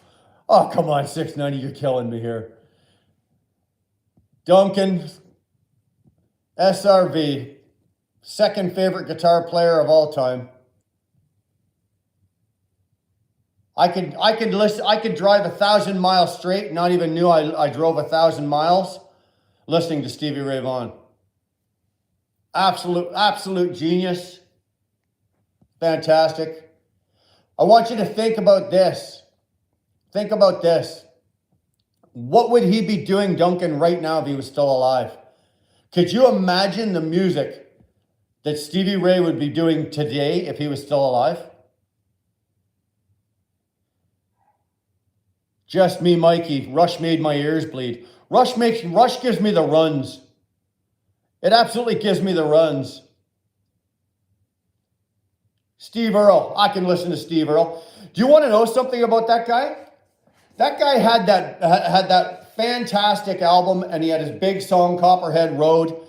Fantastic song. Love Steve Earle. But do you guys know that he makes more money today writing and producing for other people than he does for like doing concerts and his own music? He's a big time producer and a big time songwriter. And he is very, very good at it.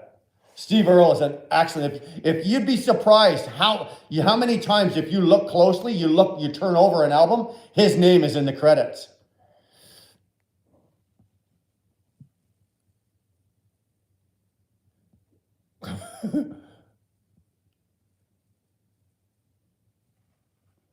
I had tickets for his last concert in Alpine Valley and did not go. I figured I would see him next time. I saw Stevie Ray Vaughan at, I'm a bit of a blur here because I was carrying on back then. But it was Stevie Ray Vaughan and Jeff Healey. And I want to say that it was, Maple Leaf Gardens, but it may not have been. It might have been Hamilton Place. And it was back in the 80s, early 80s. Sorry, those days for me are a little bit of a blur. Stevie Ray Vaughan's death is a heartbreaker. He just got cleaned up. Yeah, he did. He'd only been clean a little while and putting out fantastic. His music had gotten so much better. Jeff Healey, awesome concert. Yeah, Jeff Healey was a fantastic musician. He was also an awesome jazz player, trumpet player. He loved jazz. I saw Jeff Healey numerous times. Just before he made it big, he was all over Toronto, all the clubs in Toronto and Mississauga. And I can't tell you how many times I saw Jeff Healey. Excellent. Colin James, same thing. Love Colin James. Very big time underrated guitar player. Really good guitar player. Am I the Only One by Aaron Lewis? Big jazz hands, yeah. Seeing Jeff in Halifax, great show. My memory's a little foggy. Yeah, for a lot of those shows, I saw Jeff Healey, Jimmy Page, and Jeff Beck. I saw all three of them play. Again, that was a fantastic show, what I remember of it. And that was at Hamilton Place, obviously in Hamilton. Fantastic show. I've seen a lot of concerts. I've seen more concerts than I can remember.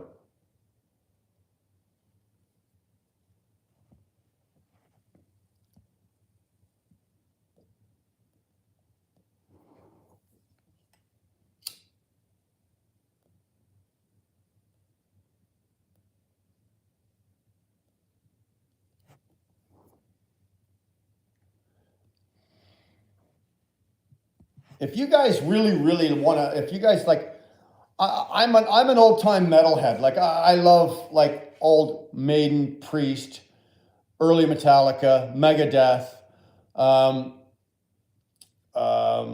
Slayer. Like I still listen to it. Obviously they're not producing a lot of music, but I kind of went from that, and I found my way into the blues scene. If you guys want to listen to some really good guitar players, like blues guitar players, or just talented guitar players, and of course there's the old boys, like, you know, you got B.B. King, you got Buddy Guy, you got Robert Cray, you got a lot of the old guys, and I appreciate them and I listen to them and I can identify them by their playing. But there's a lot of really good guys. I've seen George Thorogood more times than I could count. Excellent concert. But if you want to see really good new young talent that are guys that are really talented, check out guys like Joe Bonamassa. There we go, Clifton. Joe Bonamassa. Check out Gary Clark Jr. Gary Clark Jr. is phenomenal. Another young guy. There is some really, really, really good guys right now on the blues scene that are coming up, and they're young, and they play. A lot of them play in the Stevie Ray Vaughan style. They almost attack their guitars, but it's phenomenal playing. Stairway to Heaven by Led Zeppelin. God, man, I don't know how many times at the high school dance you'd be standing there, and that'd be the last song of the night. Always. Where's your t-shirt tonight? Can't see it all. All I see is American something. No, it's not a concert shirt. Sorry, this is just an American Eagle. I was doing something else. And Kenny Wayne Shepherd, fantastic. I'd listen to Kenny Wayne all day long. Blue on Black, baby. Best song he's ever did. Johnny Lang, another one. Thank you. Obviously, you guys are listening.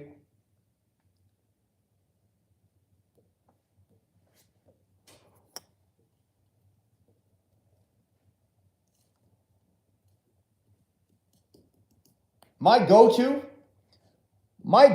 for electric blues guitar or even electric guitar is, and I'm going to really date myself, is Eric Clapton.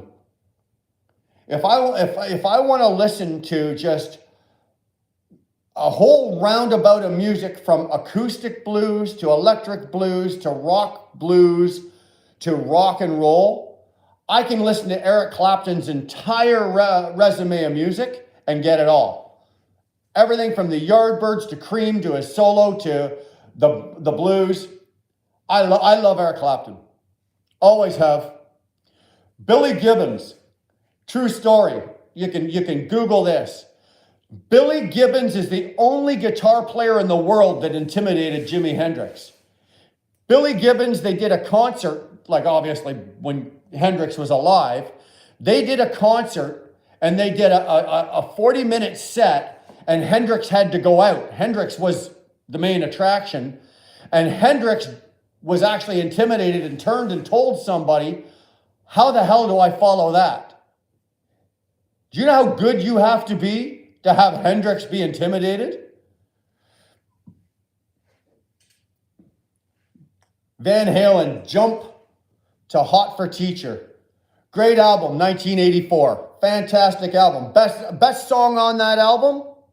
Drop Dead Legs. Best song on that album.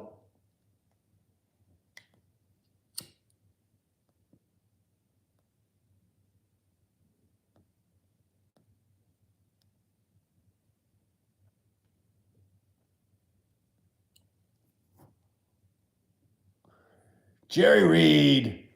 Oh, Terry Reed. Fuck it. Sorry, I gotta get my eyes fixed.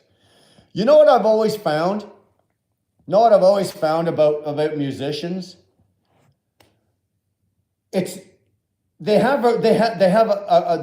put out an album, or they put out some albums, and they do some great songs, and the big songs blow up. For me personally, those aren't the ones that get my attention. If they have an album and they've got 2 songs on there that make it huge and get radio airplay and they do really well, okay, I'll listen to that. It's always the 2 or 3 at the bottom of the album that don't get any play. They're the ones that grab my attention that I like. Like, for example, we're talking about that Van Halen album, right? Jump was the biggest song on that album. Hot for Teacher was the next biggest song on that album. And then they had a couple other songs that Panama was pretty good on that album. But Drop Dead Legs, listen to that song. Listen to that song. Zach, go back and listen to Drop Dead Legs on that song, on that album. I promise you won't be disappointed. B.B. King, The Thrill Is Gone. Awesome song to set your mind right. It's one of those songs that I will listen to and it'll make the gears in my head all mesh properly, and I'll start working properly. I don't know what it is about that song. I love that song. And B.B. King did a version of it with Tracy Chapman. I don't know if you know, she's the one that did, we got a fast car, blah, blah, blah. he did a version of it with Tracy Chapman. Fantastic. If you like, I like the songs that are out there, but I like the live versions of most stuff, and I also like to find alternatives of it, like BB King doing. BB King's done music with everybody. He's played everything. So if you can find BB King playing, doing duets with just about anybody in the world. I put a spell on you. Oh, you want to hear the best version of that you've ever heard? Annie Lennox. Annie Lennox. Greg, go Google this. I promise you won't be disappointed. Do Annie Lennox, and she did a version of it with what the hell is that guy's name? She was at an awards show. Annie Lennox and son of a bitch. It'll come to me. Annie Lennox did a fantastic version. I Put a Spell on You has been covered by everybody. CCR did a really good version of it. John Fogerty, another great guitar player, John Fogerty. Love it. I loved watching him and Stevie Ray Vaughan. BB King. There was actually BB King, or Stevie Ray Vaughan's idol was Albert King. Now, I don't know if any of you guys know who Albert King is. Albert King was another old-time blues guitarist. He was known to be the guy that could bend strings into the stratosphere. He played the electric blues guitar, but he played a flying V. Fantastic old-time blues guitarist, Albert King was. And they did, there was a special back in the early 80s. It was on CHCH. You guys remember Hamilton TV, CHCH, TV 11? They were in the CH studios, and Albert King and Stevie Ray Vaughan sat down and did, I don't know how long it was about an hour and a bit. And they played a bunch of BB songs. They played a couple of Stevie Ray songs. It was phenomenal. Absolutely phenomenal.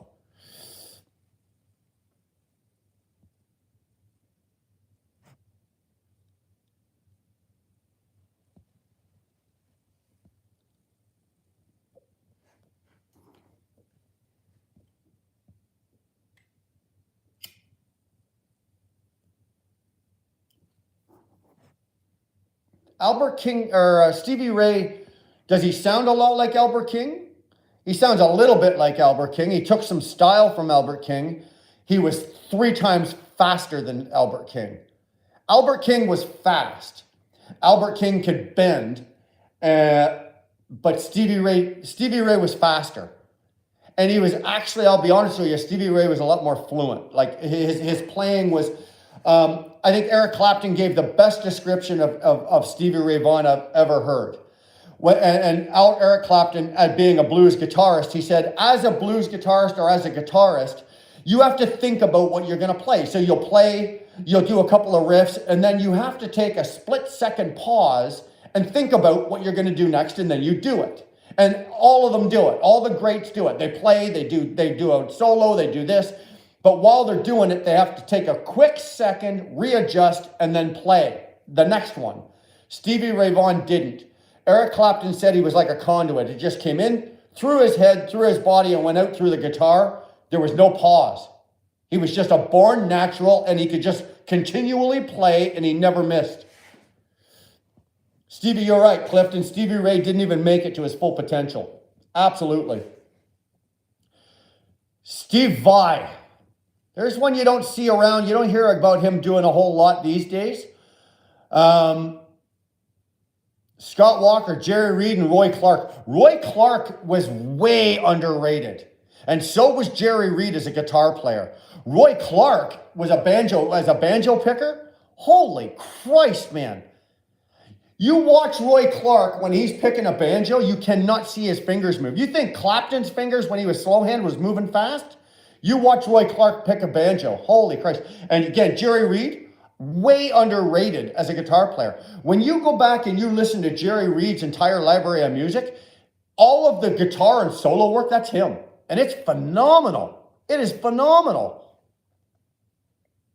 Music nowadays ain't nothing like it was before. It depends on what you're listening to. It depends on what you listen. Do I like the new country? No, I wouldn't listen. I don't listen to new country. It's too generic. It all sounds the same. It's not, without trying to say anything, but it's, I don't know, it's fabricated, right? They're stamping it out like an old stamp machine. Next stamp, next stamp, next stamp. They all sound the fucking same. You know, when you go back to the old country, you knew when George Jones was on. From the fucking minute the man opened his mouth, you knew that was George Jones. You knew it was Jerry Reed. You knew it was Johnny Cash. You knew it was Waylon Jennings. You knew it was Willie Nelson. You knew who it was the minute they opened their mouth. All these new country out right now, Jesus Christ, I couldn't tell you who it is. And you could play 5 of them in a row and I'd think it was the same fucking guy. I wouldn't know. Yeah, those liberals are sneaky, eh?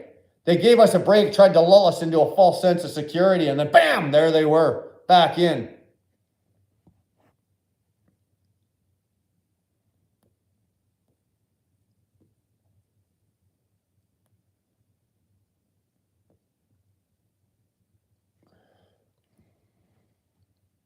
I like, and I don't know if it's just me and I'm a snob. I like the old country. Like I've got everything that Waylon Jennings ever put out. I've got all of George Jones. I'm a huge Merle Haggard fan. Love the Hag. I like that. That is where if you phone me and I've got the country playing on the radio, that's what you'll hear coming through my speakers. You won't hear Luke Bryan. You won't hear any of that. You know, that's who I like.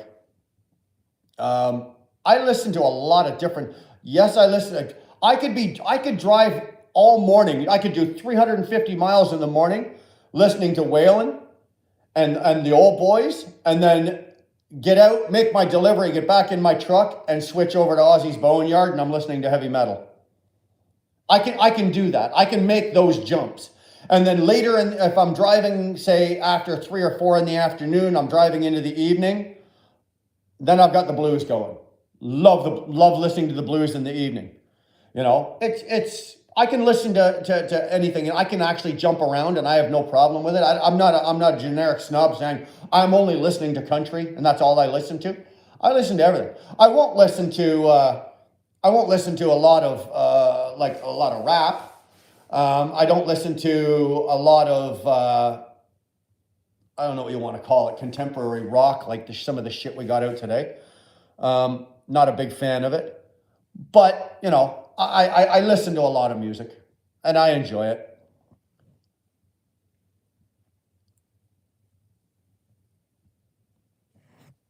It all depends on what I'm feeling. Clifton, you're right. Me too. Good music is the music you can feel. How I'm feeling is what I'm going to listen to. If I'm feeling feisty, energetic, and I've got to fight, I got fucking metal going. I'm listening to Maiden. I'm listening to Crew. I'm listening to, you know, early Metallica. When I want to fight, that's what I'm going to listen to.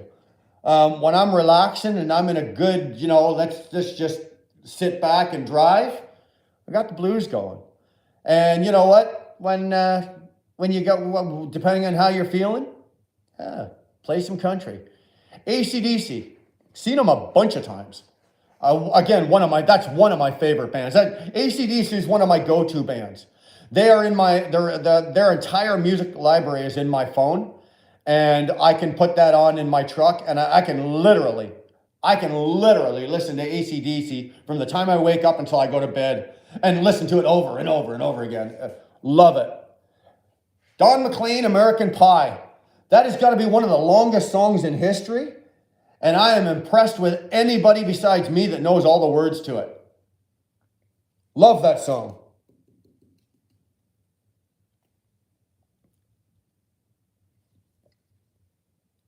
I never saw Duncan or Clifton. I never saw him with Bon Scott. I didn't see AC/DC until Back in Black came out. Oh, Pamela, you're going to get me killed here. It was a Led Zeppelin song. Mine and Dar's first dance song was, it was Led Zeppelin. Oh, I know she's watching. It was Dar, it was Zeppelin, and I think it was Thank You.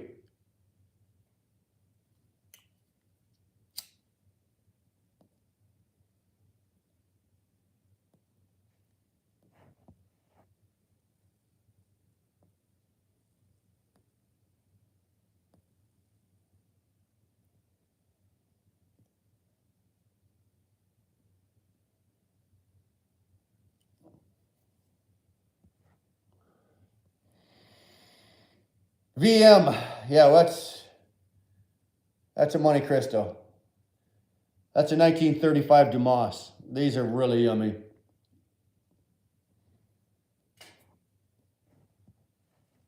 Pink Floyd is amazing. Anybody remember, well, if you lived in Toronto, Floyd, I saw Floyd, and believe it or not, I was really wasted, but I remembered it. I remembered we were at Maple Leaf Gardens, and they opened the show with Time, the song Time.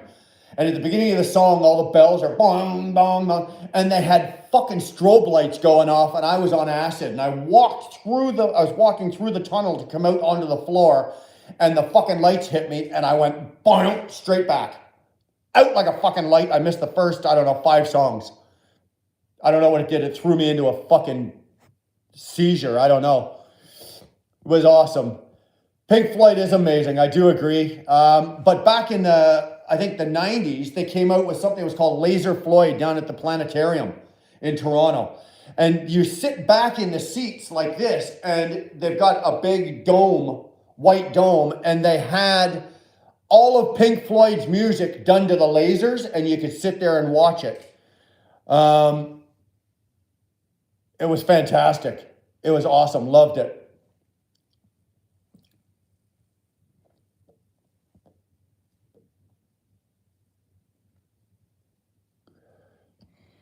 Scott, I'm glad you're thinking so. I'm having a great time here. I really am. Therapy's good. Conversation's good. I'm out of shit to drink, though. Baby, I know you're in there watching. Darwin in. It's a little too chilly.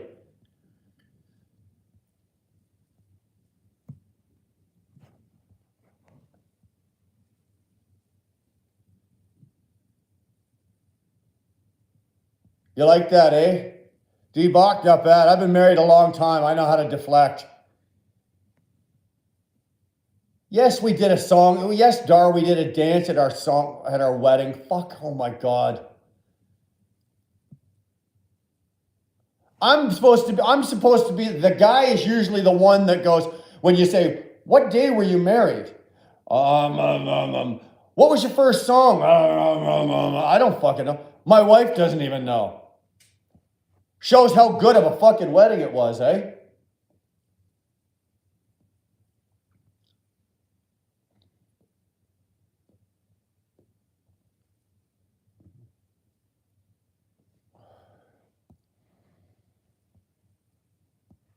All right, guys, here, throw them up on the screen here. Best concert. You can only give me one.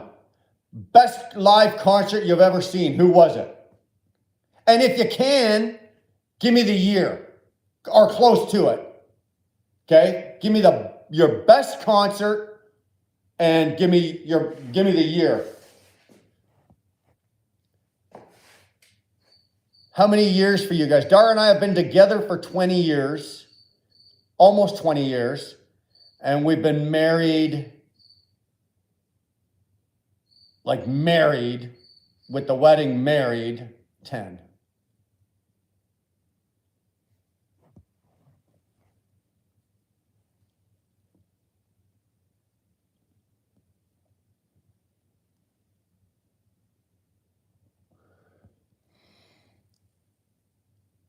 Patrick, Pink Floyd Stadium, Montreal in the 80s. Donald, Metallica, Wired to Self-Destruct in Toronto. Oh, yeah, thanks, Zach. You want to tell Dar to Yeah, Coke could be good, babe. MJ, 1994 Cologne Stadium. Is that Michael Jackson, Patrick? Are you talking about Michael Jackson? Pantera and Skid Row. I've never seen Pantera. Never seen Pantera. Would love to have seen Pantera. Woodstock, 94, seeing U2 for the very first time on their first tour. Again, I've never seen U2. I was never a big U2 fan when they were huge in the 80s and 90s. I don't know what it was. I didn't like them, but for some reason, I'll be honest, over the last couple of years, I've kind of gone back and I've gotten appreciation for them now. I really have. Disturbed in Norfolk. 'Twas the Money Tour. Yeah. Deep Purple and Bad Company. Alpine Valley, mid-80s. That's all I can remember.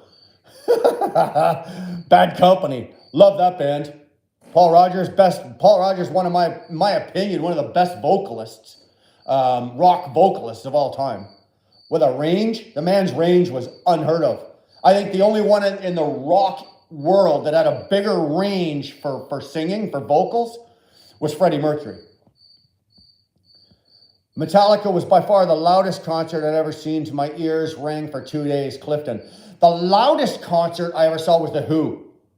I was deaf for a fucking week listening to The Who. Okay, so Pat, Ozfest. U2, Dar, love 9 Inch Nails. I've never seen 9 Inch Nails. Darlene's been and seen 9 Inch Nails.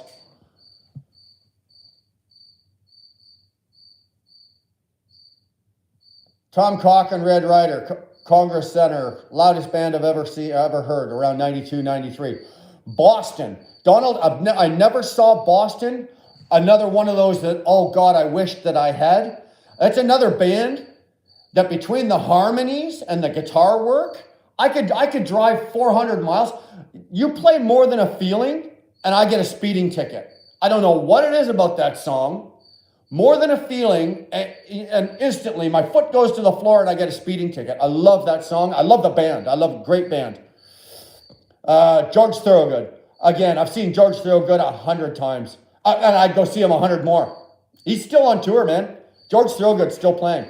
Def Leppard, good band back in the day.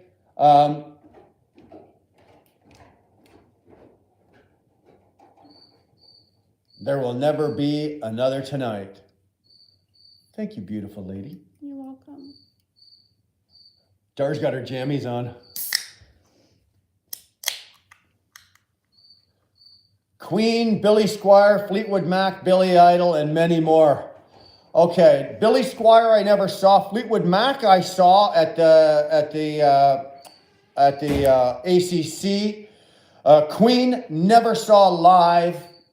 Broke my heart. Billy Idol, saw Billy Idol.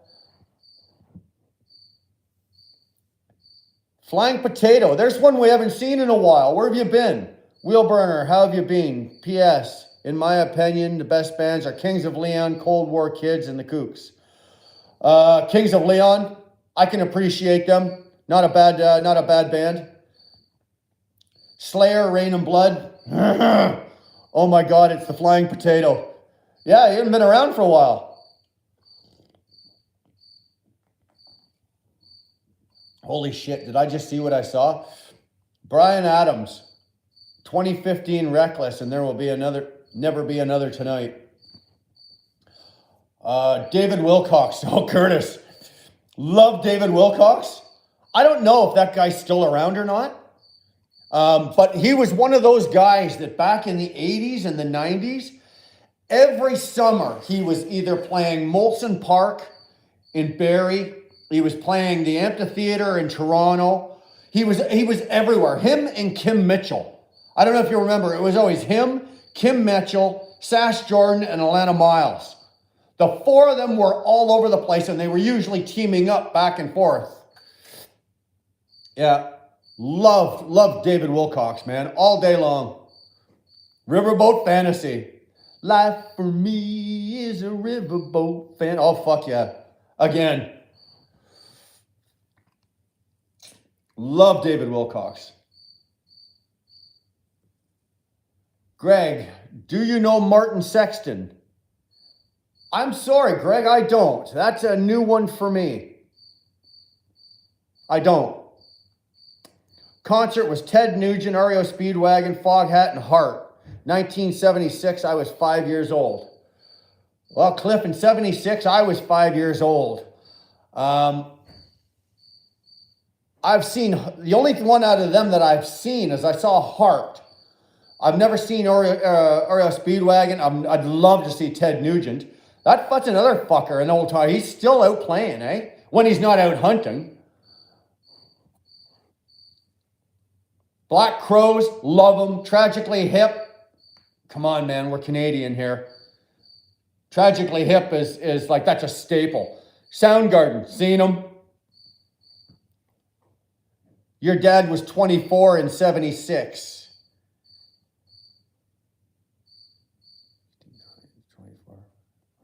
My dad would have been 30.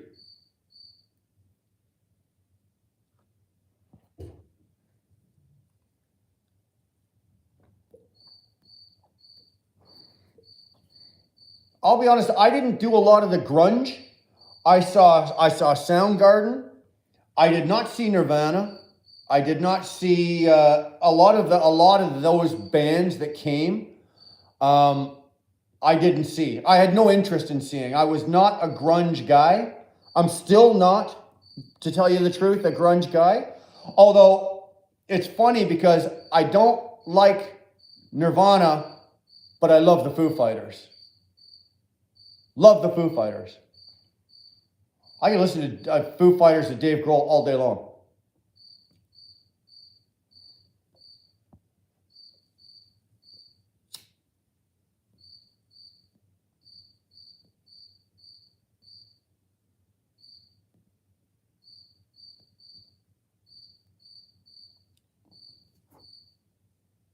Okay, here's another question for you. We've thrown all the bands out there. Do you prefer, like if you, say you download music, as we all do these days? Yeah, well, we live out in the country, so yeah, we've got crickets all over the place. When you're listening to music, do you prefer to listen to the album? Or if you can get your hands on it, would you prefer to listen to the live version? Okay, so for example, I've got a live concert of Metallica back in 1988. And I love listening to live music. I would rather listen, especially when it comes to blues, I would rather listen to live blues because you'll pick up the mistakes. You'll hear their mistakes. And it's the same with hard rock when it comes to metal. I like the mistakes. I love listening, and you'll hear them. It makes the music. That's just my opinion. It makes the music.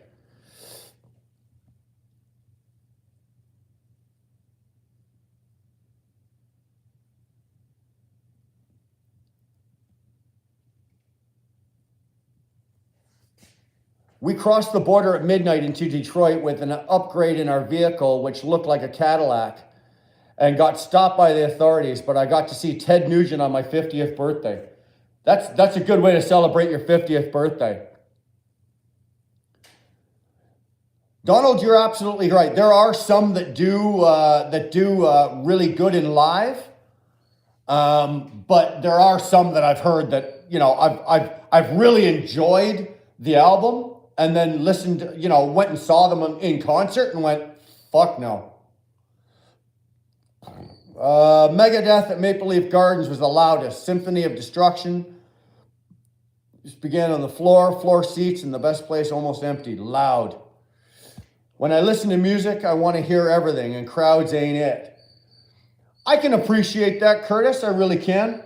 I do like live though, like I said, especially if you're listening to blues, so generally you don't get a whole lot of like big crowd noise. Like for example, I can't listen to the Rolling Stones live. I can't, like I've seen the Stones about a dozen times, and usually I'm going because I would never buy a ticket to the Rolling Stones, but if you give me one, I will go. They're just not a good, in my opinion, they're not a good live band.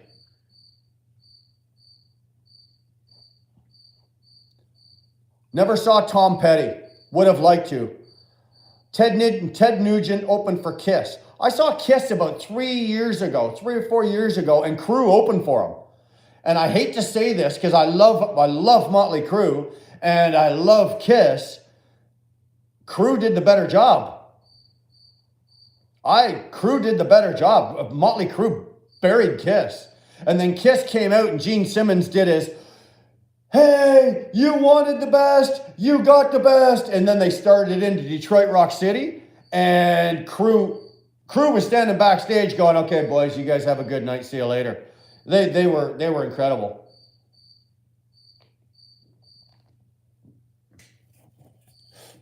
Love what Motley Crue. Saw the Who live and they were great. Yeah, as I said, I saw the Who live and I was deaf. I was fucking deaf for a week. They were so loud. Phenomenal, but they were loud. I think Townsend must have busted about a dozen strings playing in a live concert.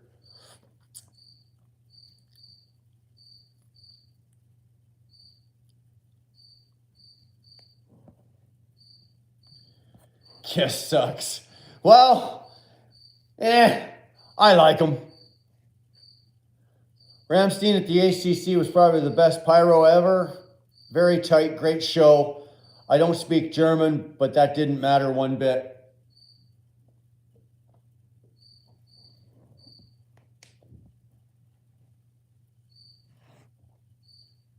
Any disappointments? Yeah, the last Stones concert I was at it sucked ass. What was that concert? I took my daughter. Dar, who was the concert that I took Brianna to? And we were disappointed. We left. Jesus Christ, I can't remember. Brain fart. Sorry, guys.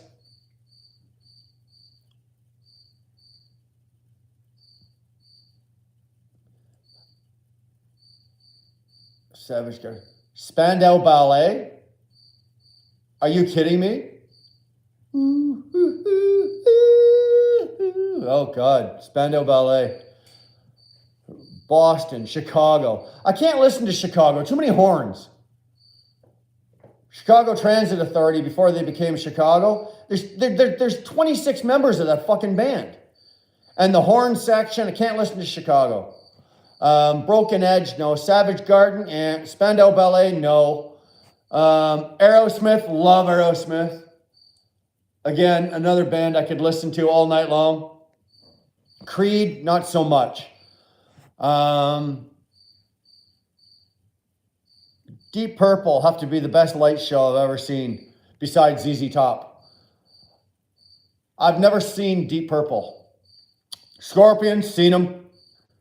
Wasn't the great Grand Funk Railroad. Never saw them. Like them.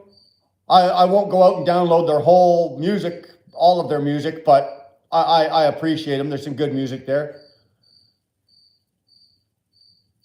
Well, Jeff, you got here too late. We already did it, so you have to go back and watch the replay. Big announcement is I got the second shot against my will, and I quit ET. I left, and I'm going to a new trucking company. That's the short version. You're going to have to go back and watch the replay to get the rant.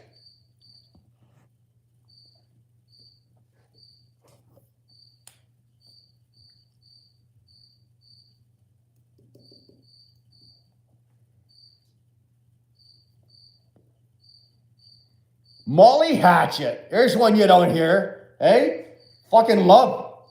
Love.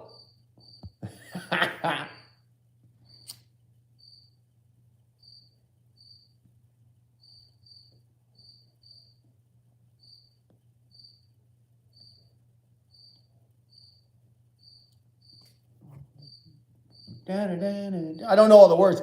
Flirting with Disaster was probably one of the greatest songs.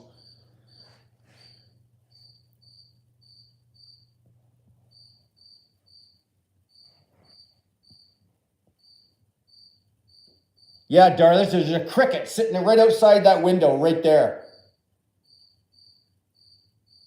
It must be a big bastard because he's making a lot of noise. Appetite for Destruction. That there was a generation, that launched a generation of music, that album.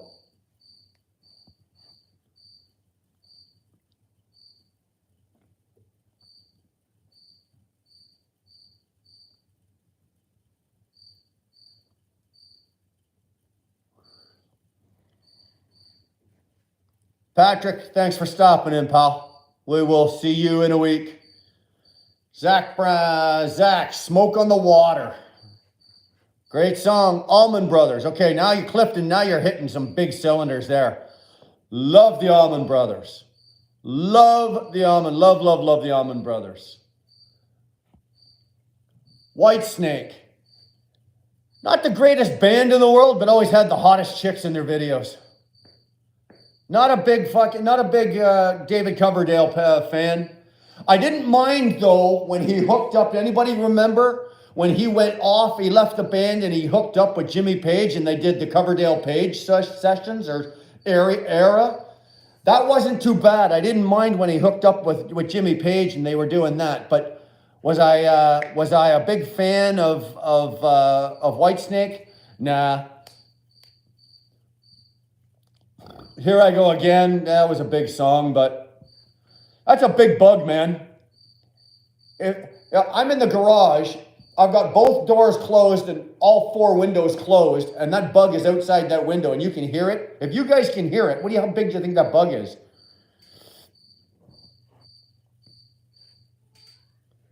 You're right, Donald, it was.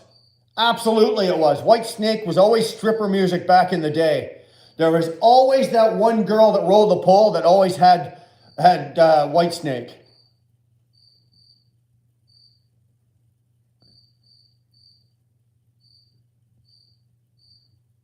Dr. Hook. Oh my God. Karen. My mother loved Dr. Hook. We had that playing in our house as kids. Oh my God. Duncan, you've never seen a peeler? I saw 1 or 2 back in the day.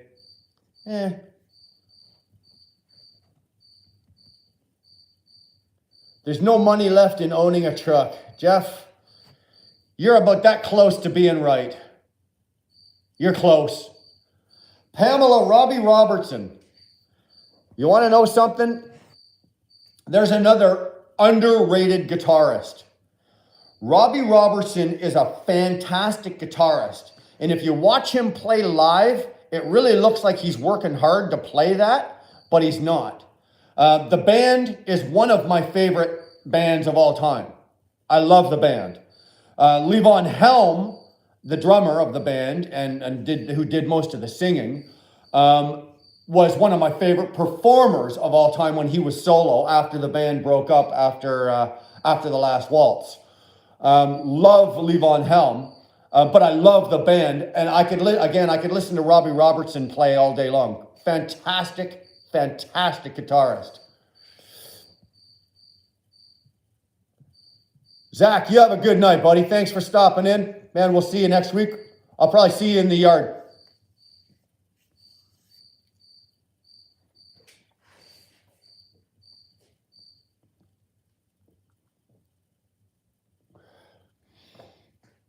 Great band, the band.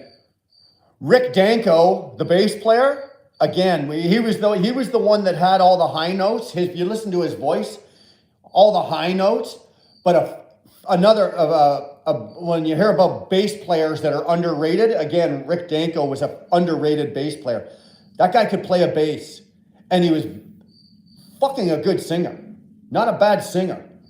Everybody in that band sang. Levon Helm did most of the singing. Rick Danko did it. Richard, Garth Hudson, who played all the keyboards, the old guy with the beard.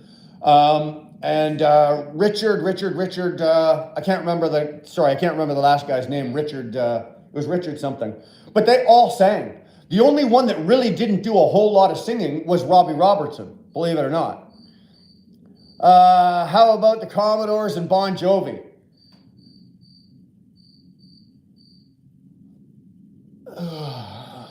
No. Sorry. I tried to think about that one. I was never a Bon Jovi fan. And the Commodores were, again, when we were in high school, and, you know, they had a couple of those songs of slow dance that you were trying to get your hands on the girl's ass for the first time while you were doing your slow dance. So, Jeff, yes, right now at this time, day and age, you are way better off being a company driver. Absolutely. If you can find a company ride paying you better than 60 cents a mile, you ride that train to the end of the fucking track, man. Absolutely. Cover of the Rolling Stones. Cover. Great song. Great song. Testament. Where the fuck are you pulling these out of, man? What are you doing sitting there? You're going through your iPod right now, pulling these names out, aren't you? Holy crap. Duncan, Steel Panther. No. If you enjoy it, great, but no.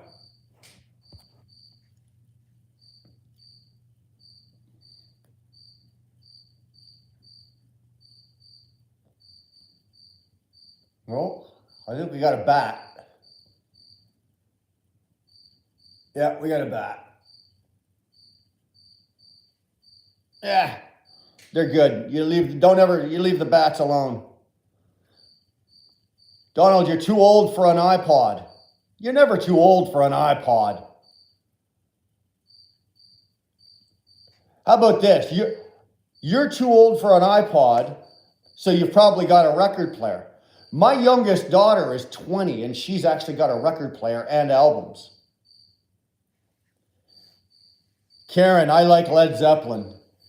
Karen, everybody loves it. You're a communist if you don't like Led Zeppelin.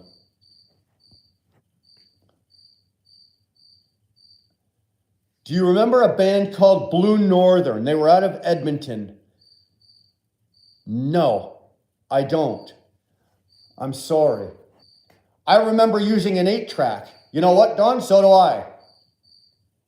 My grandfather, when we were a kid, he had a Buick Skylark and he had an 8-track. My dad always had an 8-track in his car. We always had the 8-track in the house. 8-track tapes are the bomb.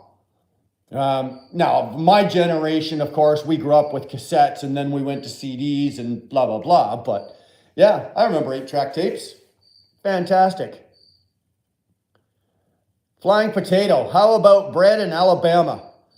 Alabama is one of those country bands that we all grew up on. They were huge in the 80s. Massive band in the 80s. So of course everybody had it. Like Alabama was always in our house. 3 on the Tree. I've driven a 3 on the Tree many a time. My first pickup truck, I had a 65 Ford F100 with a 302 with a 3 on the Tree. How's that? You'd never heard of Led Zeppelin till your hubby played Stairway to Heaven. I really hope that wasn't like last week. Please tell me it was sometime back in the 70s or something.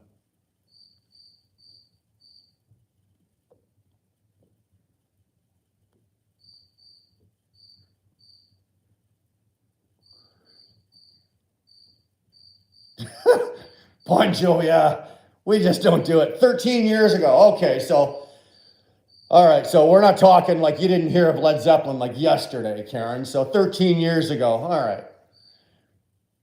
I think I was born in 69, so we had Led Zeppelin playing around our house as kids. We always had Zeppelin, Floyd, Deep Purple. Greg, you're going to get shot. Really? How do you feel about disco? No, come on. Although, hold on. Let's truth time. Let's be honest, okay? Here's my phone. We'll go into my phone. I have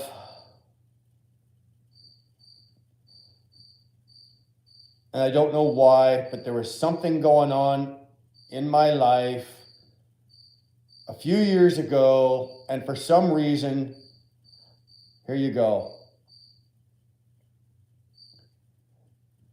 I've got 1, 2, 3, 4. I have 4 Bee Gees songs on my iPod.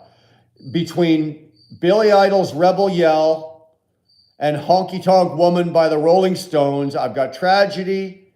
Those 4 songs by the Bee Gees are in my phone. So when I put it on random play, fuck off, Duncan. I've never taken them out. I don't know what it was. Okay? I don't know what it was. I just never took them out. So when I put the thing on random play and one of those songs comes on, I just let it play. I don't know what it is. I just showed you. I came clean. Do I like disco? No.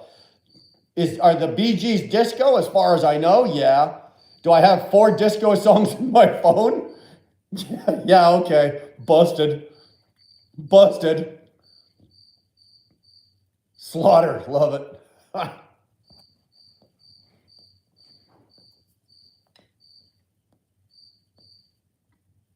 Duncan, the Bee Gees are all kinds of wrong.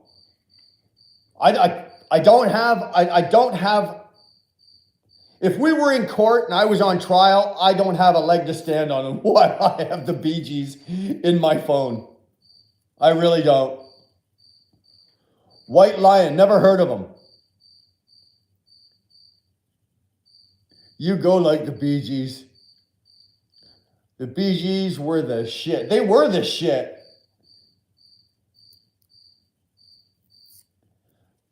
In my house, when we were kids, my mom was in love with the Bee Gees and ABBA. Anybody remember fucking ABBA? Oh my God. Fucking 2 o'clock in the morning and there'd be ABBA bouncing off the walls in my parents' house.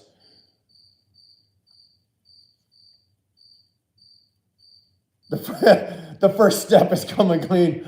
Yeah, the first step is admitting you have a problem. I've got a Bee Gees problem. Hi, my name is Brian and I'm a Bee Geeaholic. First step is admitting you have a problem. Flying Potato, Leonard Skinner, Van Halen, and Journey. Never saw Journey. I've seen Van Halen, and Leonard Skinner is in my top 5 of favorite bands. Top 5, Leonard Skinner. Love Leonard Skinner. And if you're and this is just my opinion. If you're going to listen to Leonard Skinner, listen to live Leonard Skinner. Listen to a live version of obviously Freebird, but there's another live version of T for Texas. It's an old country song. I can't remember who the country artist was that wrote it. Skinner took it, jammed it up, and fucking put it out and put a live version of it. It's about 8 minutes long, and the guitar work is phenomenal. All 3 guitars are going at the same fucking time. KBD, Jeff. KBD Transportation out of Iroquois.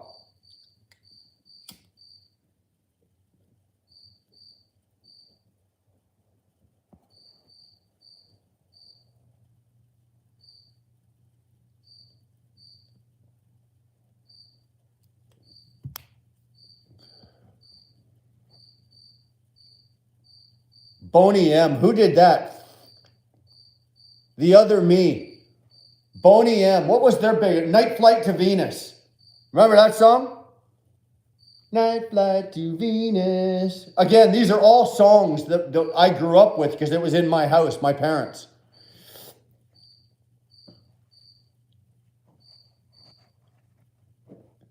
Did they know you?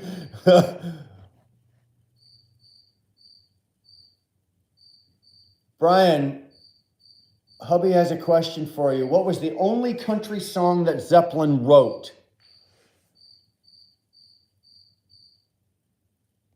That is a damn good question. Is he asking me because he knows the question and he wants to know if I know?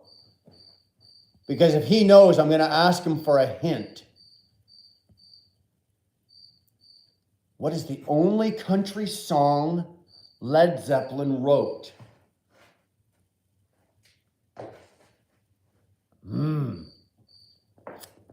I will have to think about that. What album was it on?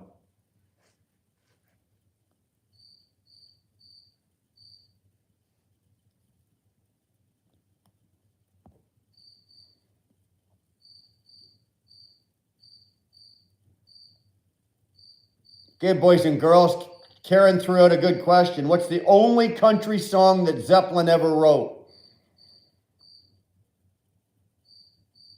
Let's go, guys. It's not like they got 29 fucking albums.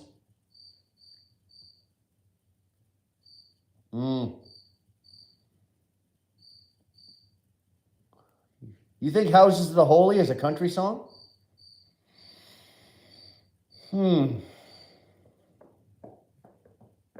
You know what, Karen? I'm going to go listen to that. I don't know how I feel about that. I don't know how I feel about that.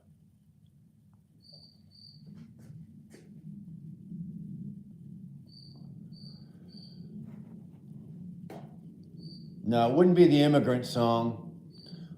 Black Country Woman. Yeah, Karen, what is it? We give up. In Through the Outdoor. That's Trudeau's ass.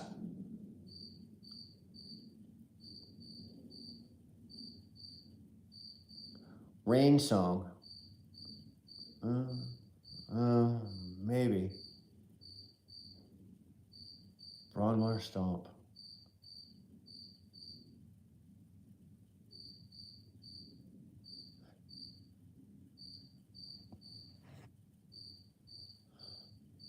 Karen says it was Bronwyn Stomp.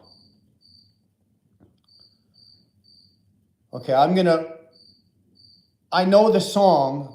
I'm going to go listen to it later when I get done here. And I'll let you know next week whether I agree with you.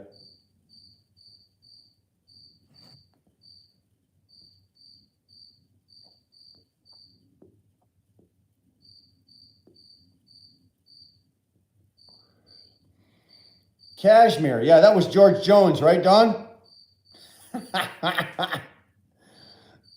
The Rolling Stones are a country band. The Rolling Stones have tried to be a country band. You ever listen to Mick Jagger back in the fucking early 80s when he'd do a live audience? All of a sudden he had a southern twang. Yow. He had an English accent with a southern twang. Anybody want to explain to me how that happens? Even good acid won't do that to you.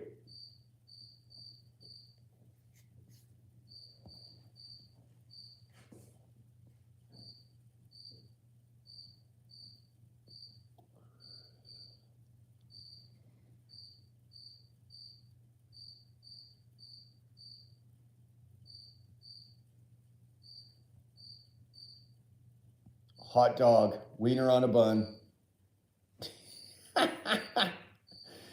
He's a Zeppelin nerd. I just heard Stairway to Heaven.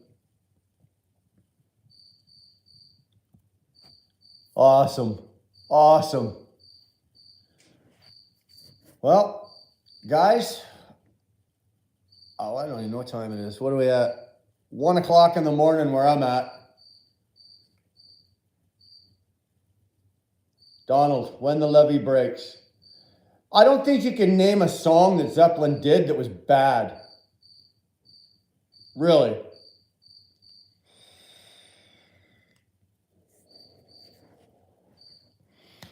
But you know what, guys? I'm going to call this a night. Yeah. Look at Dar's calling. Time to go to bed. So we're going to call it a night. It's 1 o'clock. It's midnight where Cliff is. We're going to call it a night. I'll see what I can do for some videos this week. I've got, like I said, I've got one trip out to Moncton, and then I'm done, and then I'll be at the new company. So we'll see what I can do. If I can shake this goddamn headache and get rid of this tingling. Anyway, you guys have a good night. Scott, thanks for being here. Really appreciate it. You guys You guys be safe. Have a good week. We'll see you next week, eh? Talk to you later, boys and girls.